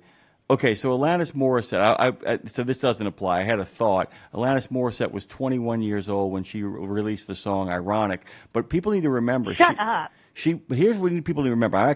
It's the Orson Welles dilemma. How does a 24-year-old make Citizen Kane? Everybody needs to calm down. Alanis Morissette and Orson Welles had been in the industry, had been working in entertainment for the better part of almost 15 years apiece. Morissette is a child actress who then parlays that into you can't do that on television and Nickelodeon. So it's important to remember a lot of these people get to 30, 35 when they make the like Ricky Schroeder, and Jason Bateman is another example. Jason Bateman has been working in entertainment for 50 years. For 50 years. There are people who get to 35, 36, 37 who are like in the military, dude. They've been doing it since they were 15. So they get to 40 years old, Lindsay. I've been doing entertainment at that point for a very long time, 25 years of age. It's just extraordinary what happens. And they're about done. They're about done, man. We got a phone call we got to take here. Who do we got on the air? Oh, well, we got King of the Castle. Boret's calling in from New Jersey, and I lost Lindsay, but we will get her back very shortly. He wants to talk hamburgers, book recommendations, and fireworks. All right, so let's get Lindsay back on the phone, and we'll be talking about hamburgers here. Go ahead, my friend. Welcome to the show. Howdy. Hey, what's going on, man? What's going on? Book recommendation for the day. And I've got the echo now, too, for some reason. Chronicles of the Nephilim by Brian Godawa. All right. It's a really cool book. And if you're going to have a bottle rocket fight, I recommend using mortar shells as hand grenades. Adds a little excitement to your bottle rocket fight. Tell me one more time the fireworks situation. Bottle rocket fight, use the mortar shells for hand grenades. Bottle rocket fight, use them. Okay, remind me what the mortar shells are, though. The aerials. The ones you drop in the tube. Oh, okay. You know, Now I got you. Now I'm with you. I'm sorry, I was a little confused there. Okay. So, all right, now you got a hamburger recommendation. Go on. They don't make them anymore, but Dairy Queen used to have a Maverick hamburger. That was my favorite. It was 2 hamburger patties with cheese, onions, and green peppers inside of them. That was awesome, but they don't make them anymore, so I'm sorry. Can't have one. Say it for me one more time. I want everybody to hear what's inside of those things, by the way. It was green peppers, onions, and cheese in between 2 hamburger patties, sealed up and grilled, and really good, but they don't make them anymore. Okay, so currently, what's your favorite burger? I'm liking the jalapeno burger at Whataburger. All right. Whataburger. There seems to be a theme here, Lindsay. He likes his stuff really rich. He likes it. You want a little bit of an upset stomach at the end, don't you, For Nah, it don't bother me. Lindsay, since you are now joining us again, I wanted to let you know that he actually thinks that if you're having a bottle rocket war, you should use mortar hand grenades. You know what those are? Okay. I do. You know, I probably at some point should pull my husband, Seamus, in on this conversation. Seamus, who works with Jackass, and they've had a few rounds with fireworks. One time they were at a, remember when JP set himself on fire in a tree or something? Isn't that right? The Spanish moss on fire when we jumped over the wall. Oh, man. They were shooting fireworks, and they set the Spanish moss on fire. Oh, my God. That stuff burns. It burns Having quickly. a firework fight, one does. I know. And by the way, we won't bring them on when we have the safety expert on in a little bit, though. by the way, that's peak 70s behavior. I wanted to tell you, Lindsay. It's like at one point we had a friend, Tommy Surkoff, that was in fact his real name, actually fell off the roof holding a Coke bottle, the old bottle with 3 bottle rockets in it, and one of them actually. So the other 2 flew at the people he was aiming them at. The third one actually looped back and hit him in the face, and he fell off the roof. He fell off the roof through a tree. Nothing happened to him other than getting a really scuffed up knee. He got back up, dusted himself off, and got back in the fight. And by the way, people weren't stronger back then. Tommy got really lucky. But I remember that long pause when he hit with the thunk, and everybody's like, I think the 4th of July just got ruined. And then Tommy bounced back up, and we were fine. There you go, peak 70s. And then Tommy bounced back up. And things were fine. When I was a kid, my uncle had a bottle rocket go in his T-tops of his Oldsmobile and caught a whole box of fireworks on fire in the back seat of his car, burn all the interior up in the back of his car. Are you? It's just amazing to me, and people act like, man, I miss the old days. That's only fun for like an 11-year-old. The idea of the back of your car burning up from a firework explosion is only like a great story when you were 12 or 11 or 9 when it happened. It isn't good for the adult. Well, and am I just old? Yes. Or is that a fat joke? or live in a bubble? Because like my mom tells me stories about like how my mom has 5 brothers and she's the only girl and only woman, and stories about how like her brothers would throw each other off the roof. And Seamus has a bunch of brothers. The kind of fighting they did, and same thing, like throwing fireworks at each other. Do kids still do that, or are kids so coddled and helicopter parented that doesn't happen anymore? It's a damn good question, and the truth of the matter is there's a lot more kids doing that than people think. It just behooves a lot of media outlets because it's a really great rage clickbait kind of thing to put up there about the helicopter parenting that goes on in this country. Yeah. But there are a lot of kids who are still making go-karts, a lot of kids who are still running bikes down dirt roads. A lot of that stuff is happening. But that's good news and fun stuff to talk about, and why would you do that? Why would you do that? But it's a good question. I think a lot of people, there's a lot of media outlets that really like posting, this little kid can't take the train by themselves. What have things come to today? You know what I'm saying? It's that kind of stuff. I think there's a lot of kids. I don't think kids should be taking a train by themselves. I do. I did. You do? Dude, Well, but at what age? 3. Or that depends on the child. 3? 3. No. Well, I mean, I felt weird enough putting my 5-year-old on a bus. the school bus, not a dart bus, but the I didn't put Frey on a Greyhound to head her up to Knoxville or anything. People used to do that, though. It'd be like, you be careful. People used to do that. Yeah, My mom, I remember, she said she took the train and she was in charge of her younger brother. And she said, actually, it was funny. My mom said she'll never forget it. She was in charge of her brother. I don't know what age they were, but they were young.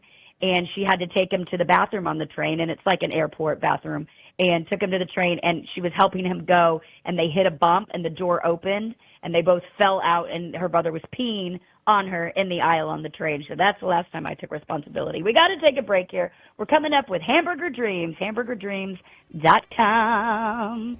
I want my burger basic but messy. Oh, and I like all that. The cheese. That's right. That's right. ShadyRays.com. Get those shades on.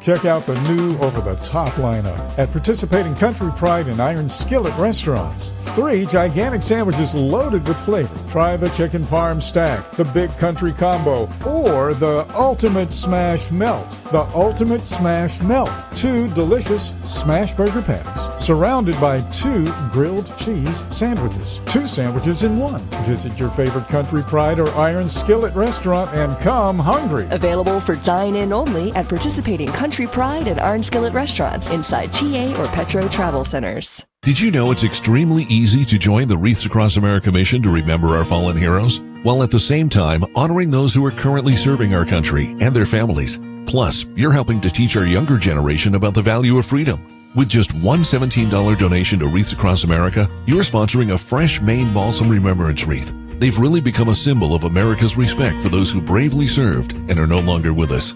To sponsor your wreath, just visit wreathsacrossamerica.org. That's wreathsacrossamerica.org. Okay, you've heard the horror stories of how folks have lost their life savings when the market tanks. Is there a way to invest and make money without risk? Believe it or not, yes. Since 1995, Americans who cannot afford to lose their investments have used fixed index annuities. You get guaranteed income and protection from market downturns. It's a win-win for you and your future. And to learn more, dial pound 250. Use the keyword Truckers Wealth to get in touch with them today.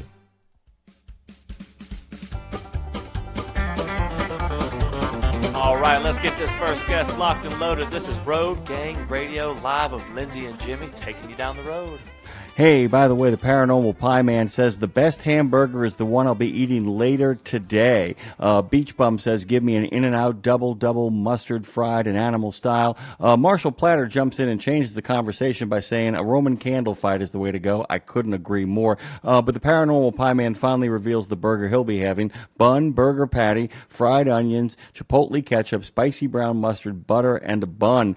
Dave Nemo said back in the 1920s, parents could mail their kids. They'd go by train. Nicely done. He's right. They could actually mail their kids. The good old days. The good old days. The Beach Bum says he grew up in the suburbs of Chicago, and it wasn't unusual at 9 or 10 years old to be on a city bus. Couldn't agree more. At 10 o'clock, I was riding the bus all over the city of New Orleans. And, of course, 4-Art gives Dave a big good morning and hello. We're talking burgers and fireworks and all kinds of groovy stuff here on Road Gang Radio, hashtag RGR. We couldn't ask for a better guest. He's actually been with us before a long time ago. It's great to have him back. Go to hamburgerdreams.com. Author of Hamburger Dreams, How Classic Crime-Solving Techniques Help Crack the Case of America's Greatest Culinary Mystery. Chris Carosa is an MBA from Yale University. He painstakingly researched the origin story of hamburger and shares little-known facts about the evolution of the humble beef patty in America. It's good to have you back, Chris. Happy pre-4th of July, and welcome to Road Gang Radio. Well, it's glad to be back. How are you guys doing? Oh, no complaints. No complaints.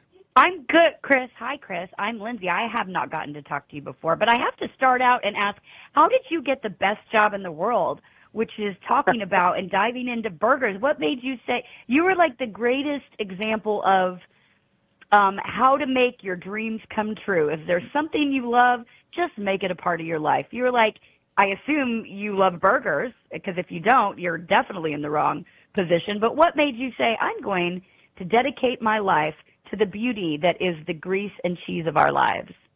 Well, it was totally by accident. I was in college my senior year, the last term of senior year. I had a free spot to take a class, and I wanted to not take a class. But my classmates convinced me to take an architecture class on the study of the city.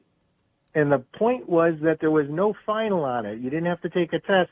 You just wrote a story or an essay about the city you were born in. I was born in Buffalo. Sign me up.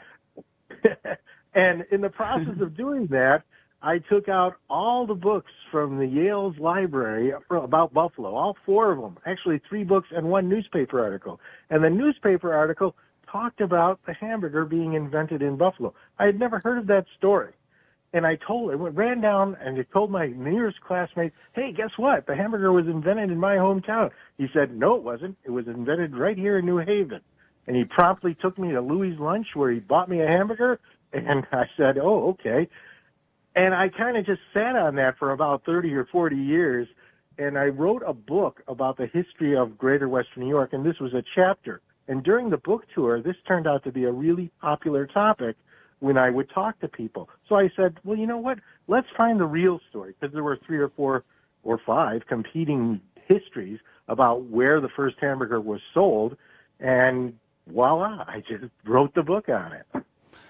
By the way, Lindsay, Chris was elected president of the National Society of Newspaper Columnists for a 2-year term back in 2018, and the New York Press Associations gave you an honorable mention for the best news or feature series category. That series of articles that you wrote are the foundation of Hamburger Dreams, and I wanted to ask you from a process standpoint, even all these years back, can you kind of tell people how one goes about the business of taking a series of articles and actually turning them into a full-fledged book? There's a spine here of detective work that goes on as well, correct? Yeah, you know, the newspaper articles are sort of like the Reader's Digest version of the book. So I actually was in the process of researching the book, writing chapters in the book, and I decided, well, you know, let's test this out, give it a dry run. And that's why I wrote the newspaper articles. It was a series of articles over about 7 weeks. I was very honored to receive the award from the New York Press Association on it. It was just another thing that told me, hey, this story had legs, and the book might actually do pretty well. So you obviously let's dive into today. I've got some myths to ask about in a bit that we could bust, which you touched on in the book, but a couple of fun ones that will get people interested in this book. But the idea of, did the hamburger evolve out of necessity? Like, was it like, hey, we need a meal you can eat with one hand while wrangling kids and shooting fireworks? Like, was it that I need an all-in-one meal where I can also multitask? Is that a foundation? I know that's a little bit of a joke, but let's talk about the evolution for a little bit. It might be a joke, but it's actually a little bit on point. So this occurred in the 1880s, in the late 1800s. So it's after the Civil War. People were starting to get back to a normal life. And the idea of carnivals or fairs or sporting events became very popular. And when people went to these things, they were often all-day affairs. So you had to eat lunch, and you had to eat while you're standing up or walking around. So yes, you needed something that you could hold in your hand and eat. So that was already occurring. I mean, the hot dog predates the hamburger, by the way. So the hot dog is an example of just another one of these sandwich foods that you can eat with your hand. What happened with the hamburger, though, is a little bit more interesting in the fact that it was not an intentional invention. It was also by accident. The 2 brothers who were most likely to have sold the first hamburger, Charles and Frank Mencius, they sold pork sausage sandwiches as a concessionaire in all these fairs. And at the one outside of Buffalo, the Erie County Fair, they ran out of pork sausage.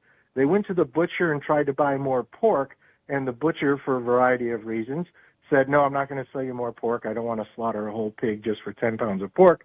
Here, try this ground beef. They were very reluctant to try ground beef because at that point in time, ground beef was considered a very low-class sort of food, sort of like bologna or something like that. And they had no choice, so they had to try it. They formed it into patties the same way that they formed the pork sausage into patties, and they served it in the same bread, which is like a wedge, a V-shaped wedge cut from a loaf of bread. And that's really how the hamburger started. They didn't even have a name for it. The name for it came just totally out of the air. Frank tells a story that somebody came up to him and said, "What do you call this thing?"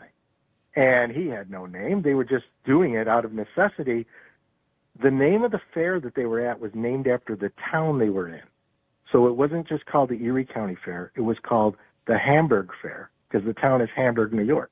So he called it a Hamburg sandwich.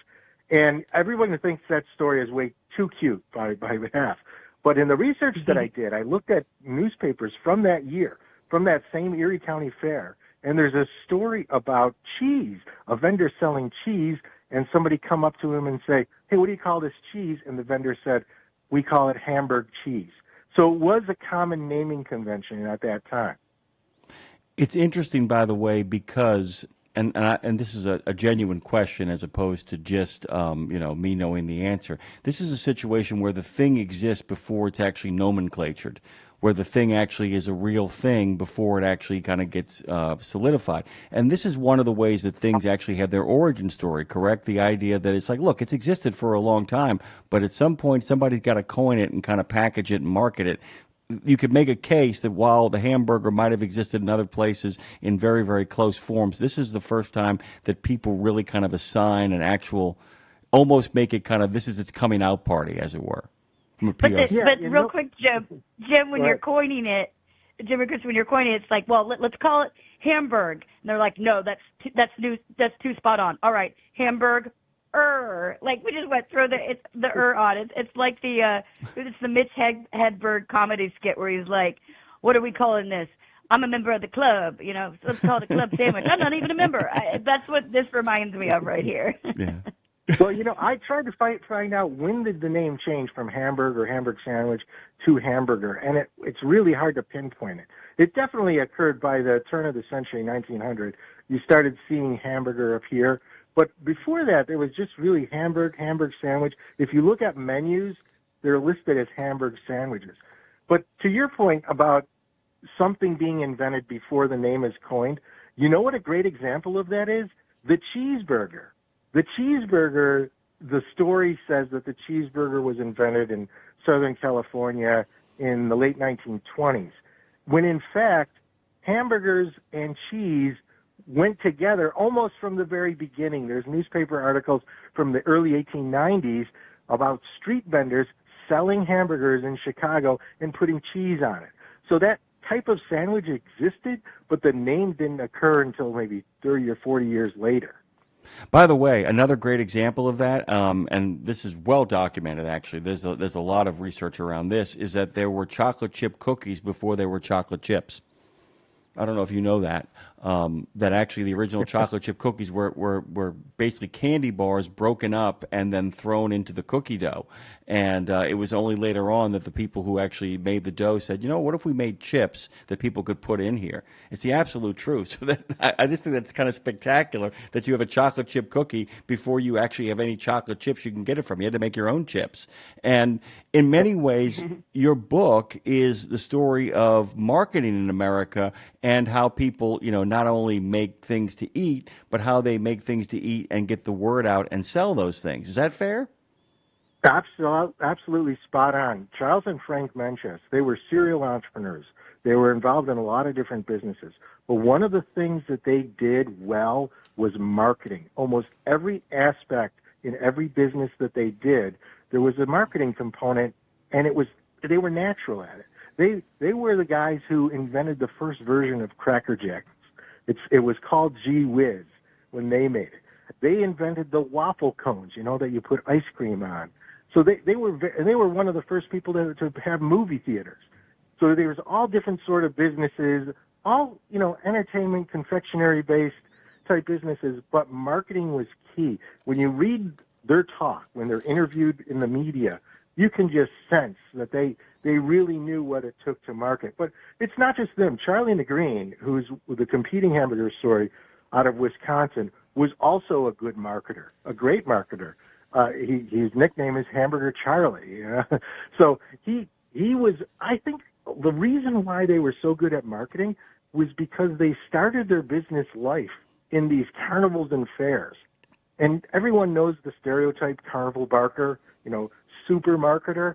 Well, in order to survive and really thrive in that kind of environment, you have to know a lot about marketing and sales and how to talk to people. Well, and the marketing genius here, because let's talk about kind of the how it becomes because it's an icon of Americana. I mean, we've got fireworks, burgers, they're like basically in the Constitution. And so I think you'll appreciate this, Chris. When I was in 6th grade, I went abroad. I did it like an exchange camp, and it was 2 boys and 2 girls and an adult leader from 14 different or 17 different countries all around the world. And we'd go, stay at a camp, and each country got to host a night, like their cultural night. And so I will never forget, this was obviously very, very long ago, but I will never forget Japan shows up and they're in kimonos and they're doing these beautiful dances and with music and this wonderful food. And every country has such, it feels so steeped in history. Obviously we are younger than them all. But so when it comes to America, for the USA to do our theme night, we show up wearing poodle skirts, doing the hand jive to a Beach Boys song, and serving hamburgers and French fries. Obviously, the French fry piece didn't obviously make sense because we know the origin story of that. But I just love looking back and being like, America, poodle skirts and burgers. And that was our theme night. And, of course, it was the most popular night that every country was like, that's the one I want to be a part of.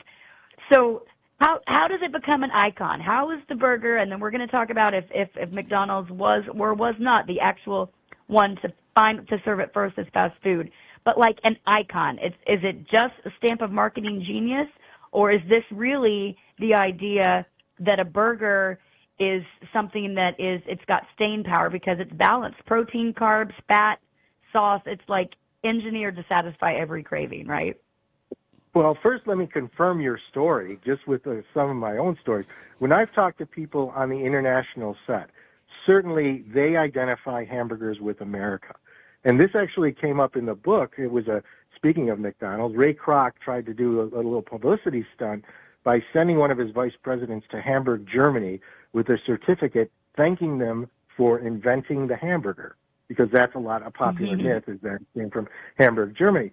And the mayor got the certificate and said, "What's this?" And we didn't invent the hamburger. That was invented in America.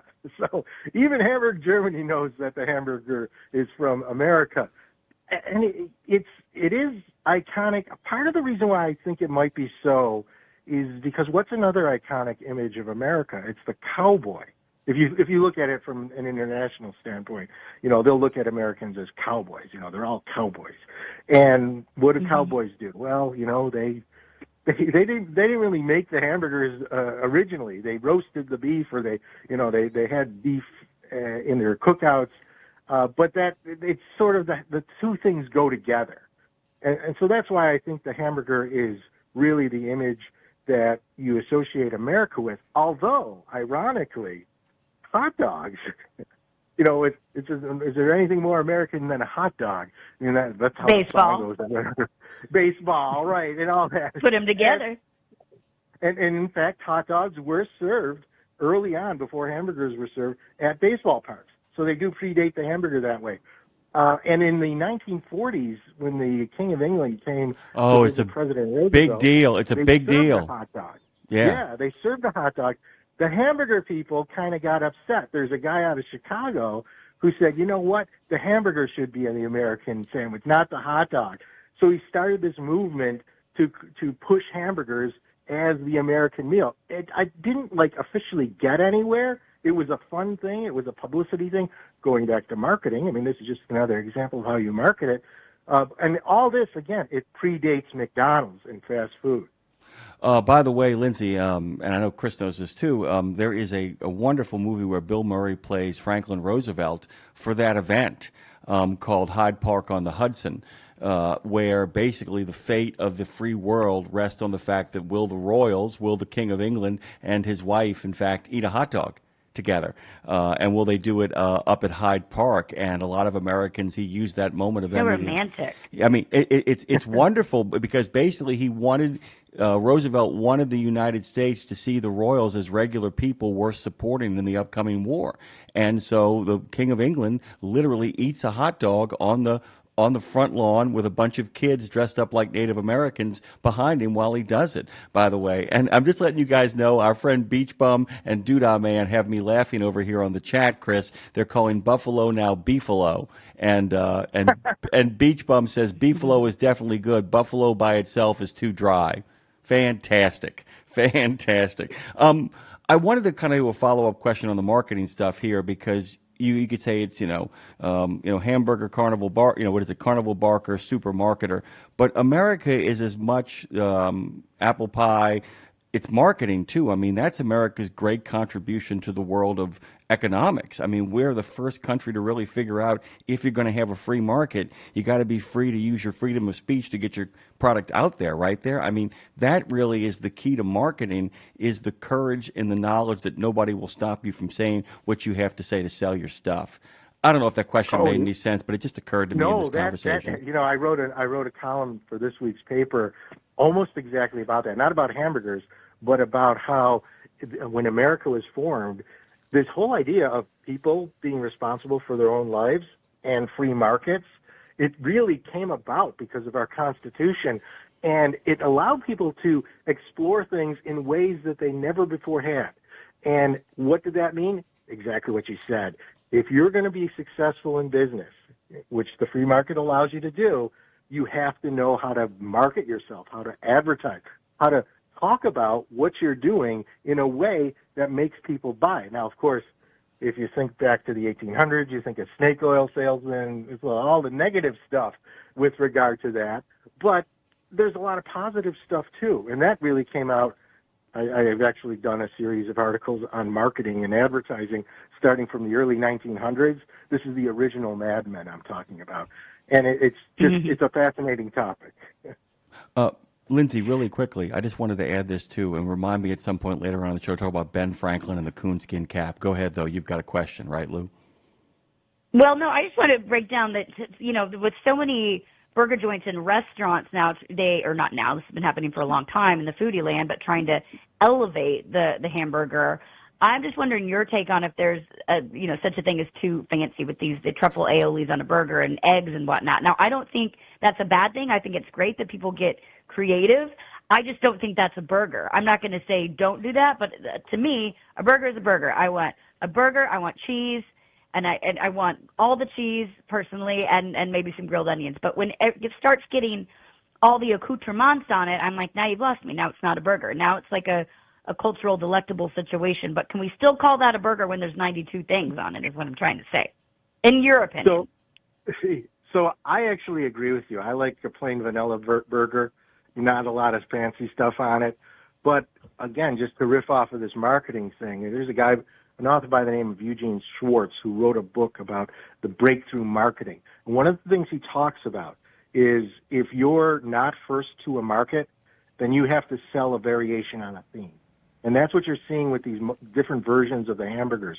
It's still a basic burger. I mean, assuming that it has meat in it, because I guess there's non-meat burgers too. But the idea is that the concept is the same.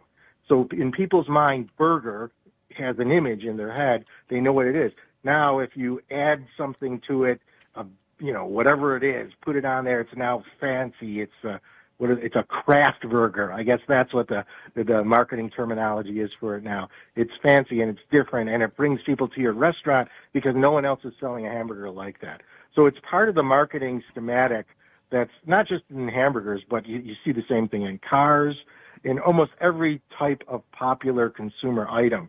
You see this variation of the theme playing out in the marketing. I guess I'm sorry, real quick, Jim. That poses one more question because you said as long as there's beef in it. So now we've got, we have the meatless patties, the tofu burgers, the black bean burgers, etc. But we can't call that a burger, can we? Veggie well, burgers they are. And such, yeah. There's a reason why they're calling it burger, because it's easier to sell than, say, tofu sandwich. You want a tofu sandwich, or would you rather have a tofu burger? I mean, I would rather have Fair. neither. Yeah. By the way, Same. the both of you are actually talking about possibly the greatest episode of Parks and Rec ever created, where Rob Lowe and our good friend Ron Swanson have a burger off, and Rob Lowe makes his turkey burger for everybody, and he has all kinds of complexities and proper temperature and all this kind of scientific measuring, and Swanson shows up with beef, buns, and pickles, and mustard, and cheese. And literally everybody eats it, and he can't understand why he's losing. And then Rob Lowe bites into that burger and says, oh, my God, you're so right. I mean, there is something about a basic burger that just stirs the soul, isn't there, Chris? Oh, yeah. And I really like that episode, by the way. It's like Preston Sturges was a showrunner, by the way. There is a real feeling of that, too. There is something in the style of the writing of the book and the way you kind of put it together, too, that also harkens back to a different time. Because in many ways, you could put the burger at the center of culture of the 40s, 50s, and 60s as well, right? I mean, it feels like America is built around the burger during that time period, even right down to the architecture. Is that fair? Oh, yeah. I mean, in fact, you look at, you know, Wimpy from Popeye, I'll gladly pay you Tuesday for a hamburger today. So that became popular in the 1930s, and it sort of set the stage for what happened after World War II. Once people started getting cars, they had to go to places where they could get food and get food fast. And these food places kind of became hangouts. I mean, you see it in like American Graffiti, movies like that. And it for some reason, hamburgers were the food of choice. Why? I mean, this is a question I haven't been able to answer. Why hamburgers instead of hot dogs? If hot dogs are, you know, as American as apple pie, like you say, why haven't there been franchises that really, even today, you don't really see a nationwide hamburger or hot dog franchise, but there's so many that sell hamburgers. Even more ironically, Shake Shack. Shake Shack is famous now. Shake Shack is famous for its burgers. Do you know Shake Shack started as a temporary hot dog stand in New York City? And even they decided hamburgers are the way to go. So it's just interesting the way it turned out. I think, Lindsay, sometimes that it's probably as much about the fact that it's like, and maybe the hamburger people started this, there's always been that kind of running joke of what exactly is inside of a hot dog. And it always gives people pause. Whereas with a hamburger, we know exactly what that is, don't we? You don't want to know. If you're going to eat it, you're better off not knowing. Yeah, I think actually Upton Sinclair started that with his book from the, I don't know, early 1900s, I think he wrote it. The Jungle. Oh, yeah. Oh, my God. The yeah. Jungle is brutal. The Jungle. Oh, my God. I remember that in school. Oh, my God. Let's do some Chris, let's do some myths here that we can bust. So, sure. The hamburger, the McDonald's, was it the first fast food burger or not? No, it wasn't. White Castle really was the first franchise that took off, but there were lots of regional franchises. The one I mentioned about the hamburger story to compete against the hot dog, that publicity stunt, that occurred with a small hamburger franchise out of Chicago. They had 15 restaurants. But White Castle was the one that was first notable from a nationwide standpoint. Now, should you actually only flip a burger once, yes or no? That's funny. A lot of people ask that question. I think it's really how you cook the hamburger, how you grill the hamburger on whether or not you do that. I flip it multiple times because I want to make sure that it's cooked evenly throughout. But there are other people who prefer not to, just flip it once, and they like that center to be a little bit more raw than, say, other people. Well, you're a Yale guy, so I'm going to take whatever you do. I'm going to take that to be Bible, basically. And was ketchup banned at Lewis's Lunch in New Haven? Is that true? Well, that's a Yale question, and the answer is yes. So this is one of the things that when they served the hamburger at Louis' Lunch, there's two things that I noticed immediately. One is they didn't serve it on a bun. They served it on toast, which actually is closer to what the real first hamburger was served on than a bun, because buns didn't come later. It didn't come till a few years later. The second thing was no ketchup. And what's up with that? You got to put ketchup on a hamburger. What's up with that? What's up with that? And when you say toast, but we're not talking Texas toast, are we? Because that's a whole nother thing. Oh, no, not Texas. No, just plain old white bread toast or whatever kind of bread they use. Same kind of toast you have for breakfast. I hate to do this. We are out of time, and I knew it would go the entire length. No. It would go, I'm telling you. I want to talk about burgers forever. I know, but fireworks are coming up next. By the way, Chris Carosa, who has joined us before, the name of the book is Hamburger Dreams, How Classic Crime-Solving Techniques Help Crack the Case of America's Greatest Culinary Mystery. You can find it all at hamburgerdreams.com. That's a Yale guy for you. With a title that long, he's got to be from Yale. But smart enough to know that he could put Hamburger Dreams there and just leave it at that on the website. Imagine if that was the website, Hamburger Dreams, How Classic Crime-Solving Techniques Help Crack the Case of America's Greatest Culinary Mystery.com. Not a good idea. .com. HamburgerDreams.com. Thank you, Chris. Happy 4th of July, my friend. Yeah, happy 4th to you, too. Thanks for having me. You got it. Thanks, Chris. What a treat. That was fun. A treat, exactly. A lot of great comments, by the way. A lot of great Lindsay, by the way. A lot of great James Fuller, by the way, former firefighter. Is that a fat joke? Yes, it is. AmericanPyro.com. We'll be back on the other side of this. Hey, .com. Check out the new over-the-top lineup at participating Country Pride and Iron Skillet restaurants. 3 gigantic sandwiches loaded with flavor. Try the chicken parm stack, the big country combo, or the ultimate smash melt. The ultimate smash melt. 2 delicious smash burger patties, surrounded by 2 grilled cheese sandwiches. 2 sandwiches in 1. Visit your favorite Country Pride or Iron Skillet restaurant and come hungry. Available for dine-in only at participating Country Pride and Iron Skillet restaurants inside TA or Petro Travel Centers. The Joshua Chamberlain Society is unlike any other veterans organization. It's truly a family, and I know that firsthand from working with them myself. Their mission is to make wounded veterans and families of deceased veterans feel the support and appreciation of their community for life. Our veterans' injuries are permanent, and so is the JCS support. From monetary assistance like paying utility bills or college funds to helping our heroes find purpose, JCS is a family that surrounds and supports the heroes who have sacrificed so much. Learn more and make your donation at chamberlainsociety.org. That's chamberlainsociety.org. The mission of Wreaths Across America is unwavering, remembering our fallen heroes, honoring those who are currently serving, along with their families, and most importantly, teaching the next generation about the value of freedom. And you can join our mission with a $17 donation that sponsors a fresh Maine Balsam Remembrance Wreath. Each wreath will be laid in honor of a veteran who ultimate sacrifice for our nation. To sponsor your wreath, please visit wreathsacrossamerica.org. That's wreathsacrossamerica.org. Yeah, buddy, hour 4, Lindsay Lawler, Jimmy Mack, Road Gang Radio. Take it away. We back. Jim, well, we're just as all-American as we can be today. We go hamburgers, and then we shift to fireworks because it's the 4th of July, and we're cliche. We are basic bees around here.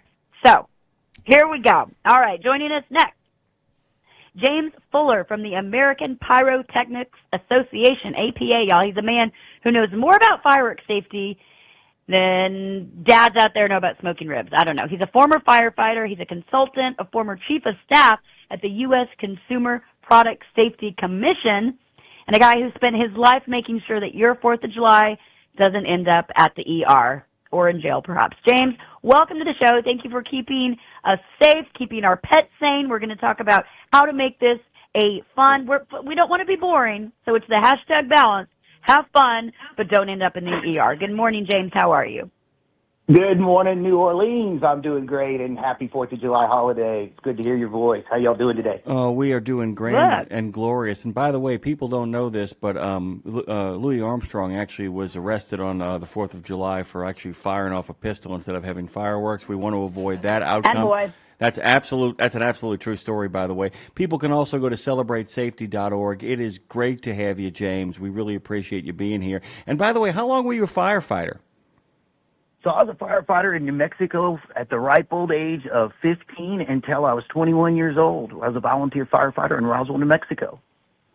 Can you talk, and by the way, we live in a very different universe now. What was the training like to become a volunteer firefighter at the age of 15, and what kind of shape were you in by the time you turned 16? With the aliens in Roswell, by the way, too. No kidding, right? I could tell you that story, but that'd take another hour and a couple of hurricanes. It's a great question. So in a rural community like that, we had the opportunity to join because it was an important need for our community, and most of our fire department was volunteer. And so we were made aware of that through an Explorer program. I was involved with the ambulance service as an Explorer, and they said, hey, we need more people with medical training. So I raised my hand, and I had to go through a summer of training at the Fire Institute in New Mexico in Hobbs, the beautiful city of Hobbs, New Mexico. So a full summer. Oh my God! And I can only imagine it's like a miniaturized version of boot camp as well. And by the way, it's a great reminder how many of our friends out there who are firefighters, first responders, get into it at an early age because it's the kind of crazy stuff that only people between the ages of about 15 and 25 are willing to do on first impulse. You got to train that into people, man. I'm telling you, people. It's amazing. Once you get past about 25, the idea of doing dangerous and daring things becomes much harder and harder, does it not? Well, you know, unless you marry a jackass. Oh, okay. Well, there you go. Hey, I'm glad my wife's not on this interview because we don't want two opinions on that one. But to your point, about the second roof that fell in on my head, I went to my dad and said, Dad, I think I'm going to find something else to do. So he says, well, maybe you ought to be a lawyer. I didn't become a lawyer, so I think I did okay. But I'm so glad you guys are talking about fireworks safety. It's such an important issue this time of year. I don't know if you've seen the statistics, but we did have an increase in injury. And so as an industry, one injury, one death, that's too many with fireworks. And so it's so important that you're taking time from your program to, you know, give folks a little bit of information, some safety tips as they're driving into work this morning. And so I really appreciate you giving us this time. Well, yeah, and I love that that you have this series, that your safety video series is literally called "Don't Be That Guy," because that's a great balance of you're being safe, but you're also poking fun. Because it is a fun thing. We don't want to. You also don't want to be the guy that takes all the fun out of it, right? So, but you're trying to keep it fun but yet family friendly. And so we know that every family has that guy. Don't be that guy, the one with the Roman candle in one hand, the beer in the other hand. And which is just a bad combination, obviously. And so I'm curious, what are the things, let's talk about, and this is, you can go to the website, he's got plenty of information in the series, but let's talk about, you know, the things that we need to avoid, top three, if you're, you know, these dads and everybody out there that wants to be the spectacle and have fun because, you know, James, last year we went out to this huge farm to see some friends, and all the ranch hands came around to do the fireworks at night, and I'm like, that's cool. However, I'm like, I've been here for 3 hours prior to the fireworks, and I have seen those ranch hands at the bar for those 3 hours that are now heading down to the bottom to set up the fireworks. So let's talk about, obviously alcohol is a big thing here, but let's talk about the top 3 things perhaps that you can do to keep it fun but also keep it safe. Well, that's a great question. So first, to your point, alcohol, drugs, and fireworks, they just don't mix. Everybody I know loves, or lots of folks that love the libations during the holiday, but, you know, we can enjoy the fireworks, put those fireworks off, and have somebody that's going to stay responsible, just like you have a responsible driver when you go out at night, that's going to wait a little while, put on the fireworks show, and then they can enjoy their drinking. It's super important. So number one, alcohol, drugs, they don't mix. Put that beer aside, wait till your show is over, and then enjoy them after the show. Number two, you know, fireworks are really, you know, let's be clear, they are an explosive. They do emit a heat that could burn you significantly, and they have enough thrust, those aerials have enough thrust that they can even kill. By way of example, we had more than 4 deaths last year from people being irresponsible and either holding a firework or, can you believe this, putting a firework on their head. Now think about that. You're a dad and you're just trying to show off a little, and you put a firework on your head, and it's being filmed by your wife, and that's what your whole family has to remember. That's not the holiday season anybody wants. So never hold a firework that's lit. Never point a firework that's lit at anybody. The only place for a firework that's proper, that's lit, is on the ground, right? So number 2, never hold a firework. Never light and point a firework at anybody. Don't use a body part to launch your fireworks. Please don't be that guy. And then you have a great time. The third item, and this is hard, I'm a firefighter, but you know what? I'm also a parent, and I'm a parent first. And boy, that drawl of giving that young child that sparkler is always there. But again, just a sparkler will burn at 1,200 degrees. Now, that's a third-degree burn instantly. Now, let's just go back in time. When you were a kid and you had one of those little wire sparklers, you run around the backyard and that little sparkler goes out and you're ready for your next one. What'd you do with that sparkler? Threw it on the ground, right? And then your brother comes around and he steps on it. So even a sparkler will burn. Make sure if you're going to let young children use sparklers, make sure they're old enough to understand that that's a very hot device. You're watching them very, very closely, and you only do it under adult supervision. So that's the third one. Leave the fireworks to adults, and if you're going to let young children use them, make sure they're responsible enough and give them supervision, because even a sparkler will give you a third-degree burn. Wow, just wow. Dre's got a question. Our producer has a question for you because he's so excited about fireworks. Go ahead, Dre. Take it away. So you're telling me my Uncle Stevie with a bunch of Coors Light, a gas can, and an M80 showing kids how to do fireworks isn't a good idea? Yeah, that I'm going to say we're going to say that's a no-go. No-go. That's a no-go. Let's reconvene. I know you're just spitballing here. That's my childhood, I'm man. thinking maybe let's re-rack on that one. You know, okay. let's rethink that one. Yeah. And no bottle rocket shootings either. Well, this is actually brings up a point, James, because as Dre just said, well, hey, that's my childhood. And that's the thing. This is a consistent story that we see or we know, or at least we used to. And it's like, well, nothing happened. So nothing happened. We did it and we were fine. But let's talk about it. It just takes the one time. You can be fine 99% of the time. It's the 1% time when something goes wrong and you die or someone gets hurt or you end up in the ambulance. So James, that's the thing, right? It's like people are like, but that's what we did all the time. That doesn't mean it's okay. Well, it's Murphy's Law, right? We don't have a problem until we have a problem. Nothing goes wrong until something goes wrong. And I just have seen it enough. You don't want to respond to that environment where you go to a backyard barbecue and you're seeing your dad or your uncle and he's only got 3 fingers left, right? That's not the image we want for the 4th of July. And it's not necessary. These are very stable, very safe products. Every product we sell has instructions on it. And, that's an important point I want to raise with you. We have seen an increase in the use of non-consumer based. So what I'm talking about would be professional grade or professional use only fireworks by consumers. And I want to encourage everybody, please, please, please don't do that. Don't be that guy. And I'm going to give you a really easy way to tell whether or not you have a consumer product or you have a professional use only product. If you recall, if you've ever seen a firework, they're very brightly packaged. They're one of the best, most brightly consumer packaged products in the country. There's a reason for that. We want you to be able to instantly tell whether or not this product is consumer grade or professional use. If you go up to a product and it's all in that brown, like that brown paper sack look, that's not a consumer product. If it doesn't have a warning label on it and it doesn't have instructions on the box, that's not a consumer product. We have seen a marked increase in the number of injuries that are happening because people are being talked into, or they're buying online, or they're not buying from a reputable dealer. And I'll tell you how to find out whether or not your person that's selling your fireworks is licensed and reputable. But they're buying these professional use only fireworks, and they don't recognize the difference. It's a significant difference in the amount of explosives.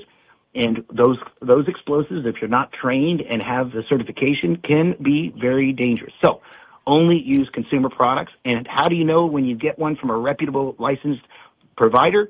If you go to a booth, a stand, or a store, they have to have a license prominently put up on the door. And the great news there is if you buy product there, you know it's legal to use at that location, right? So that's also important. And I want to talk about that. We talk about in our campaign staying legal, right? Not be legal. I say stay legal because we all know we often have to leave the city of New Orleans, right? Drive down the road a little bit, and then all of a sudden our fireworks stands show up in those unincorporated areas of the parishes. Talking to Slidell. Right, there right. You go, we man. all know the road. We take the road trip. And then what do? We throw them in the car. We drive back into downtown New Orleans, and guess what? It's illegal there, isn't it? It's illegal in my backyard, or it's not permitted, or the aerials aren't permitted, only ground-based.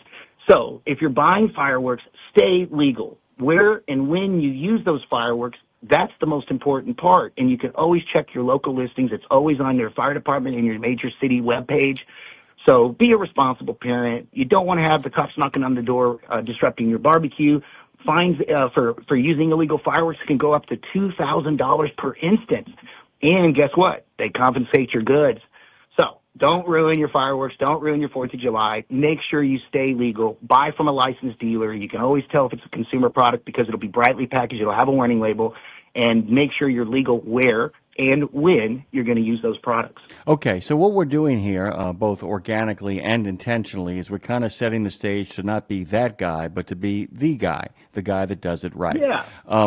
So we've talked about the idea of finding a reputable dealer. We've talked about the idea of staying legal. So let's say that I've got my reputable dealer. I've got my legal situation all worked out. How do I create the perfect space to actually launch these fireworks? How do I create an environment in a legal area to launch these fireworks and to make sure all the kids around me have a great time watching me do it, because I don't want the 5-year-old doing it. I'm looking at you, Lindsay. I know you're just passing out ammunition right now to Freya. No, but That's me. Yeah, that's you. I'm that guy. But I love it. Okay, I'm going to do this with just 2 steps. 2 simple steps that you can take to make sure you're at a safe location, right? Number 1, can I put my spectators at a safe distance away from where I'm going to light that firework, and is that surface level? Number 1. So do I have a level surface to light my fireworks off, and can I keep those folks at a safe distance away that are going to be watching my show? That's number 1, okay? Now, let's talk about that surface. We recommend it's concrete, dirt, gravel, some kind of a pavement. That's the best surface to use, okay? Now, lots of people don't have that opportunity, and so they're going to select grass. That's okay, but make sure it is not dry grass. It's flammable, right? And if it's going to be grass and you have any of our aerial devices that will shoot something into the air, okay, which are our most popular product, I want you to bring along with you a couple of bricks, a couple of big rocks, or a couple of sandbags. And I want you to block that product, right? The tube that you're going to put your product in, or that big box you buy, just put those 2 bricks up against each side. And what we're doing there is, because of that grass, we just want to make sure that product won't tip over, or you don't brush along it after you've lit it and it tips over, right? So number 1, you got to have a safe location that is flat, the right kind of surface. It can be grass, but you need to make sure you block that product if it's grass, and it's got to be green grass. And if we really do prefer, and we recommend highly, that it's a flat surface that's either dirt, gravel, or pavement. Okay, so that's the first step. Okay, number 2, you need to have a water source nearby. If you don't have a water source nearby, don't be that guy with that site. Right? So that can be easily accomplished. Either a water hose, that's perfect, right? Have a water hose from the neighbor, or a water hose from the backyard. The second option is bring along a 5-gallon bucket of water. Now, I'm going to tell you later, when we talk about proper disposal, why that 5-gallon bucket of water is so important, okay? But that's the only 2 things you got to do. Pay attention to your location. Make sure you got a good size distance. You got a flat surface that's not going to light up on fire. And then number 2, you cannot do a show if you do not have access to water. And if you don't have access to a water hose, bring along a 5-gallon bucket of water. Well, so I have 2 questions here. I mean, Chris, that was the last guy. Sorry, James. Would you say it's better just not to do it all, go to a professional show, or do you really want to find ways so people can partake in it? Because ultimately it's like, don't have sex, kids, don't do drugs, don't do fireworks. Is that what we're saying? Or do you... I think it's like, no, we really do think you can have a wonderful time. And I would say, by way of example, we've put on lots of professional shows, and I still every year love my consumer show I put on for my family. It's such a wonderful family tradition. Like you said, there's things that come in our lives that you'll never forget, right? And I remember being taught by my father how to do fireworks. I remember just vividly being able to go and buy that firework tranche and get ready for the show. So I don't think we want anybody to quit using consumer fireworks. But what we don't want is we don't want anybody to have a holiday that was unanticipated. We don't want an unintended fire, and we certainly don't want any injuries. And so what we're trying to do is just make sure you have these very simple safety tips that you follow. And if you follow those simple safety tips, you're going to be fine. You're going to have a great time. You're going to be safe, and you're going to put on a show that the family gets to own. It's a memory that can never go away. Some of my fondest memories are over the 4th of July with my family. By the way, the follow-up to that, Yes, James, is let's bust a myth, because I grew up thinking sparklers were just the training wheels of fireworks, but we read that those burn hotter than almost anything. So are sparklers safe for kids, or are we just handing them mini blowtorches? No, here's where I put that. If they understand temperature and heat and they can have a conversation with you and you're going to supervise them, they're safe with a sparkler, right? But if you can't have a conversation with that child, so now you're down at about that 3 or 4 year old where they really don't quite understand everything you're telling them, or they might understand it, but they don't tend to follow it, then I would say that's probably too young for that sparkler, right? They're still going to enjoy the wow. I mean, we've all seen those young children see those lights and their eyes just get big as quarters, right? So give them that excitement. And guess what? When they're about 5, 6 years old, we'll hand them over that sparkler with an adult right next to them, and they get introduced to a wonderful family tradition. Yeah, and I was kind of curious to kind of follow this up, the idea that this is not a matter. I don't know if you've ever seen the movie Under Siege with Steven Seagal, where there's a great moment where he says, "I told you not to do this," and he goes, "Yes, sir, you did." He said, "And you're doing it anywhere," and he goes, "Yes, sir, That's right. I did." He said, "So it's become clear I can't control you, so I might as well support you." You're actually saying, to kind of follow up and kind of put the button on Lindsay's question, you are actually saying that you want people doing this, but you want them doing this according to the methodology that you've laid out. 100%. And we're often in communities. I'll give you an example. I was talking to a radio group in Utah yesterday, and Utah is having some tremendously dry weather, and Governor Cox in Utah decided to up-level their warnings. And so there's going to be no fireworks in some areas of the state of Utah. And I'm the first to jump on that radio show and say, folks, put your fireworks down, go to the professional show this year. We have to be responsible. And, you don't ever want to be the person that looks over after you've lit up a firework and over across the street you're seeing a brush fire. Or even worse, you're seeing a house and the roof's on fire. So you're right. We have to follow the rules. If you want to play good in sports, you got to be good at following the rules, right? And that's just the same here. These are devices that, to your point, as we grew up earlier in our lives, we might have had a lot more exposure to these types of activities. And now in this new generation, they may only touch these types of devices once a year during the 4th of July, right? So we just need to make sure we're out there giving everybody these really safe, easy safety tips. We make sure and train people at all of our locations so they can give these same kind of safety tips to anybody that's a new consumer of fireworks. And if you follow those safety tips, you're going to have a great time, no worries whatsoever. Okay, so we want to talk about some of the things you've seen, James. But before that, so in the chat, we've got Dave Nemo, our namesake around here, saying, "Is it safe to deep fry a turkey while shooting fireworks?" Dave, the answer is no. You know that answer. No, but I want invited to Dave's party. Okay, exactly. Tell Dave +1 coming your way from Texas. I think Dave has proven that he is that guy. Speaking of Texas, Roscoe, 713 Texas is a shout out to you listening as well. And then Bruce Almighty, here we go, James. He wants to know, did you ever put out any UFO fires? No, I never got the opportunity to meet a UFO. I sure did, and I wish I did. But it's funny, I grew up in Roswell, right? And that UFO story was never, ever a story. And then all of a sudden, about our junior year in high school, some professor at the Military Institute there in Roswell brought out this, UFO book, and we were like, "Oh my gosh, we didn't even know we were famous." So yeah, it's a good story. There's not a lot of reasons to visit Roswell, New Mexico, and so when the alien story came about, we actually had people coming in to see our town, and so it was quite exciting. Well, maybe they're coming. Maybe there's still time for you, James. But back to the original question. So as a former firefighter, you've seen a lot of stuff, and I'm going to ask this question sort of so you could go two sides. One, I want to hear the craziest, funny and fun thing you've ever seen. But then let's follow that up with, and one of the craziest 4th of July emergency you had to deal with, because those kind of things are what people need to hear. Some people need to get punched in the face in order to realize they've got to get their together. So let's say something kind of fun and funny you saw, but then also maybe a situation scare our listeners a little bit, if you will. Sure. So I'm going to tell you the funniest one was on a non-4th of July, believe it or not. I can't recall, but I think it was probably midsummer. And we get called out to a barn fire, right? Because we live in a rural community. That's not an uncommon thing. So, okay, we got a barn fire, which generally we're not too worried about barns. Well, we pull up to this barn, and it's not too involved yet. So I thought, well, heck, let's go ahead and see if we can get in there and light it down and at least save some of the structure.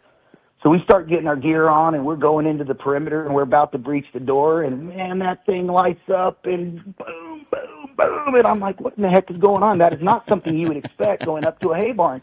Well, the old guy had about 10 boxes of fireworks in the back, So anyways, that was not an experience we were ready to expect, and I got knocked on my drawers. So that was a little scary, but also really funny, Their entry comes up and says, yeah, I probably should have told you there were some fireworks in the back. I'm like, yeah, that was nice to know. Well, needless to say, we didn't save the barn. So the barn went down.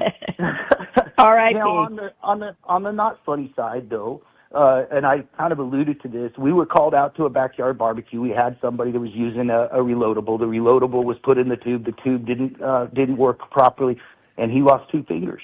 And it happened in front of his whole family. And,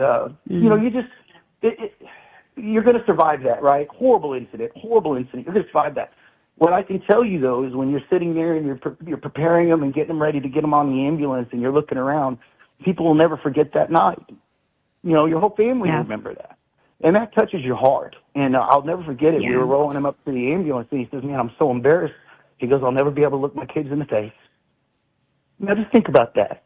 Here's a papa trying to do the best he can for his family, had no intentions to have something go wrong, and had that was his, he just lost 2 fingers, and he's getting into the ambulance, and he's embarrassed and sad because he didn't want his kids to see something like that happen. So take those precautions. And here, I'm going to give you a great tip on that. Normally, our default when we're lighting a firework is what? Your cigarette lighter, right? Right? Yeah. Don't do that. I'm going to encourage you, when you buy your fireworks, pick up some punks. You might not know what that is, but they look No, just I've like got 2 here. They work for me. Their names are Madison and Philmaster Dre. So. Hey, I'm also, I got to advise you, it's against the law to set your colleagues on fire. You cannot do that. Don't be that guy. So close. Be that guy. Dude, if we would have had you on yesterday, we would have been in a different situation then. But now we know. We know now. Thank you. You guys need to watch your back over there. Now, but use that punk, and it's a really good device to light, and it'll stay lit for about 15 minutes. But here's what it really does.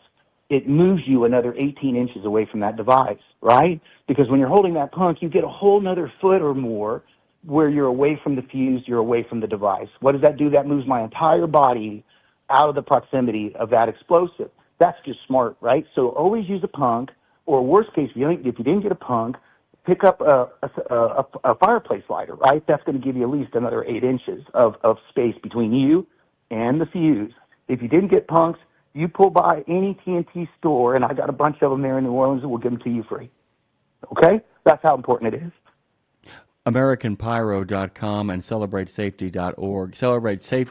Safety.org are the places you should go and check out all that they have to offer over there. Okay, we're almost done here, but we've done everything. We've had an absolute blast. I want you to kind of complete the circle and restore the space. How should we exit once we've actually done our bit and had our fun? Oh, man, I'm so glad you asked about that. This is actually kind of a citizen message, but it's an act responsibly message too, right? Let's be good citizens. Everybody knows wherever you go, you should leave that place better and nicer than you left it, than when you got there, right? And so everybody needs to know when you have fireworks, at the end of the day, you're going to have trash. You're going to have product that needs to be properly disposed of. So be a good citizen. Make sure you bring some trash bags along if you're using a park or you're at a location and it's not your backyard, okay? We need to make sure we pick up what we brought with us. But you need to do that properly so you don't have the potential for an unintended fire. And that's a very common instance. We're all done. We've had a great time. Let's close the place down, get everybody out of the house. Let's go to bed. Put all that fireworks in our trash receptacle, roll it up against the garage. We wake up at 2 in the morning, the garage is on fire. So remember I told you, bring that 5-gallon bucket, or you got to have a water source, or the show is a no-go, right? Now, if you have that water source, that bucket, this is going to sound funny, but I want you to give that firework a bath after you've used it, okay? And what that's going to do is it's going to make sure we have no embers, no heat emission left in those devices. Those devices will get very, very hot, especially the multi-fire box devices. They have a tendency sometimes to spark later and become a fire. So if you give that firework a bath, just douse it in that 5-gallon bucket, set it aside for 10 minutes. Once it's completely cool to the touch, then and only then you can bag it up and put it in a proper trash receptacle. That's being responsible. So really glad you asked about that. We don't want our city workers out there, our county workers out there doing your job. That's not fair to them.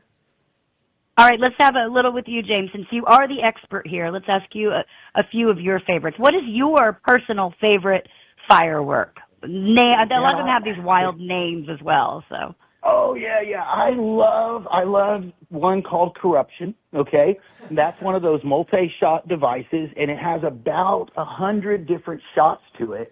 And I'll give you advice to those consumers that may not know, how do I get the best bang for my buck, right? Fireworks in today's day and age with the economy, things are expensive.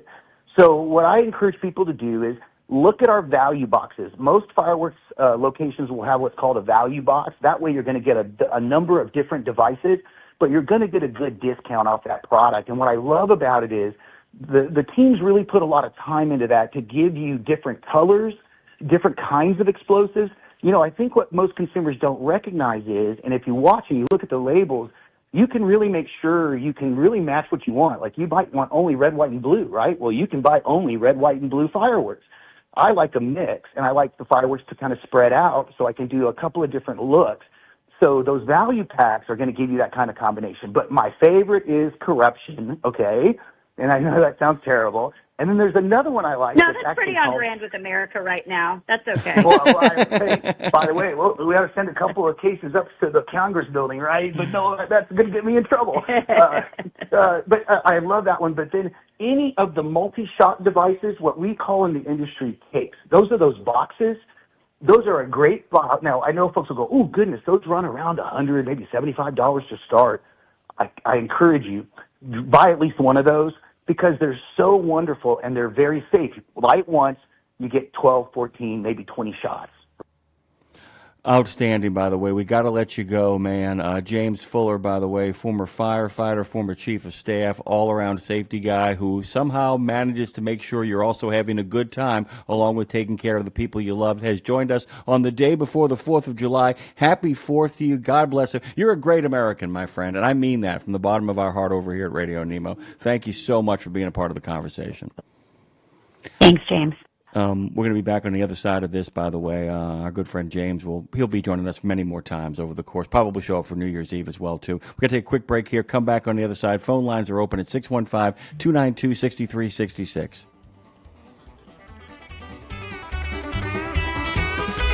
Woo!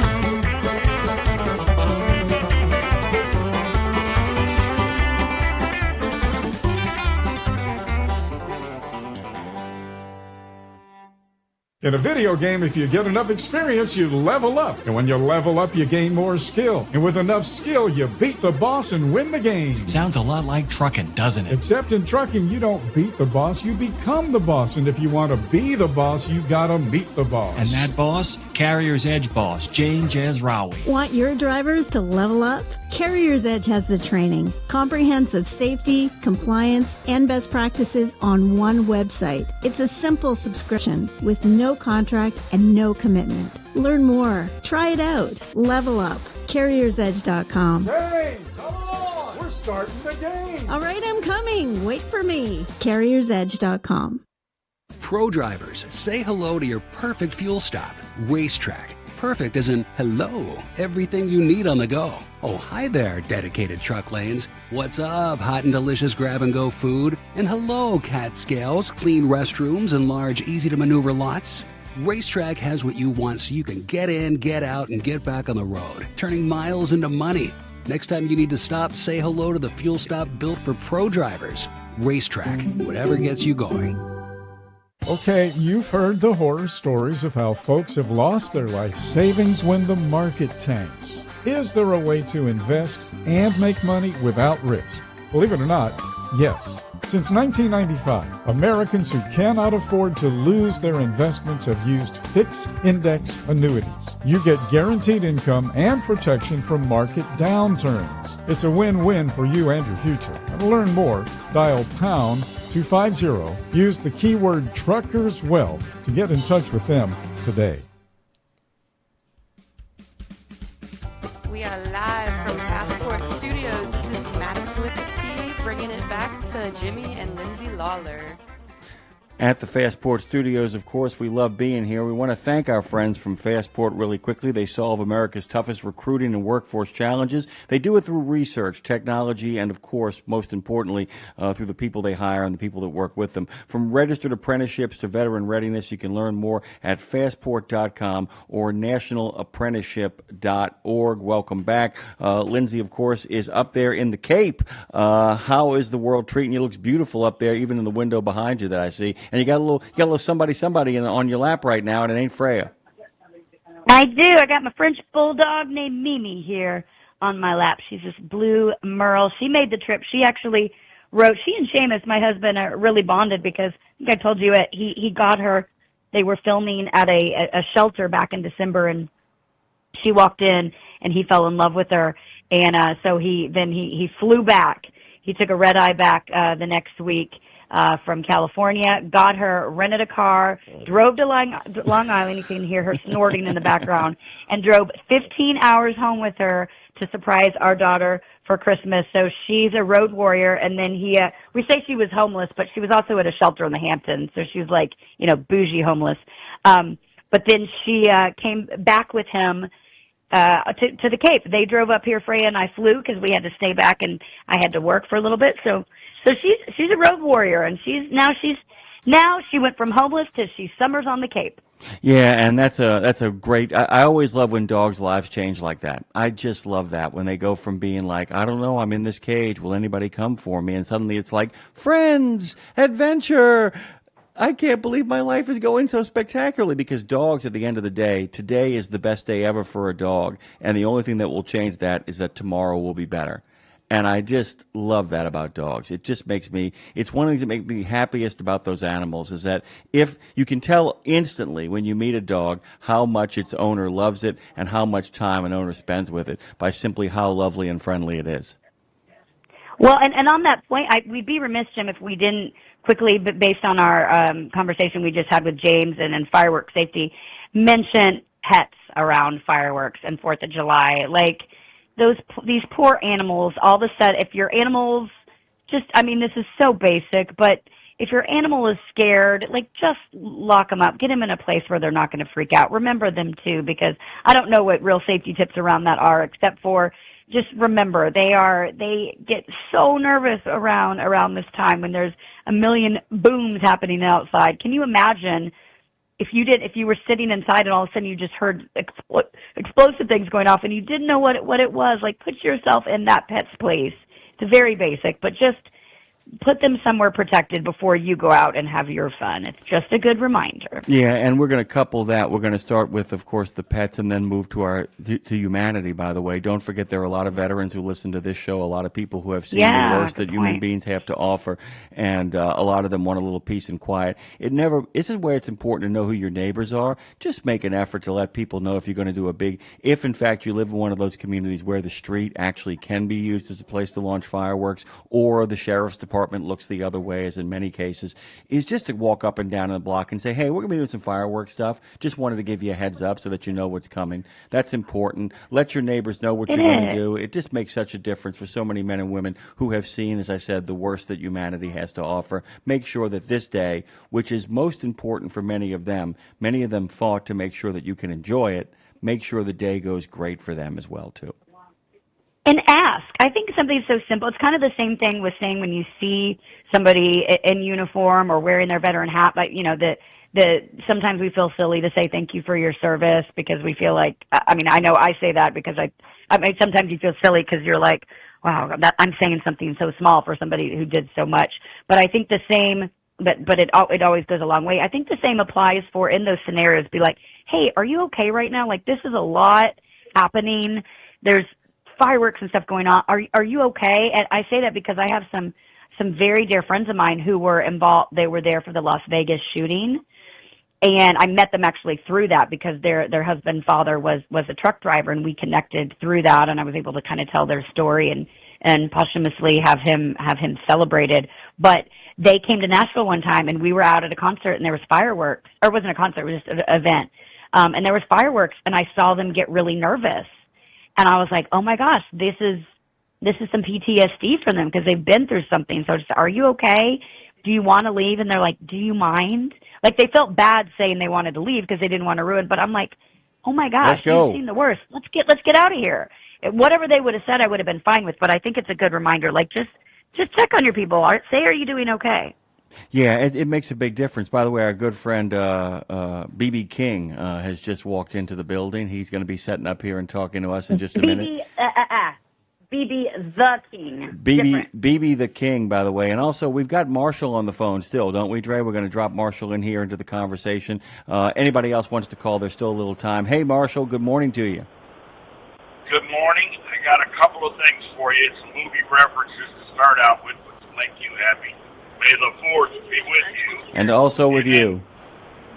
You were talking about meatless meat and stuff like that. You know, Bill Gates is always pushing that. That guy is the evil character to me in every movie.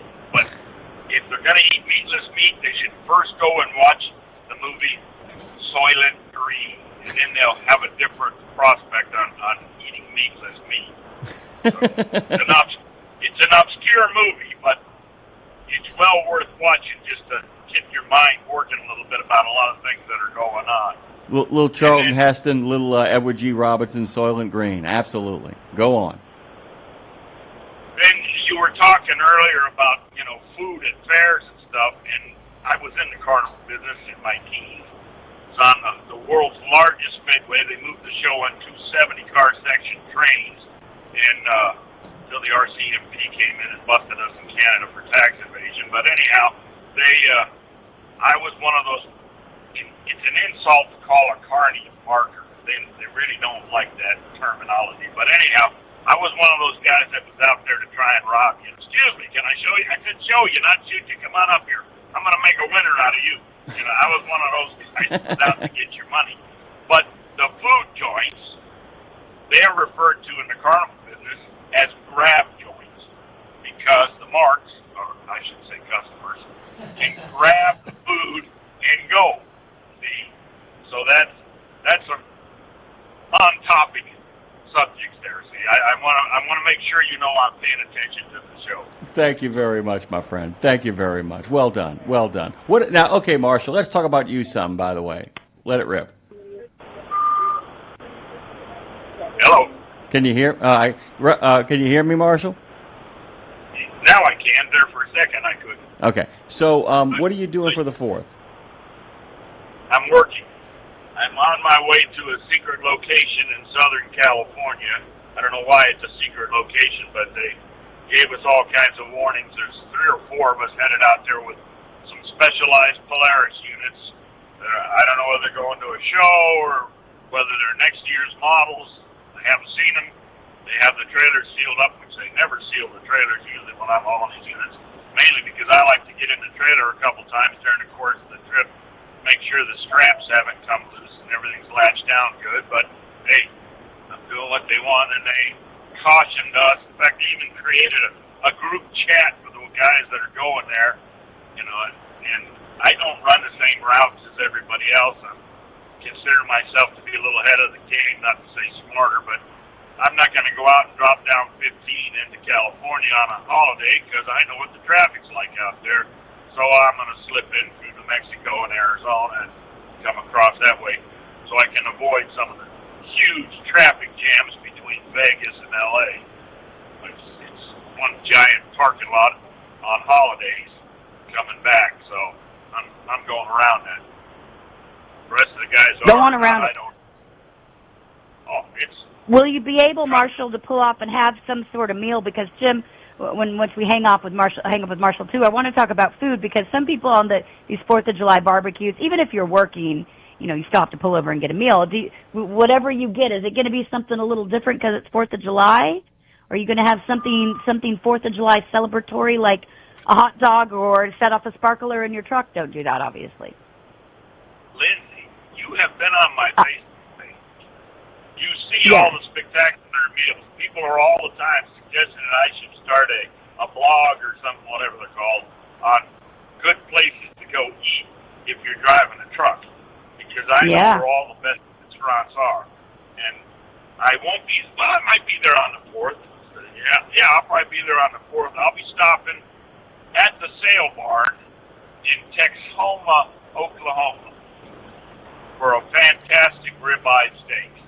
I'm not going to eat hot dogs. I'm gonna have a really good steak dinner, and plenty of truck parking. It's No Man's Land Cafe. It's at the Sale Barn in Texoma, Oklahoma, Texas line, right there on the line, and that's one of my regular stopping. So I'm definitely looking for. I'm starting to salivate a little bit, thinking about how good their ribeyes are. So, but yes, I always know where the best places to eat are. Ask me sometime where to get the best green chili at Chili Hills over there in Moriarty, New Mexico. Fantastic breakfast there in downtown Albuquerque there. Park on the street by Millie. Only open for breakfast and lunch, but man, it's fantastic. So I get the green chili bacon enchiladas. Now, dear Lord.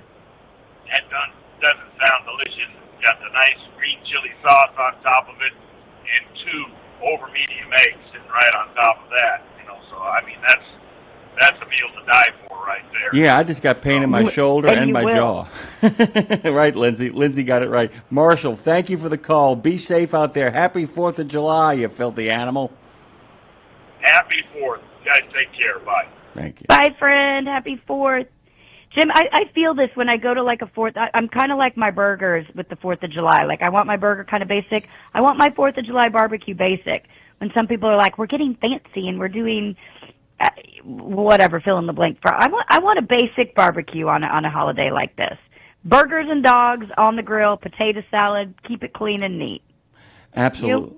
Oh, my God. I have no problem with a bit of cherry pie, a couple of hot dogs smothered in chili with some mustard on top of them, and a plate of chips. Done. Thanks. Boom. Happy America. Boom. By the way, speaking of Happy America, we're happy with our friends with Trucking with OOIDA. Here's the deal. When this show is over with, when the U.S. DOT announced last week it was launching 9 pro-trucker initiatives, Colin Long, who, if you didn't hear, you're going to need to stick around because he's going in depth after the show today with Ashley and Scott. May have been as happy as anyone. He was, if you heard him. As OOIDA's Director of Government Affairs, he's been pushing for these changes in D.C. as hard as anyone. We're going to let him take a victory lap with Ashley and Scott while acknowledging that the game is far from over. They're also going to be talking about a nuclear verdict getting overturned. Cargo thieves are licking their chops this holiday weekend. How to stop them from licking your chops. By the way, it ain't that kind of show. And more as we usher in a brand new episode of Trucking with OOIDA here on Road Gang Radio, RadioNemo.com, and all the platforms that we are at. Sorry I had to do that, Lindsay. Tell Brad Bentley good morning. Don't be sorry you had to do that because I love that show. Good morning, BB the King. More on you in a second. I love this show, Trucking with OOIDA. I love that it follows us. I think it's, my favorite thing, #balance, what they're giving us. It's so professional and polished, but they're still having fun. You can tell, like, as opposed to us. As opposed to us, who have no fun at all. No, it's such a great balance. It's a reminder to me, just like all of our staff making their own reels. It's a great reminder to me of what this platform is really bringing forward, kind of giving all the news, information, entertainment. I just think it's cool that we're covering all angles. I know Brad Bentley feels the same because I get great texts from him saying, oh my gosh, you got OOIDA, you got Trucking with OOIDA, we're doing it.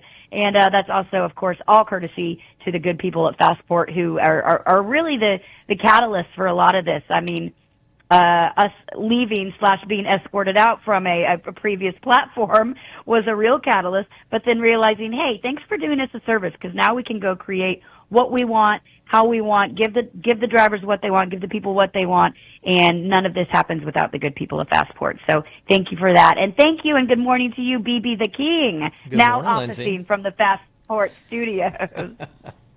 Good morning, Brad. Good morning, Jimmy Mack. Anything else left to say after that?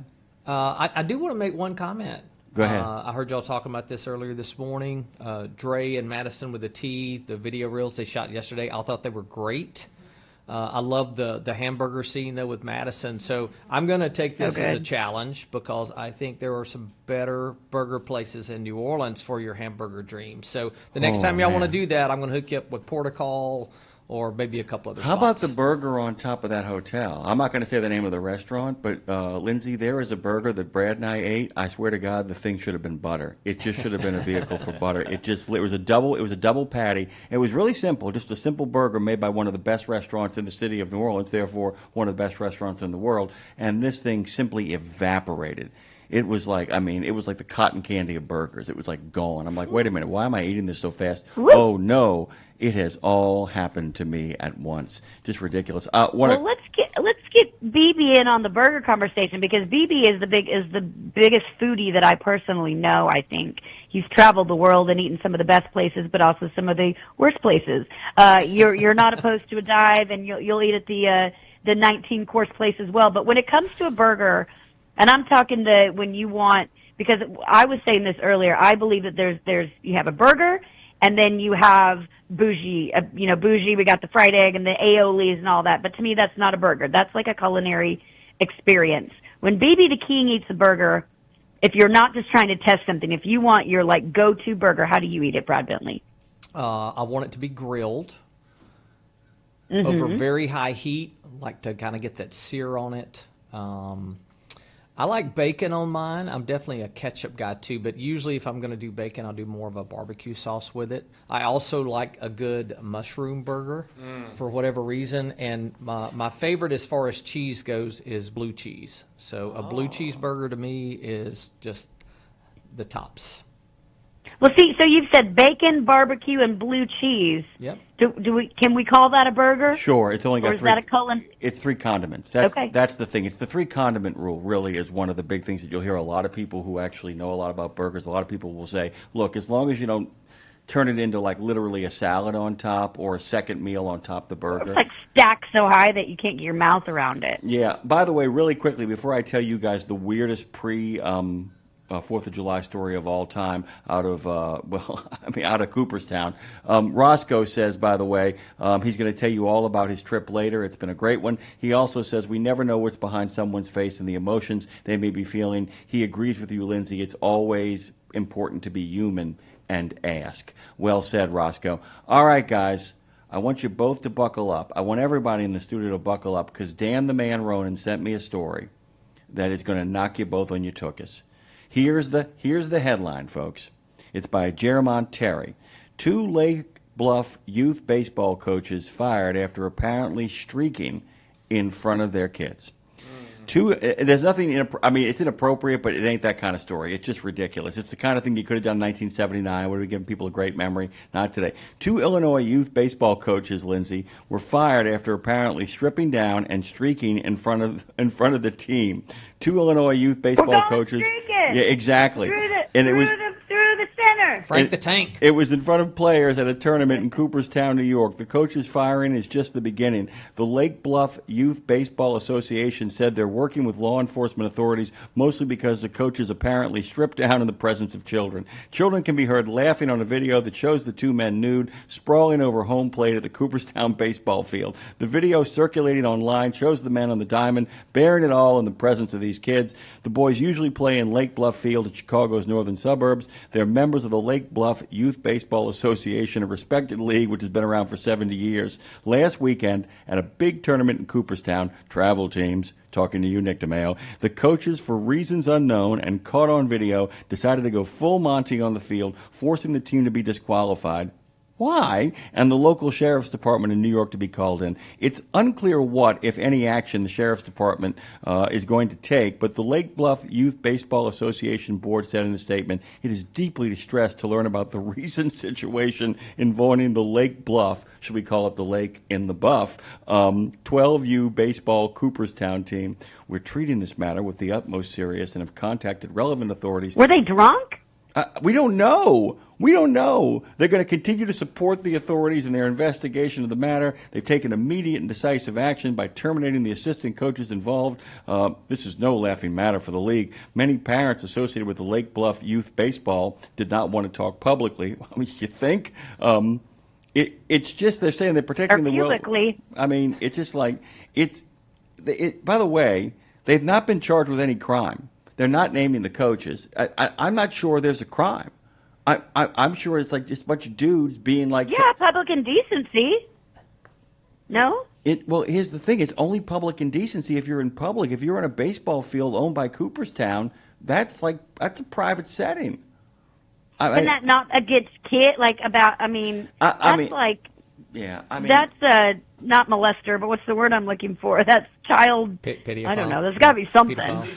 Well, here's the thing, though. I mean, maybe there are some, maybe they're probably, maybe there's some kind of law here, but it's like, so what happens when you have these parents who raise their kids au naturel on beaches in France? I mean, I'm not defending these guys because this is real turd burglar behavior. There wasn't like a Morgana the Kissing Bandit reunion or anything like that. No, nothing like that. No, no motivation. Well, and also, I hear you, Jim, but they weren't on a beach in France. They're on a baseball field, all America, with children and families. So, yes, Dre. It's not like the scene in Horrible Bosses where Charlie Day basically went to go use the bathroom on the side of a bar, and it was at a park, and then he got indecent exposure. Yeah. I mean, basically. Or a pedophile or something. I mean, it's the worst, dude. Like I said, these guys are morons, by the way. But this is one of those things where, well, we don't have any news, so let's make some news. I mean, it's just like one of those. We don't have any news, so let's have some nude. Exactly. Lake in the buff. I mean, of course, and I got that story from Ronan, and I'm like going, Ronan. I mean, just one of those things where either I get these really serious breaking news stories about the trucking industry, or I get that kind of stuff from Ronan. He is a baseball guy, through and through. A baseball guy. # balance. Speaking of baseball, you guys will be excited for this. I got Freya, my 6-year-old, I'm a 7-year-old, signed up for softball, which she will start in August. And here's what's so cool about it. The coach of the team is the coach for the high school that Freya that we're zoned for, which obviously is a long way off. And the coach is married to the man who coaches the men's baseball at the high school. So these are the high school coaches coaching the minis, which I feel, I mean, that seems pretty serious. But I also feel like, listen, if we're going to do it, let's do it. We're going to do it. I don't want the local dad who volunteers who's never played softball, played anything in his life. I like that it's 6-year-olds being coached by the high school coaches. I think that's very cool. I think it's really cool. Although, by the way, I got a chance to coach Little League Baseball very recently, and Todd Graffinini, big baseball fan, he goes, I like your aggressive strategy. I said, you mean I send everybody and just keep sending people till somebody gets thrown out because 6-year-olds don't have the arms to do this? It's a different thing coaching little ones. I'll tell you that right now. By the way, really quickly on baseball, big congratulations to Clayton Kershaw. Actually struck out his 3,000th batter last night. He becomes only one of 20 men in Major League Baseball history to do it. He got to 2 strikes on the first 11 batters he faced and couldn't get the strikeout. That all changed. Big congratulations to him as well. So, hey, man. Are you gonna bring back the baseball report? We don't have any time, dude. I mean, we don't have any time. I mean, it's like every time I turn around and say, hey, we don't. Make time. Prioritize. I mean, important. Let's go through this, by the way. Let's talk about the 100-plus guests. We had an hour free today. Yeah, we just blabbed. Well, I know we just blabbed, but it's like it's got people commenting on all kinds of stuff. I'm going to say this right. I'm actually thrilled about it, by the way. Have you ever, since we started doing this particular format, had us going, well, what do we talk about now? We've not had that moment. Yeah, but your baseball report can be 5 minutes. I'm just saying. Play ball. Oh, by the way, I told this to Dre at the beginning. Speaking of baseball stuff, and this is a really great story from 1947. The Cleveland Indians purchased the contract of Larry Doby. He was a 22-year-old center fielder for the Newark Eagles. Doby would homer in his last at-bat in the Negro League. He would then the next day join the Cleveland Indians as a center fielder. He would become, on that day, the first black player in American League Baseball history. And what's also really cool, Lindsay, on this day, his number was retired in 1994 by the Indians, which I thought was long overdue when they did it, but that's really groovy. People forget that every single one of those men, not just Jackie Robinson, who was the first, but every single one of those men who made the leap into the big leagues from the Negro Leagues or from other areas engaged in an unbelievable act of courage. So, Unbelievable. I know what you're doing with the rest of your day. Bentley, you're here. What are you doing? We're going to, listen, tell them what we're doing, Brad. Tell Lindsay what we're doing. Well, at noon, we're going to be out at the Bastion Community of Resiliency, which is an intentional living community all veterans that have some form of PTSD or TBI do fantastic work out there, and they have a new wellness center that is almost complete, and Jackson Smith is going to give us a tour of that. On the way, though, Jimmy Mack, I hadn't told you this The yet. very good-looking Jackson Smith, as Lindsay has pointed out. Yeah, Very dude. Had him on the show. Looked him up. Liked him a lot. He's a beast. He's a beast, too. You met him in And he's person. hotter. Yeah. And he's hotter because, A, he's just physically hot, but then on top of it, what he's doing to help veterans and the community they've served. I feel like this Bastion community, by the way, feels futuristic in the best of ways, like these intentional living communities that are so beneficial to whoever the community may be. It's such a brilliant, it's a brilliant concept. Why did this not start earlier? But whatever, here we are. The future was yesterday. As long as it's happening, it's happening. Yeah, the good news with that, Lindsay, people are paying attention, and it's now about to be replicated in San Antonio. That'll be the next place for this. So, but it'd be good to see That's Jackson. awesome. But we're going to stop on the way, Jimmy Mack, to get the ribs at the joint, because tomorrow it's going to be too crowded, and they open at 11:30. It's on the way. It's got to work out perfectly. Yeah, we got to do that. We got to do that. Sorry, Lindsay, but you didn't have a good time on the Cape, so I don't have that much compassion for you. And by the way, everybody looks like they're having a really good time over there, including Mimi. We're having a good time. We're having a good time on the Cape. Tim, tomorrow is the 4th of July, and you have been so kind as to let me on the 4th of next week actually have a vacation with my family. I am going to be dropping in, though, on the show next week. I'm still going to do Country Music Report and pop in here and there, but thank you for gifting me the joy. It's been, as you know, a rough year for my family, so I'm very grateful and gracious that we get to now come back to the Cape and hopefully be celebratory and let the kids around here and grandkids just thrive. So I love you. Happy 4th. God bless the USA. Yeah, and by the way, Lindsay, don't worry. I got plenty of reinforcements coming in. Our friends from the American Truck Historical Society have the 76 bicentennial truck they'll be talking about. Patrick Murphy, the former Undersecretary of the Army and a great American, will be joining us for a military segment. And then all of our good friends, along with Sean McGee, Nancy Spananis, and Jane Hampton Cook are going to be all joining us from the, All Things Liberty, the Journal of the American Revolution. And, of course, we're going to have a moment of break or back talk as our good friend, the Turtle, drops in, along with Lindsay being a part of the action as well. Guys, we are here for you. Other platforms are giving themselves the day off. Even Lindsay on her vacation is going to drop in and say hi. Thank you, Lou. Trucking with the White coming up next. Don't go anywhere, guys. Keep listening. Get home safe. We love you all. Bye. Thank you, Dave. Thank you, Brad. Thank you, Lindsay. Thank you, Dre. Thank you, Madison. Lindsay Lawler has left the LaRue.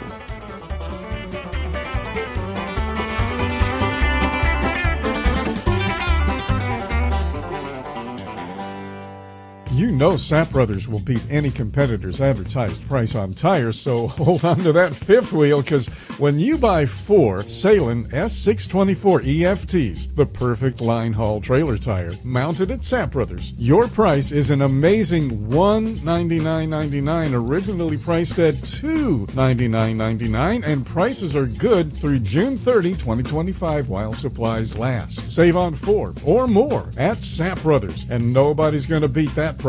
Salem Tires, advanced compound technology for maximum mileage and rolling resistance without compromise. When you think tires, think Sap Brothers. The shockwaves from last week's announcement from the USDOT continue. From hours of service reform to truck parking progress and more, we explore how the moves could spell big changes for the trucking industry. Plus, a nuclear verdict gets overturned, cargo thieves are licking their chops this holiday weekend, and more as we usher in a brand new episode of Trucking with OIDA. Welcome to the show. Scott Thompson here. Ashley Blackford here. We've got a good one today, Ashley. Here in just a little bit, we're going to speak with Colin Long, OIDA Director of Government Affairs, about that big announcement out of the USDOT last week. He's been giddy this week. He's so excited. I was going to say, of all of the people that were kind of reacting to this news, I think Colin was the most excited. Perhaps the most excited, for sure. It was like a top secret operation first was underway, as we heard. We got nothing from him. We got tried, nothing. We heard something was coming. We didn't know what it was. Colin did, but he wasn't. Loose lips sink ships kind of mentality, I guess. But anyway, we're going to speak with Colin about that and kind of what it all means. And we're also going to, a little bit later, explore how OIDA kind of helped this thing along and make these things happen. And we're going to also make sure we emphasize this is not the end of the road. This is a win, but it's not it's not the end of the game. We're not putting our feet up yet. Yes, yeah, much more to do, obviously, on a lot of these issues. But that should be a good conversation. Looking forward to that. Before that, though, we've got some news to cover. Yeah. Well, you mentioned the 9 initiatives, which I think has kind of been the focus for us, I know. But DOT actually made another announcement last week. They're launching an audit into state-issued non-domiciled commercial driver's licenses. I guess I'm curious. They did this last week.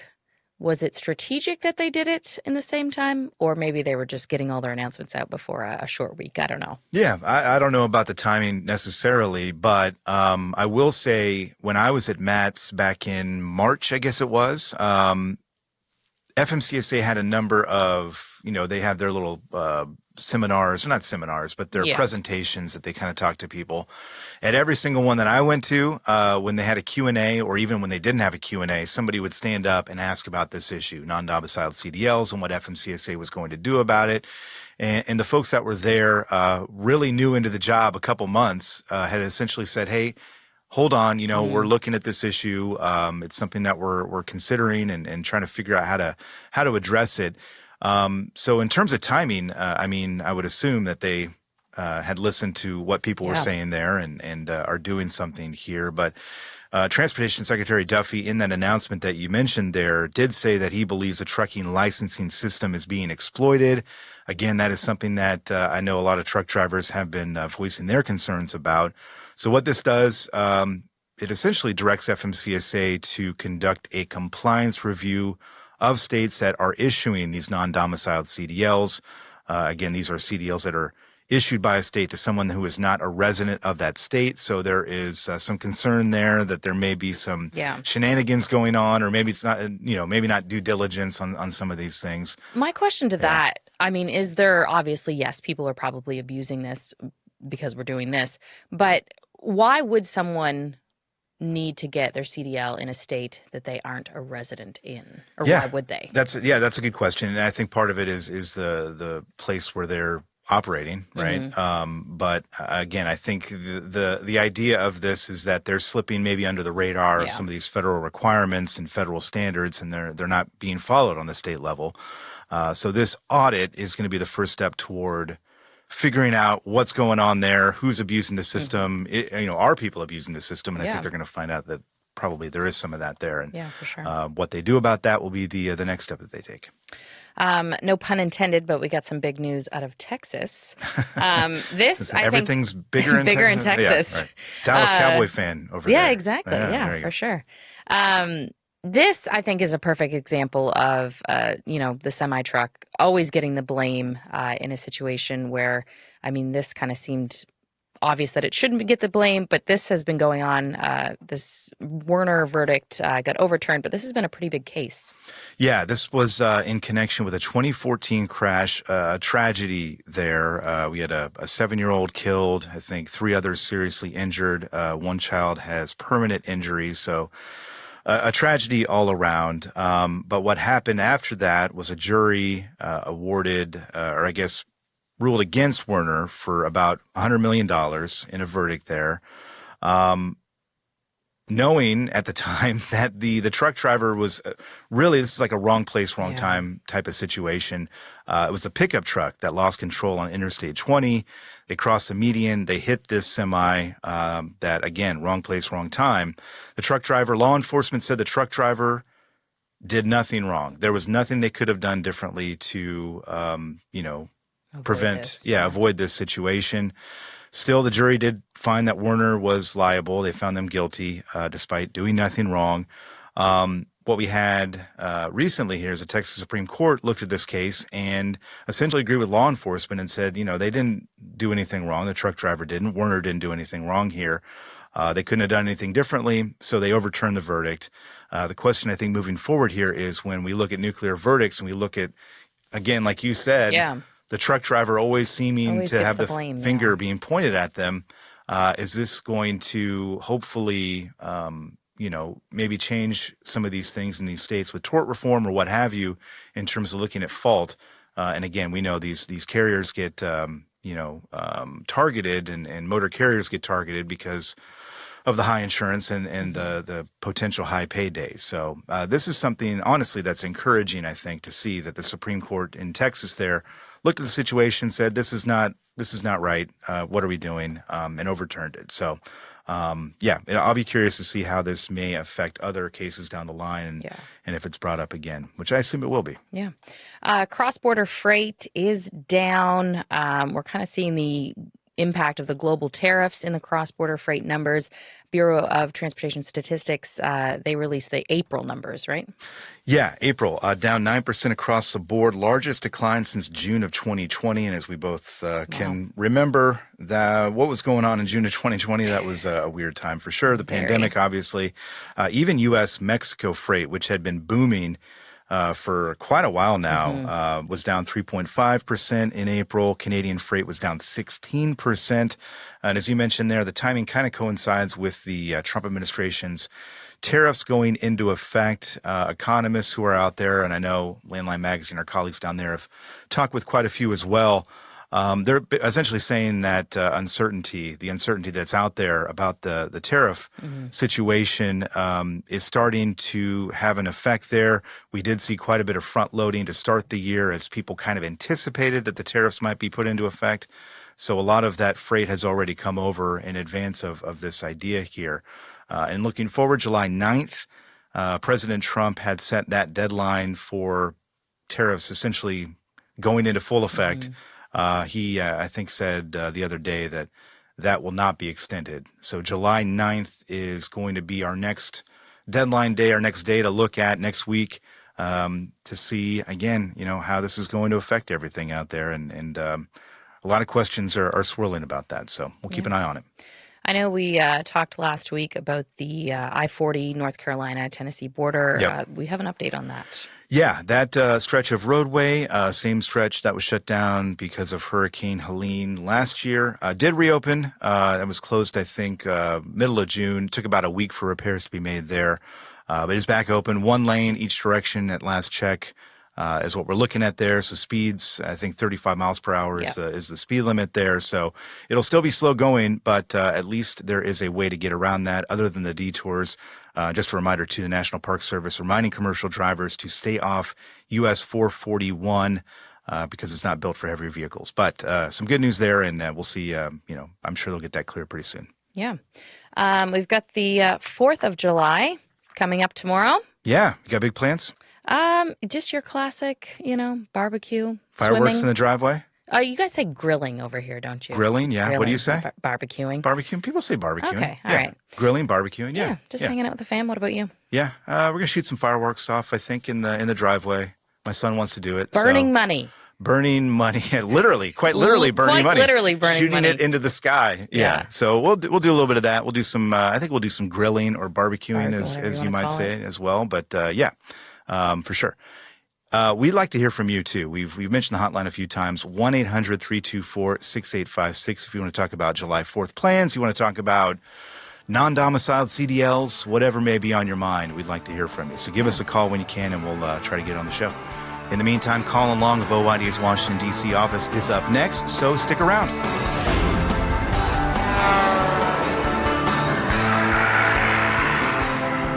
Welcome back, and we are joined on the line by Colin Long of the OID's Washington, D.C. office. Colin, how you doing? I'm doing great. Thanks for having me. Thanks for being here. You got big plans for the 4th? The 4th of July is one of the few holidays I remain in Washington, D.C. rather than go somewhere else because of all the holidays, it's probably the best one to be located in the nation's capital. So I plan to not do much of anything. I'm going to stay put. What? Yeah. Yeah, what is it like there? Yeah. Well, we have a great fireworks display. And I happen to live on Capitol Hill, which is kind of like small town USA, believe it or not. And there's some block parties and everybody sticks around and it's got a good community vibe, and then we all watch the fireworks from our roofs or parks, and the neighbors tend to set off some of their own displays, so it turns out to be quite an event. Yes. Nice. Yeah, it's been like a war zone in my neighborhood for the past same. few days with fireworks already going off. Dog is panicked.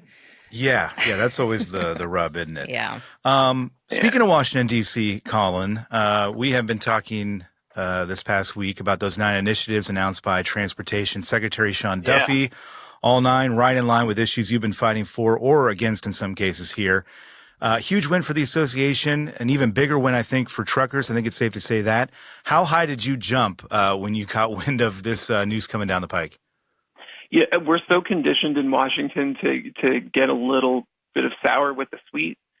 So when I was hearing the 9 rattled off in order, I was waiting for the other shoe to drop, and when it never did, I think I was kind of beside myself, because it's not often where you come up with this list of priorities and an administration says, yeah, we can work on all of those. And that's really what happened. I'm not one to brag, but on this one, I think I'm going to brag on behalf of OOIDA. Please do, yeah. I mean, we've been advocating for, strongly advocating for 8 of these 9 items. The 9th being improvements to the driver resource page on FMCSA's website, which, of course, we're not going to object to. That's great as well. I wish we would have thought of that ourselves. But by and large, I mean, this reads like a list of OOIDA priorities that folks have been hearing for several years now. I mean, a lot of these items have been on the list of priorities since I came to OOIDA. So it's great to see movement on all of them. And I just want to be clear. I mean, we are celebrating. We are spiking the football in the end zone on this. But there's still work to be done on all these issues. There's only so much the administration can do within their regulatory boundaries to push the ball forward on a lot of these topics. We need Congress to backfill what the administration just isn't authorized to do. And I'm not saying they haven't gone to the ends of the earth to try and solve some of these issues. They certainly have.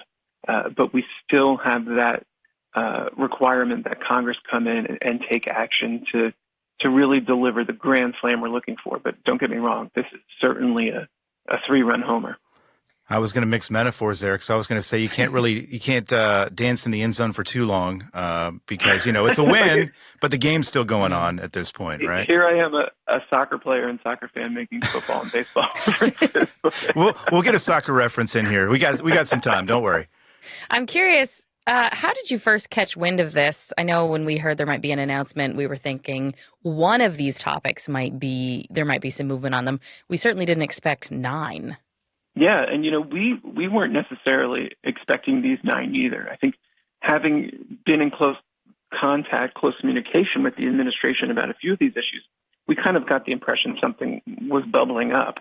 But when they actually reached out and said, here's what we're planning to do, we were very pleasantly surprised that the list was as extensive as it is. And I mean, there's some things on here that are pretty specific to what OOIDA has been pushing for.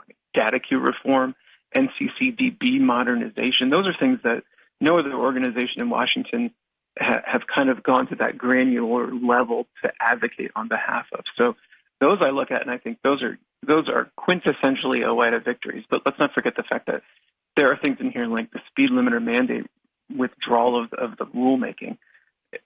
We certainly weren't alone in advocating for that, but without OOIDA, that wouldn't get done. We were by and large the leading voice to pull back on the speed limiter mandate. And within our industry, we were certainly champions, while other folks were muddying the waters and making things less clear for the administration. OOIDA's been saying loud and clear for years now, pull that back entirely. The Trump administration did it in their first term, and now they're coming back and burying it again. So the list is great. We are thrilled by the list.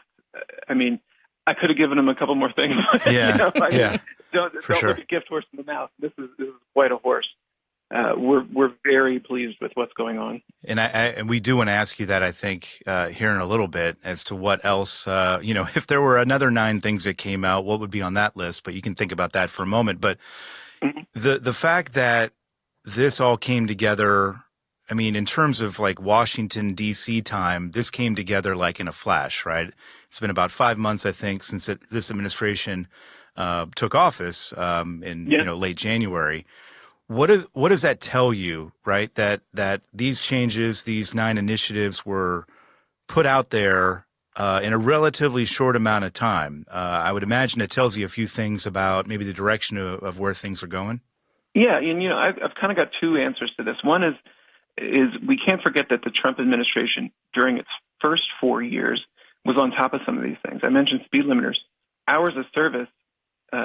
If you remember back in the first Trump term, they granted some requests that we had submitted for flexibility. They just couldn't go as far as we wanted to because they lacked the data to do it. Now they're coming back and saying, all right, well, that 3-hour pause that OOIDA pitched, let's actually run a pilot and see how it affects safety and see how it benefits drivers, and then we can potentially move forward with the rulemaking.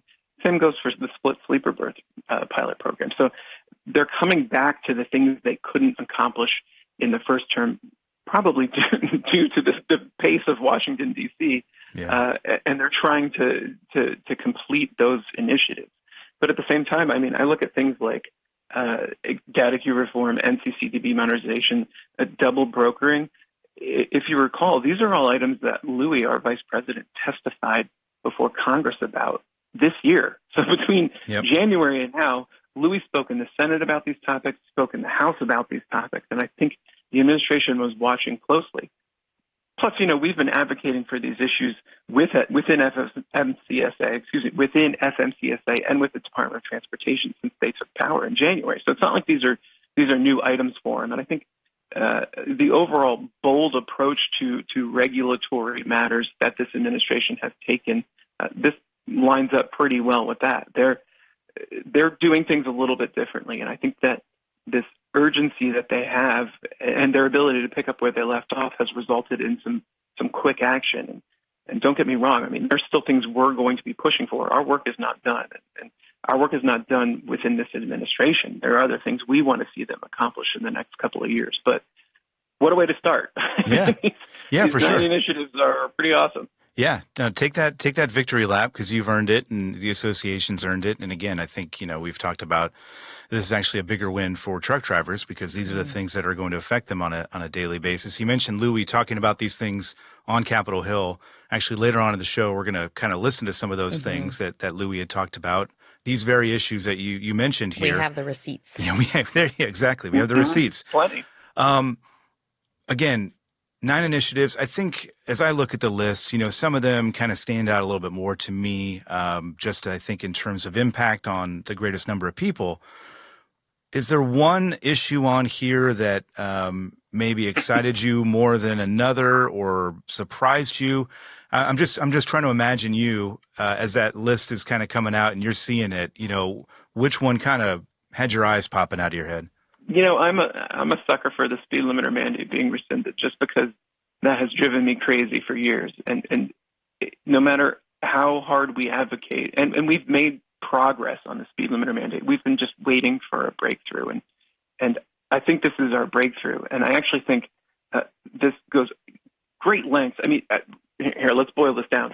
The speed limiter mandate is off the agenda for the next 3.5 years. I think truckers can breathe a sigh of relief, and they hopefully can say, thank you, OOIDA, for delivering that victory. Yeah.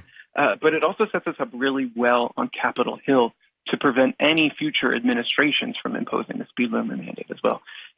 Don't forget, we have bills in both the House and the Senate that say DOT will not move forward with speed limit mandates. So in order to do so under future administrations or future Congresses, it has to take an act of Congress to do it. And let's not forget, I mean, that's how we ended up with ELDs. The ELD mandate is something that Congress, in their infinite wisdom, thought would improve safety. So it's not unheard of that a future Congress will come back and tell a future administration to move forward with a speed limiter mandate. But this, coupled with hopefully activity on Capitol Hill, will make that extremely difficult. And I think that's the type of victory that our members expect from OOIDA. And I think that's the type of victory they've been looking for a number of years, because this speed limiter mandate has been real frustrating. And I think, if I'm being honest, and if our members are being honest, I think they'll agree with me that we put enough stink on the speed limiter mandate that the Biden administration was never going to move forward. Yeah. But there's a difference between never moving forward and actually rescinding the rulemaking. And actually rescinding the rulemaking gives us power on Capitol Hill to come in and say, all right, let's bury this thing once and for all. So we've gotten a great victory on speed limiters that I am very much proud of our team, proud of our work as a coalition, bringing others in to fight this. Because if you remember, I mean, some of the safety advocacy groups, some large carriers and their organizations in Washington were pushing for these things.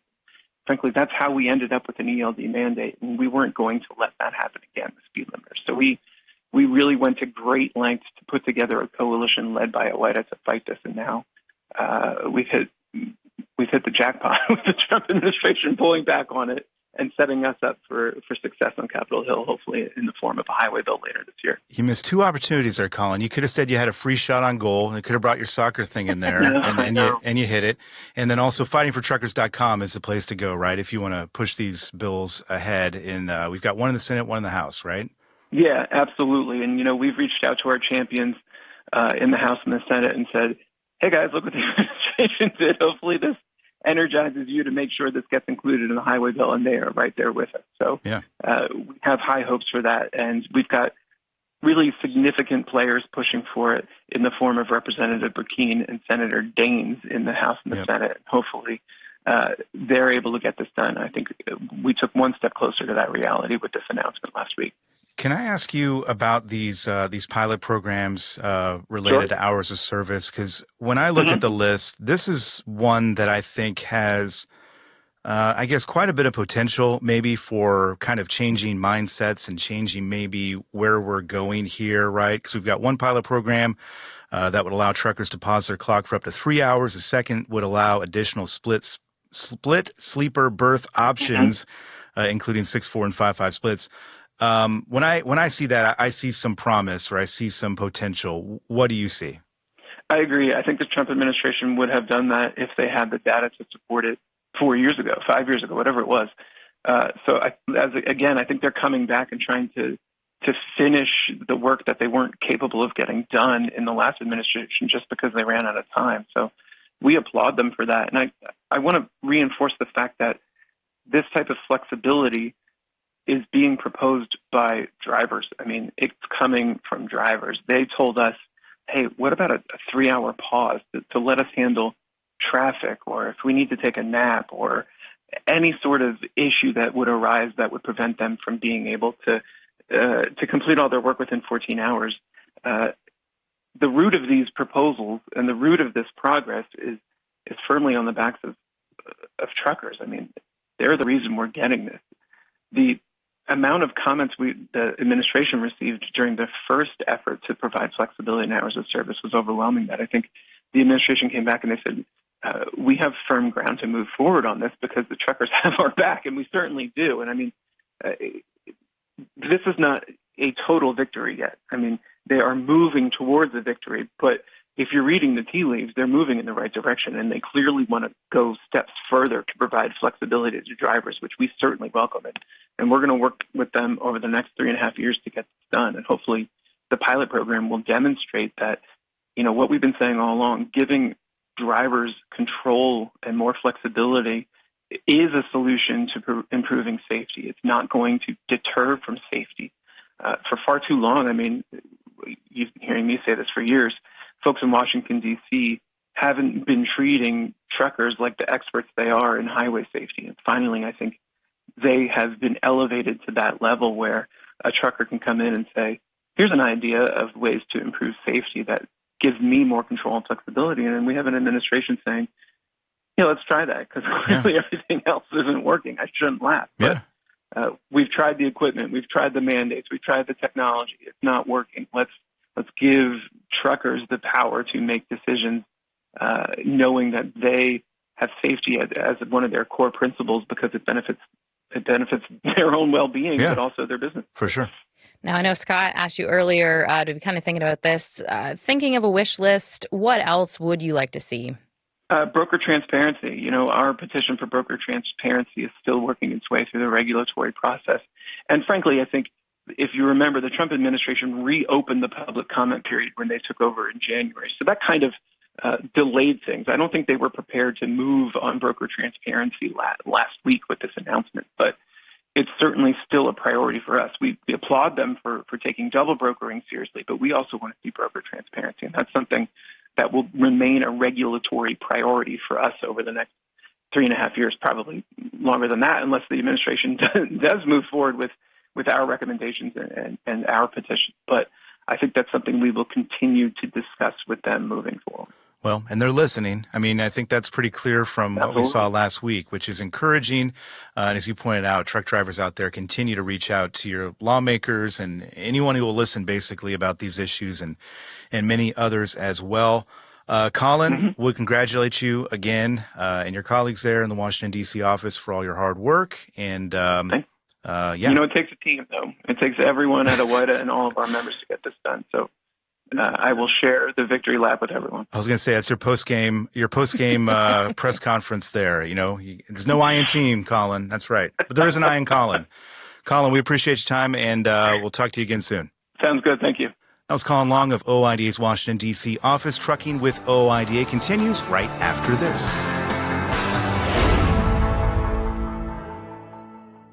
Did you know it's extremely easy to join the Wreaths Across America mission to remember our fallen heroes, while at the same time honoring those who are currently serving our country and their families? Plus, you're helping to teach our younger generation about the value of freedom. With just one $17 donation to Wreaths Across America, you're sponsoring a fresh Maine Balsam Remembrance Wreath. They've really become a symbol of America's respect for those who bravely served and are no longer with us. To sponsor your wreath, just visit wreathsacrossamerica.org. That's wreathsacrossamerica.org. Live hard, drive hard. Shady Rays has got you. If you want a pair of sunglasses that keeps up with your adventure on the road, Shady Rays has got you. If you want to keep your eyes on the journey ahead with a price point right for your lifestyle, Shady Rays has got you. Premium polarized sunglasses with a lost and broken protection program and 30-day risk-free returns and exchanges. Drop in that code RadioNemo at ShadyRays.com and get a 35% discount and make sure you can see where the action is. They got you at ShadyRays.com. Wait a minute. Are you running all of your rig's accessories? All of them. You like that? No, why would I? Your engine's turned off. That means I ain't violating no idling laws. You like that? No, why would I? That means you're running off your battery. I'm running on an Odyssey battery. You like that? No, why wait. Did you say an Odyssey battery? Odyssey battery. Rugged, maintenance-free, thin plate pure lead technology, and massive deep cycling capability. Plenty of reserve power to run onboard accessories. Engine on or off. Twice the power, 3 times the life of conventional batteries. That's an Odyssey battery. You like that? No, I don't like that. I love that. Wait a minute. The crickets stopped. Odyssey hasn't. Get yourself an Odyssey battery. Performance you can count on. Pro drivers, say hello to your perfect fuel stop. Racetrack. Perfect as in hello, everything you need on the go. Oh, hi there, dedicated truck lanes. What's up, hot and delicious grab-and-go food? And hello, cat scales, clean restrooms, and large, easy-to-maneuver lots. Racetrack has what you want so you can get in, get out, and get back on the road, turning miles into money. Next time you need to stop, say hello to the fuel stop built for pro drivers. Racetrack, whatever gets you going. Welcome back to Trucking with OIDA. We just finished, Ashley, that great talk with Colin Long, who is, I think, quite literally over the moon about the movement we're seeing there at the U.S. Department of Transportation. And as he pointed out, I mean, these are issues OIDA has been bringing up for years. Yes. And as promised, we, of course, have the receipts. We're going to take a look back at the ways in which the association has been pushing on these very issues. It shouldn't have come as too big a shock. It's late May in Austin, Texas, and Transportation Secretary Sean Duffy is just getting done with a news conference announcing stricter enforcement of English proficiency standards. Shortly after that, he's inside the OIDA tour truck telling us the move is merely the first step of many he has planned for the benefit of the trucking industry. And I would just tell you to stay tuned because we're working through it and trying to be smart. And but by the way, I do appreciate the comments and feedback because it's not just a complaint. Oftentimes, I'll get ideas on why don't you do it this way? Why don't you think about it like this? from the industry. And I think that's really important. People who don't just bitch about a problem will also go, here's a way I think you could solve this problem as well, which I appreciate. We didn't have to stay tuned for all that long. About a month after that trip to Austin, Secretary Duffy and the USDOT announcing 9 initiatives aimed at improving your lives on the road. 9 initiatives that the Owner-Operator Independent Drivers Association has been advocating for, in some cases for years or even decades. And as Ashley said, we brought the receipts. Take, for example, truck parking. Only 1 spot for every 11 trucks leaves many forced to park on the side of highways or to ignore their hours of service, something OOIDA Executive Vice President Louis Pugh detailed during a March hearing in the U.S. House. This has been a problem my entire career, and it's kind of crisis stage now. Lots of folks out there, I know they see these big warehouses and gas stations and all these different places where drivers can park, or they think that drivers can park, I guess would be the better statement. Unfortunately, a lot of these places and businesses do not allow this. Some, it's who owns the land, it's the real estate company. Some is just policy. I have drivers who go to places, they sit there for 6-8 hours waiting to get unloaded. They run out of hours, and then the place where they deliver kick them off the property, tell them they have to leave. They'll explain, and I've had this happen to myself. I'm out of hours. There's nowhere else I can't drive. Well, we don't know what to tell you because you're not parking here. So this is a real problem, and this is why we need parking. The USDOT announced $275 million in grant funding to expand truck parking availability to help meet that need. $180 million of that will go to the I-4 corridor in Florida to add 917 new truck parking spaces. The money is a good start, but it'll take an act of Congress to get real momentum. Back in 2020, OOIDA helped Representative Mike Bost of Illinois craft the Truck Parking Safety Improvement Act, which includes $755 million to expand truck parking nationwide. At last check, that bill has 41 co-sponsors from both sides of the aisle. In the Senate, Senator Cynthia Lummis is leading the charge in a similar bill, which has yet to be reintroduced during this session of Congress. While the lack of available truck parking remains a constant pain in the backside of drivers, the prospect of yet another mandate has been a recurring one in recent years. Floated by the Obama administration in 2016 and then again by the Biden administration 5 years later, this idea of putting a speed limiter mandate into effect keeps popping up, but the Trump administration has shelved the issue once again. OOIDA's message has been firm and clear from the start, and Pugh delivered it to lawmakers on Capitol Hill time and time again. This exchange is from a hearing in the House in 2023.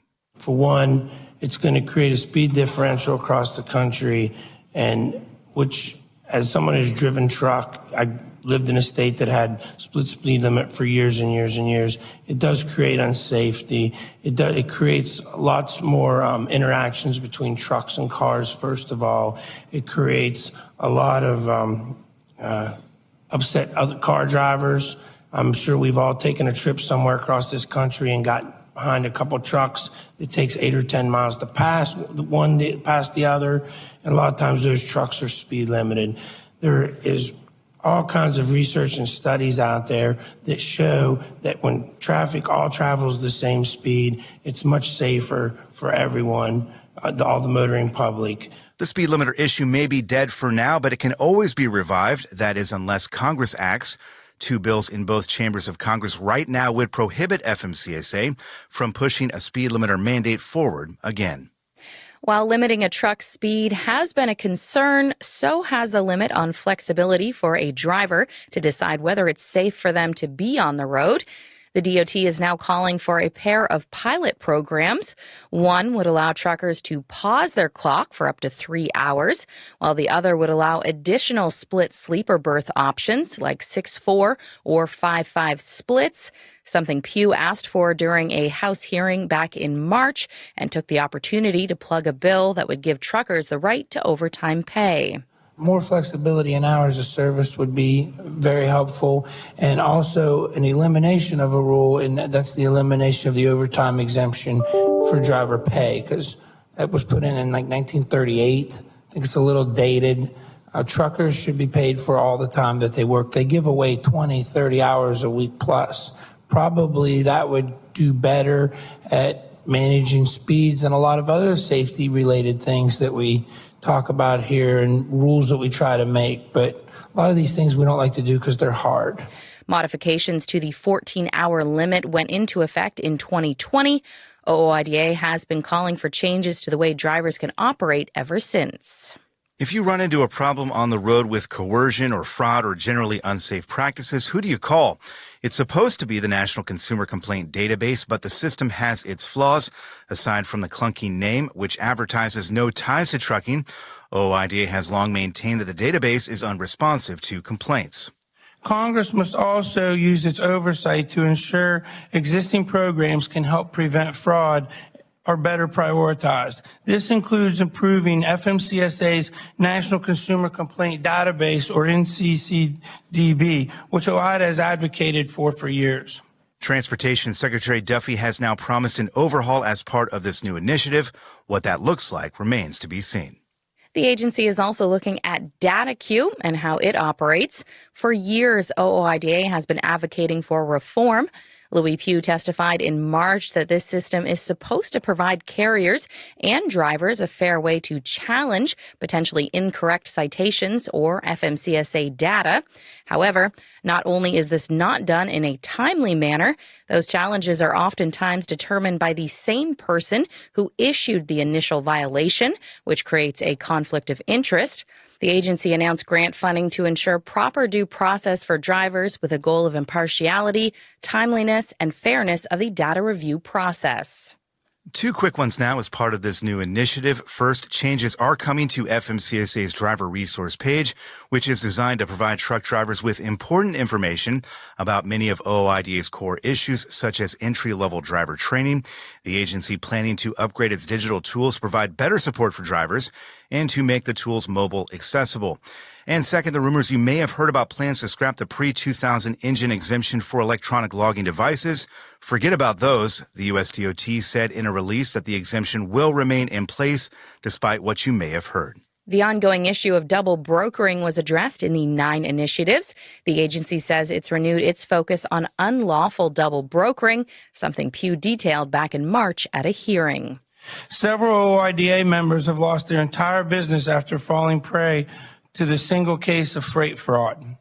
This is not a hyperbole. It only takes one scam to completely ruin a small trucking business. The first step Congress must take to improve this condition is passing Senate Bill 337, which is a bipartisan legislation introduced by Senators Fisher and Duckworth. This bill, which is supported by a wide variety of industry stakeholders, gives the Federal Motor Carrier Administration the authority to level civil penalties against fraudsters.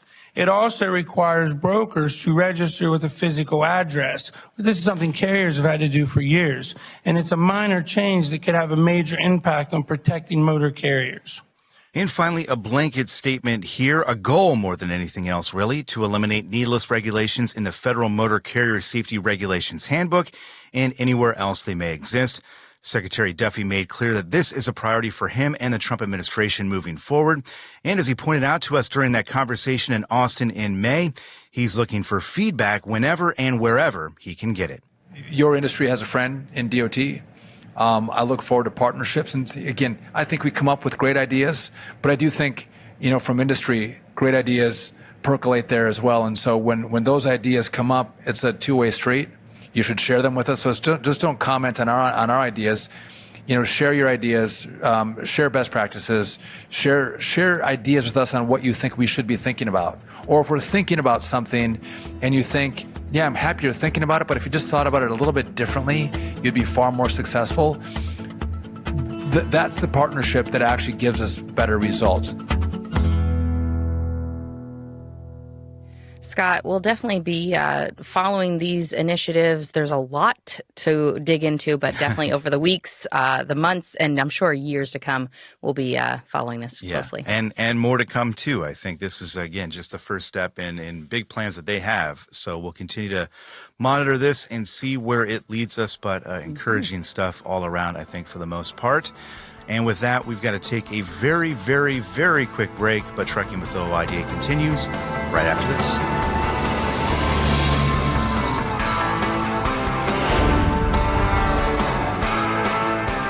Welcome back. As we wind down and head into the 4th of July, we got a few things to chat about.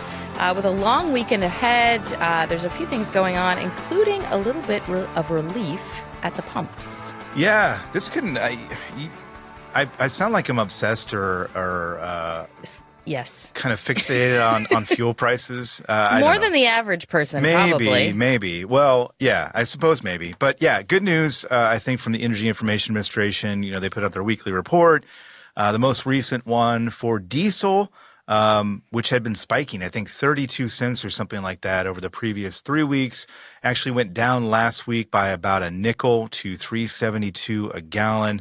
Where I think we're seeing some relief there from some of the tensions that have been eased a little bit in the Middle East. Obviously, they are still there. But this is, I think, a byproduct of that to a degree.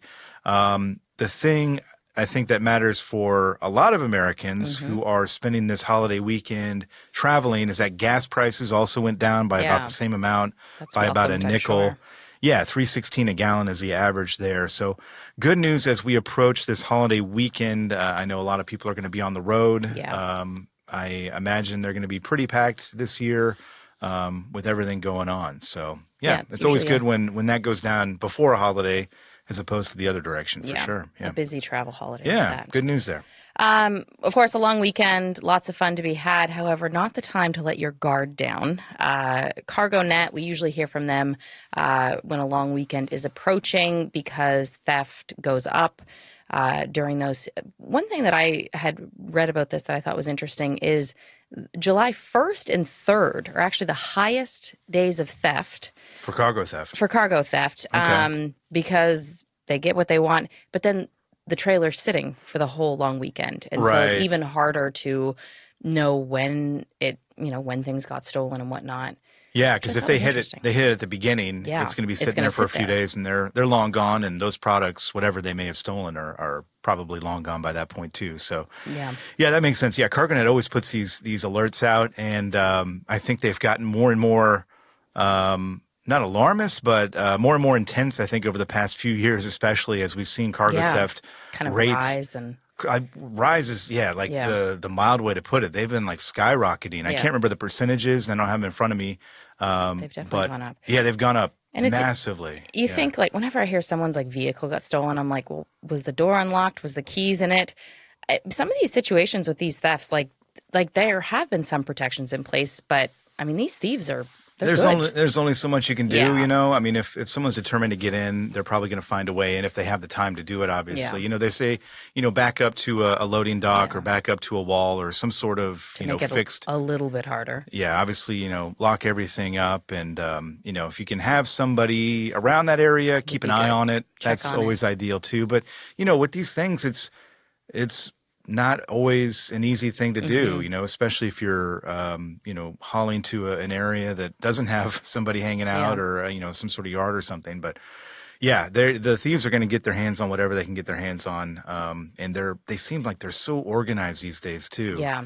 Some of the things that CargoNet said that are kind of popular items to be stolen, non-alcoholic beverages, like I think sodas and energy drinks. Energy drinks, yeah. Those are a big one. Vehicle accessories, tires, automotive parts, computer electronics, and major appliances. Which, like, you've got to be. You got to be dedicated if you're hauling a refrigerator. Who wants to do that?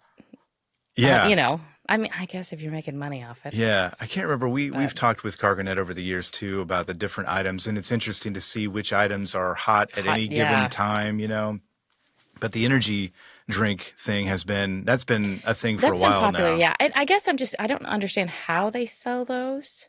Oh, don't play coy, Ashley. We know you're involved. But I guess, you go on Amazon. People can sell stuff on Amazon and stuff, can't they? Yeah, for sure. Yeah, I think they're selling them to whoever basically will buy them, and there's so many different places now that you can do that. Yeah, I don't have any insight into the criminal enterprise over there, but anybody listening, obviously, you are well aware of the cargo theft threat that's out there. So just try and be as smart as you can. Take those precautions. But unfortunately, they're going to hit a lot of people probably this weekend, and we'll be talking about it next week or the week after when we get those numbers in for sure. Yep. And it wouldn't be a little 4th of July coverage if we didn't talk about hot dogs. Hot dogs. It's a hot dog corner. Colorado this week there was a rollover crash, no injuries. Good. Happened on Highway 69. The guy was hauling a load of frozen hot dogs, other frozen products. What I thought was neat about this is law enforcement acted fast, obviously. Got the haul, which couldn't be sold anymore because of the rollover crash. Got it frozen and ended up handing it out to the community. Oh, That was frozen kinda cool. frozen hot dogs. Frozen hot dogs. They were not. I would assume they were not hot dogs that like rolled off of. I think they were in the trailer. package. They were still in the packages. Yeah. Okay, yeah. In that case, that'd be all right. Yeah. I saw somewhere that hot dogs. I can't remember precisely, but like this is the hot dog holiday. Yeah. Which makes sense, Yeah. because everybody's grilling out, barbecuing, as you said Barbecuing. earlier. Yeah. Right? Is that the term they use in Canada? I mean, it's a term that I would say that I've been corrected on from like my American husband. He's like, yeah. it's grilling, not barbecuing. Yeah. But I we would say think barbecuing's fine. I don't know. Yeah. But anyway, Yeah. your hot dog knowledge, we're going to be polishing up on that in a few minutes. Oh, We okay. got some trivia. But yeah, I thought that was cool. But mentioning like things, Wait, my hot dog knowledge, is that what you just said? Yes. Okay. All right. All right. I don't know how much knowledge I have of hot dogs. Well, we'll find out. I guess we're going to find out. All right. This is news to me. All right. Exciting. When you see these like rollover crashes and the products in them, I think a lot of times they can't be sold, right? Correct. Yes. So this is just something I thought of growing up. I grew up near a large trucking company in Canada, and they used to have like a little like store that I remember going to that they would like sell the stuff that like their trucks were hauling. Quote unquote fell off the back of a truck. I have news for you, Ashley. That was not a legitimate enterprise.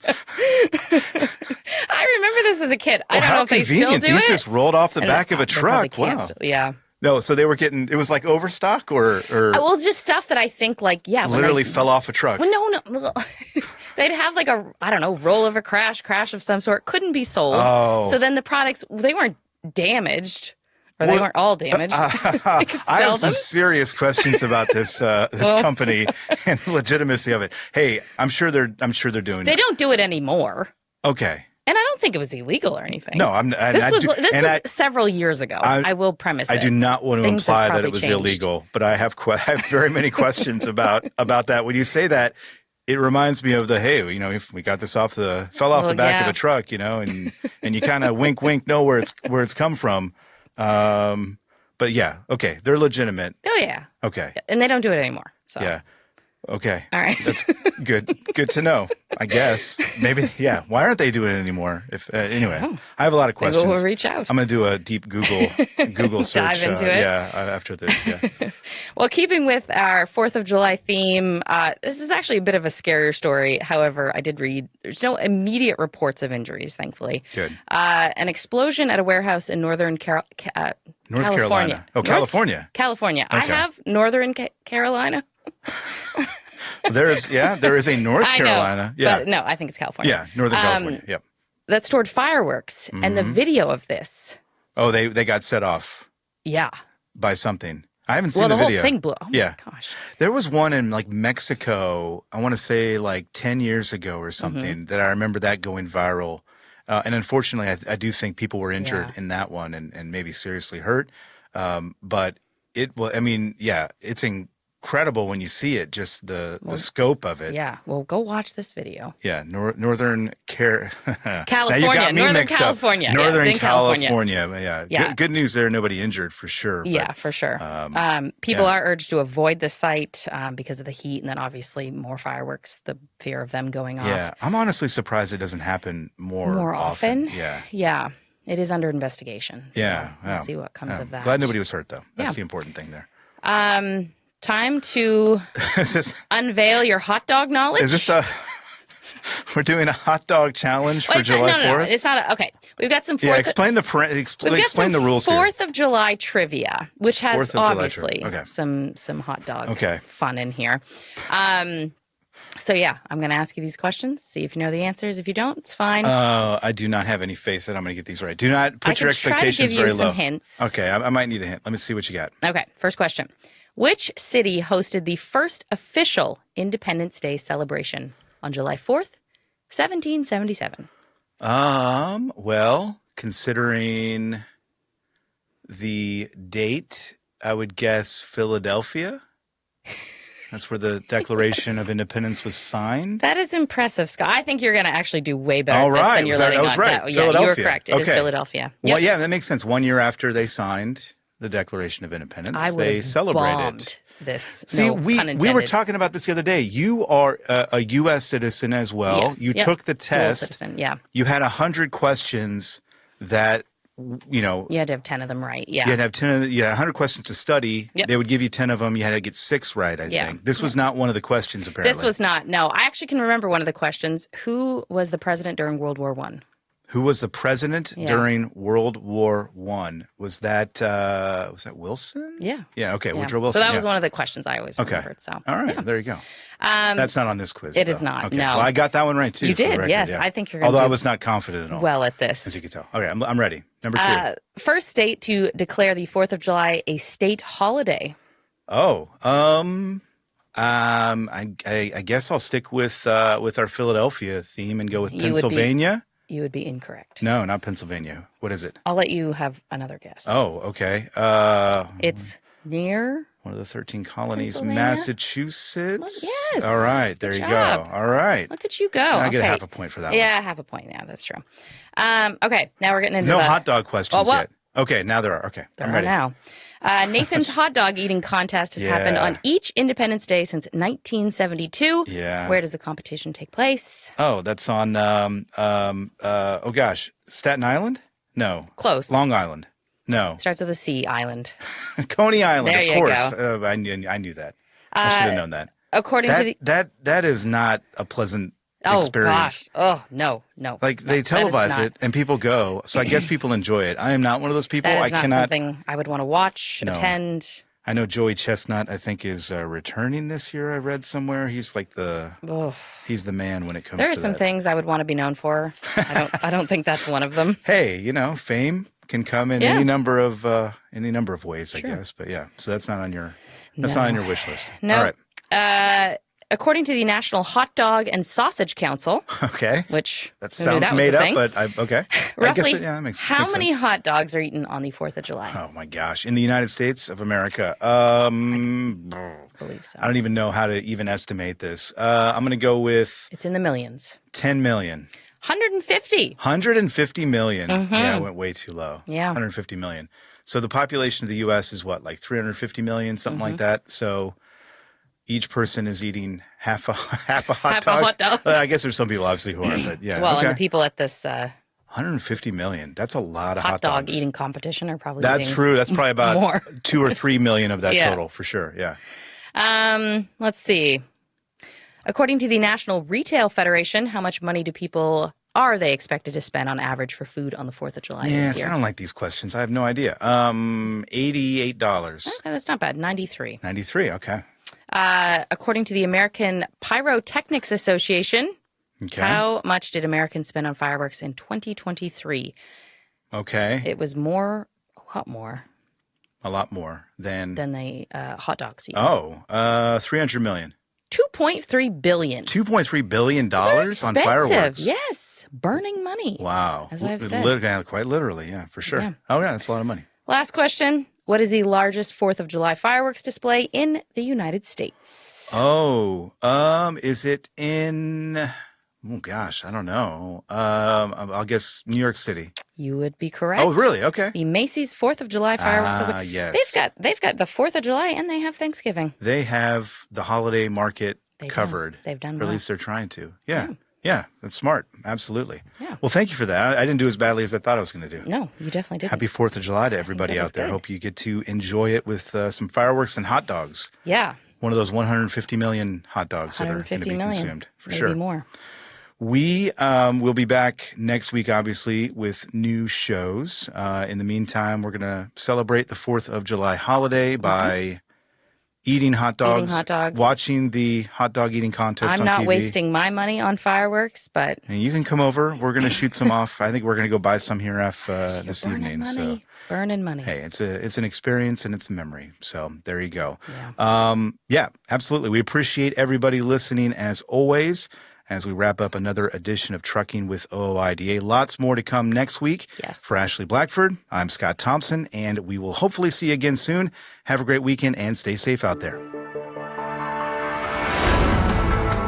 Today's episode of Trucking with OOIDA was brought to you by a dedicated team of people that includes Jim Fetzer, Keegan White, Tennille Flick, and Kim Boren. Got thoughts? We'd love to hear them. Call us at 1-800-324-6856 and leave us a message. Or you can send us an email to podcast@ooida.com and we might include it on the show.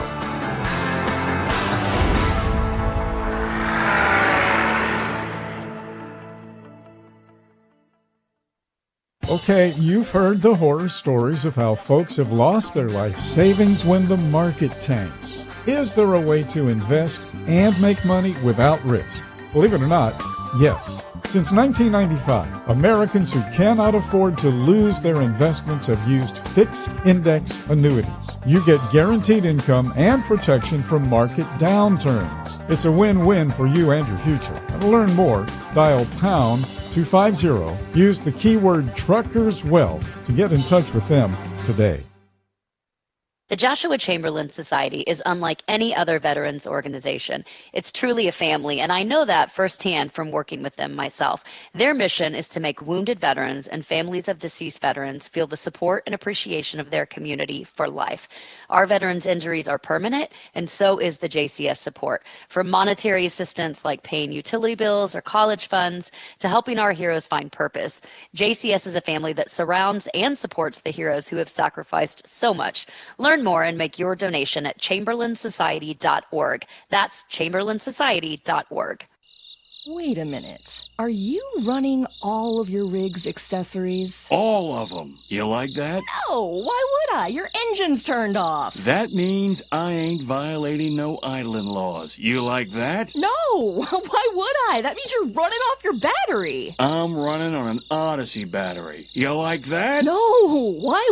Wait. Did you say an Odyssey battery? Odyssey battery. Rugged, maintenance-free, thin plate pure lead technology, and massive deep cycling capability. Plenty of reserve power to run onboard accessories. Engine on or off. Twice the power, 3 times the life of conventional batteries. That's an Odyssey battery. You like that? No, I don't like that. I love that. Wait a minute. The crickets stopped. Odyssey hasn't. Get yourself an Odyssey battery. Performance you can count on. In a video game, if you get enough experience, you level up. And when you level up, you gain more skill. And with enough skill, you beat the boss and win the game. Sounds a lot like trucking, doesn't it? Except in trucking, you don't beat the boss, you become the boss. And if you want to be the boss, you gotta meet the boss. And that boss? Carrier's Edge boss, Jane Jazrawi. Want your drivers to level up? Carrier's Edge has the training, comprehensive safety, compliance, and best practices on one website. It's a simple subscription with no contract and no commitment. Learn more. Try it out. Level up. CarriersEdge.com. Hey, come on! We're starting the game! All right, I'm coming. Wait for me. CarriersEdge.com.